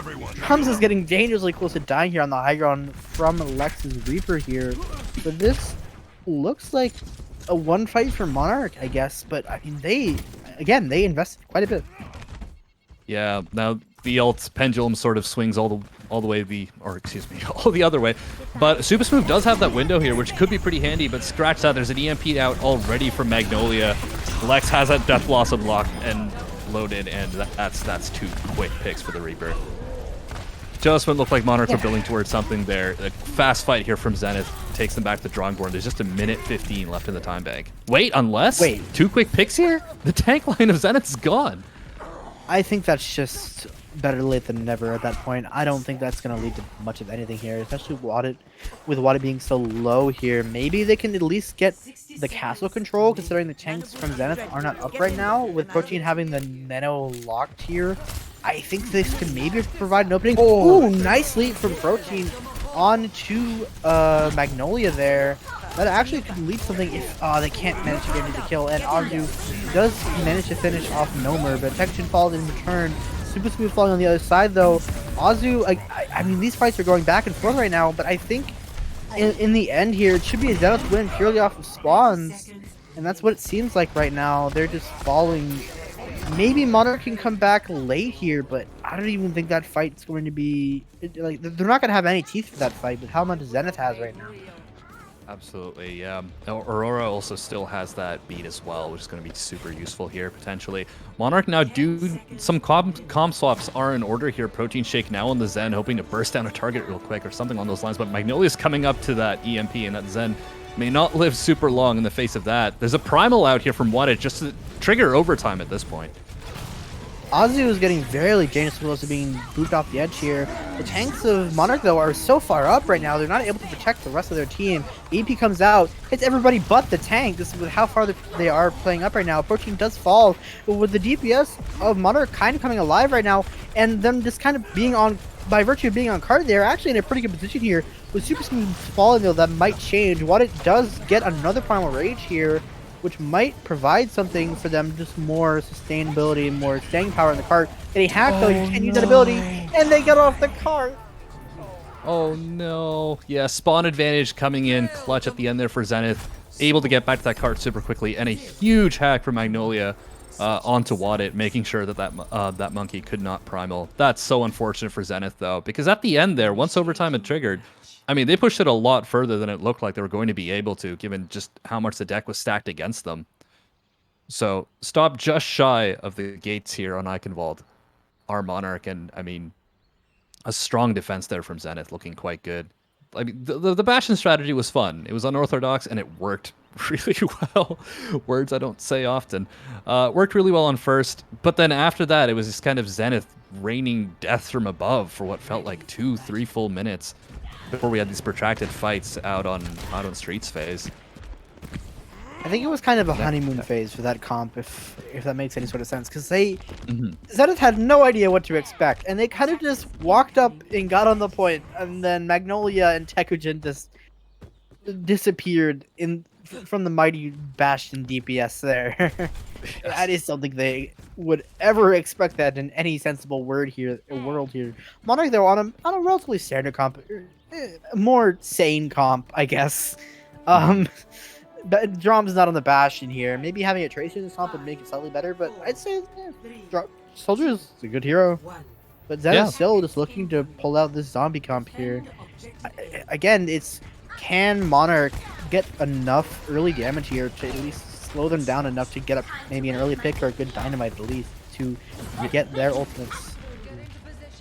That's really the main question here, right? Because they're running this sort of hybrid dive comp with pretty pokey DPS picks and a backline that doesn't really move as quickly as Zenith's. And speaking of quickly, they've already begun the fight on the point here. Lex taking a lot of damage right now, but Wadit on the other side seeming to fall to Magnolia actually in the backline with assistance from Aurora. And just as quickly as Monarch there, I believe Zenith just crumpled them on the first point, and they're going on to second with probably like a 5-minute time. Yeah, Nober does get most of the way to the Bob there, but you called it. It really was a question of how much damage they could do before Zenith could close the distance. But the issue is with this Lucio Moira backline, they close the distance pretty quickly. And now the cart's already rolling, and it's 5 minutes, 20 seconds on the clock to get it most of the way through second here for Zenith. So Monarch have a pretty tall task ahead of them by the looks of it.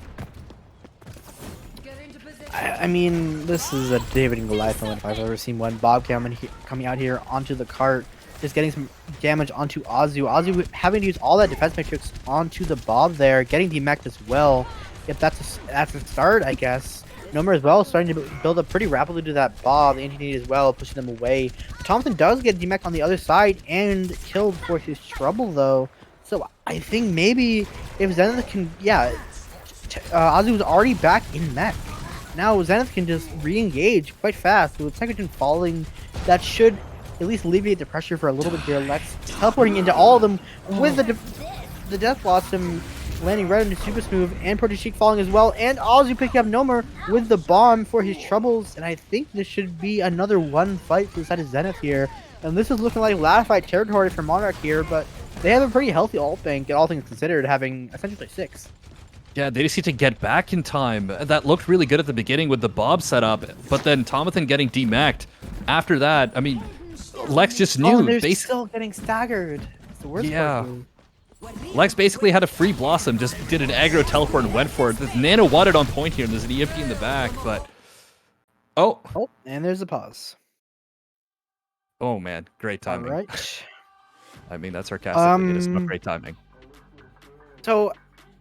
Monarch could definitely get that fight there. They have a Nano Waddle on the point.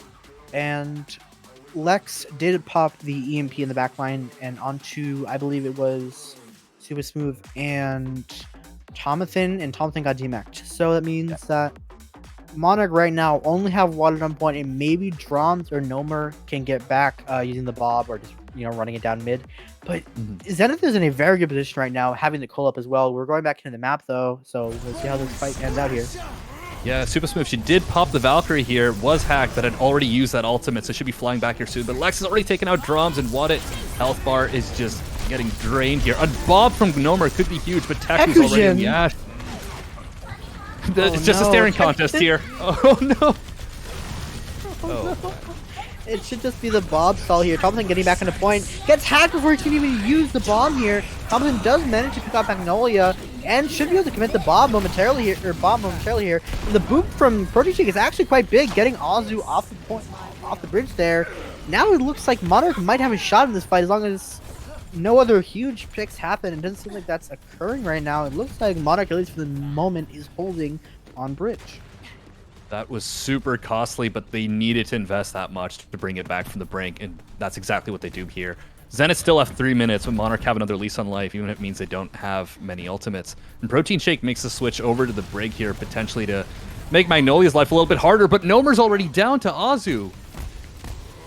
Thompson right now is in a very precarious position here, being stuck underneath Castle, hacked, split from his team. But Tekugen falling there, that might at least give them a little bit more breathing room here. But with Azu just currently walking at them, I don't think there's any fear being shown by the side of Zenith. Protein Shake on the point on the Brig right now, just providing a lot of passive heals.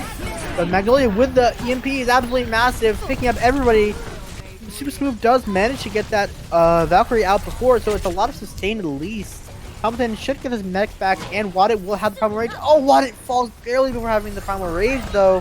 Now you have almost nothing here on the point, except maybe a Mercy, and with Lex having this Death Blossom, it should be curtains for the side of Monarch here. Yep, as you called it, Monarch just pretty much bullied off the point at the very end there, just with the sheer ult advantage that Zenith have, as they take it here 2-0 on Eichenwald. With Tekugen, I mean, I'm not even sure what which Winston play this was. I suppose, yeah, right at the end here. Some nice little cleanup. I'd say that was really just, honestly, kind of a team death. Team diff. Like, at almost every point there, I'd say that Monarch was just, they were always reeling from one pick. You know, not being having a positional, like, anything to do there. But I just think that a lot of the time there, it just came up to, like, the tanks of Zenith leading the way, being so aggressive, running it down mid, you know, touching the spawn doors almost. Like, as I saw that point in the door where, like, Teku on like 100 health just jumped through, pushed Zomer off the door, and just stared at him on like 13 HP. And that was, that just like showed to me, I don't know, Teku is a crazy son of a gun. Yeah. Zenith, you know, establishing dominance here, right? The 2-0 win, that's what they came in for, looking to move up in the standings, and now they're able to pull that off. Nice clean 2-0 win here against Monarch, just building up momentum for the postseason. And yeah, that was a good match for, I think, kind of wrapping up the season, the regular season at least. If we could perhaps get a last look at the standings really quick. It should shake up the standings a little bit, I believe. Yeah, there might be. Aether is 11 Zenith now. are now 6th. Yeah, Zenith have now moved into the 6th place position. So, you know, they comfortably, they will be able to pick their opponents for the second stage of the playoff. Hello, it's me, the little Brit guy who runs this thing. Look at the standings. This is the regular season done. How crazy. As you may be able to see, we have some ties there. We have a tie for 4th and a tie for 8th. And as you can also see, it spans the different groups that teams need to finish in. So that's lovely. We really love to have that, because that means we have to do some number crunching to see who wins. Nerd.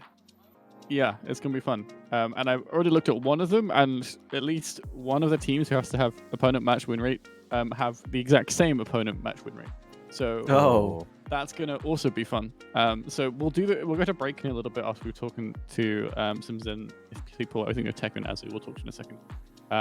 But yes, this is roughly where the teams will be for the next few, or for the play-ins, basically. We will look at Beat Up Bears and Vengeance, and then Ruination and Fallout to see exactly where each team lies. But first of all, let's talk to Teku and Azu. Yes, Teku and Azu, welcome onto the broadcast, and congratulations on the win today, the 2-0. You know, you guys moving up in the to sort of sit back and relax until the second stage of the play-ins, which will be going on next weekend. So, how you guys feeling? I want the full summit. Yeah, I'm just gonna answer all the questions here. I'm gonna make it quick, and then I'll leave. I have finished at 6th place out of 16 teams this season. If you guys remember at the start of the season, when I created those videos for Zenith, saying that this was going to be a season of confidence and it was going to be different, I think that this is different than the usual Teku gen. The usual Teku gen finished dead last every single time, tied for last in most situations. MTD was 7th place in A-League. Mindhive didn't get out of group stage. And now Zenith here, in a 3-way tie, we will get 6th, I've already crushed the numbers, in a 3-way tie for 4th, is going to have made such a huge improvement, and I kept my promise about what I was going to do. So in that regard, I'm happy. That's fine. Now going on to what all these teams above us have, I don't know how many scrim bucks I need. I don't know how many times I have to beat you up in scrims. I don't know how many times you have to hide behind your standings, the A-League standings. We all know who number 1 is here. Whirlwind, you beat us when I wasn't there, and you were barely able to take Hollywood from us. Beat Drop Bears, week 1, we didn't even know what we were doing. We're coming for you, man. And Summit, Cowabunga, I don't even want to start with you guys. I don't even want to start with you. You know who the real person on top is here. Hide beneath this ratio. Sorry, I can't hear you down there, Luminous. Anyways, I think that I am so happy with how this season has gone. I'm now going to head out. I will see you all in playoffs, and I expect to be number 1 by the end of this season. I'm out. I did it. Let's go. All right, and that was Tekogen's campaign speech. Vote for him for president for 2021, everybody. Anyways, yeah. That. I'll answer any other. I'll answer any other questions you have. I mean, I kind of lost my train of thought with that inspirational speech there. I did have a question about, I mean, kind of, it's probably pretty obvious, but the Bastion setup there. What did you guys thoughts? Just the thoughts. I have nothing else to add. No thoughts. They play Bastion, therefore we win. Small. Okay, fair enough. I mean, don't you have a Bastion player of your own? We have 2 of them actually. We have the best Bastion in BPL and the second best Bastion in BPL, and Burnsail and Lex. I don't wait, and but I don't let right there. Excuse you. Oh, true. I don't let either of them play Bastion. So. Fair. Yeah, I mean, hey, next time just swap one of them to Bastion, hit the Bastion diff, you know. Just show who are the real kings of Bastion. Just you gotta prove it to them, you know.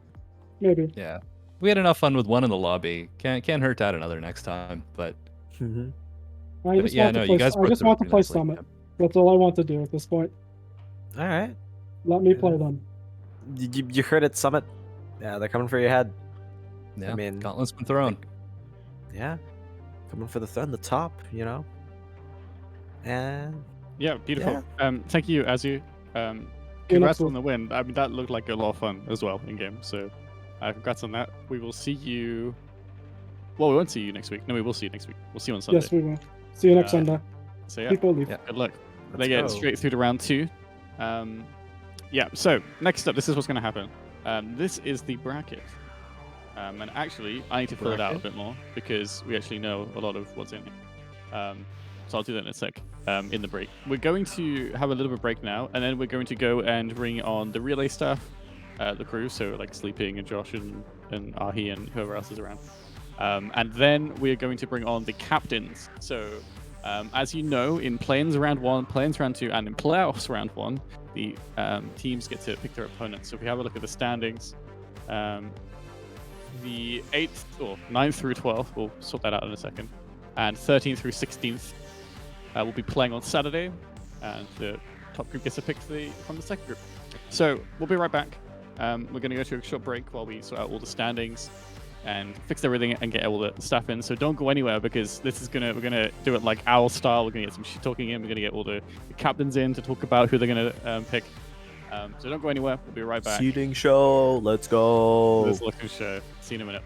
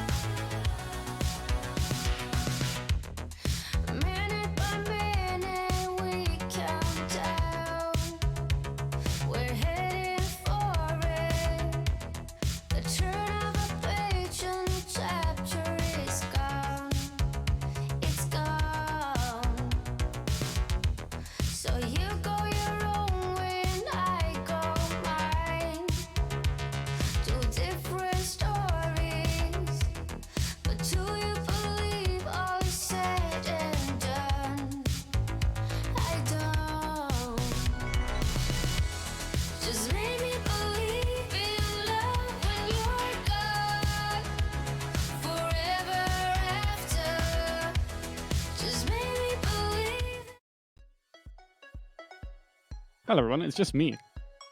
Crazy. Feels very much like Season 2. It's just me on my own. Hi. I wanted to tell you some updates about the standings. We have crunched the numbers. I was going to put it onto SomGG immediately, but I'm just going to wait and do that tomorrow. But the standings as they are actually in the right order. If I take you through the standings here. So Beatrop Bears and Vengeance are tied on everything. They're tied on matches, maps, map diff, map wins, all that kind of stuff. They haven't played each other to break the tie. So then we use opponent match win rate, which is basically the strength of schedule. Wait, is this the wrong way around? Maybe it is the wrong way around. Well, no, this is fine. This is fine. Yeah. Okay, so B-Drop Bears have 64% opponent match win rate, which means if you take all of the people that B-Drop Bears have faced and you get their win rates, and then you average all of them, then they have a 64% win rate. In other words, they had pretty good opponents. Vengeance have 55%. So they broke that tie. B-Drop Bears are 4th, Vengeance are 5th, which means Vengeance will be in Plains round 2. And then the same on 8th. So Ruination are 55% opponent match win rate, and Fallout are 52% opponent match win rate, which means that Ruination have had very slightly harder teams, and that breaks the tie. So Ruination is 8th, Fallout will be 9th, which means they'll be picking today. That sound good? Makes sense? This is the bracket. Look at it. I press the button. There it is. Pretty. So this is the bracket. How it works is we have Plains round 1. It's single elim. So in a minute, I'm about to get the captains of Fallout, 6-piece, Aether, and Monarch. And they're going to pick from 13th through 16th. So that's Momentum, Basson Battery, Galaxy, and Admin Aces. And then we'll play that. And those will be on Saturday. After that, on Saturday night, we will do basically this again, where the captains of Vengeance, Zenith, Sloths, and Ruination will pick from any of the winners. They don't have to be in the order than this, but they'll pick in that order, and they will pick from anyone who won on Saturday. And then we'll do it all again for the week after on Saturday, where round 1s. Well, no, we'll do the picks on Sunday, but the games will be the week after. For the top 4 of the league, for Summit, Cowabunga, Whirlwind, and B-Drop Bears, who will pick their opponents, and that's where the double elim starts. That sound good? So I'm going to get the Fallout 6-piece Aether and Monarch captains. Let's see if I've got... I'm going to drag them on stream. Hello, Fallout. Hi. And I have Raw from Aether. Who else is here? I don't know why Luminous is down there. That's fine. We have Obi, who is on the Aces, picked. I'm disconnecting Rapper. Go away. Pull. Sorry, I pinged 7-piece accidentally. My bad. Okay. I was making Pop-Tarts. We have Jack, who will be picked on Momentum. So Fallout, first 6-piece. We have Raw for Aether, and we need some from Monarch. At Monarch. Hi. If there's anyone on Monarch watching, come join A Waiting Room. It's a voice channel on BPL. A Waiting Room. Thanks. We need you guys to pick who you're playing. Actually, we don't. Yeah, we don't. We don't need you, because you're going to get who is left over. So, if we can take the standings again. You see the bottom 4 players, or teams. I really wish I could speak, you know. Bottom 4 teams are who Fallout will get first pick of. So this will be the first pick of the play-ins, single elimination. Toxic, talk me through what you're thinking. Well, I'm seeing Admin Aces have kind of been trolling the whole season. So I don't know what they're going to be like when they actually want to win a game. Galaxy's got a new player, and I don't know anything about them. I don't know if they're like really good or not. So that's like also a risk. And I don't really want to... Momentum, it's hard because I don't want to see them leave. So there's only one option left. Mm-hmm.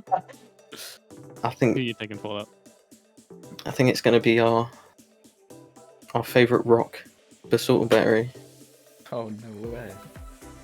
So surprised. The first official match of Season 3 playoffs will be Fallout versus Basalt Battery. One of the most common rock types in the world.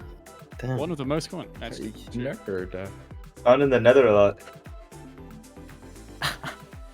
Interesting. Okay, 6-piece. Yeah, what We about have Netherrack? Paul here. Hi. Yo. So you get to choose from Momentum, Galaxy, and Admin Aces. What are you thinking? I think Admin Aces scare me. They actually try. I don't want to go up against Momentum because they'll call me a pussy because we don't play Rush. And we beat Galaxy last week, so I think we're picking Galaxy. I like those. Good reasonings there. 6Ps will take on Galaxy.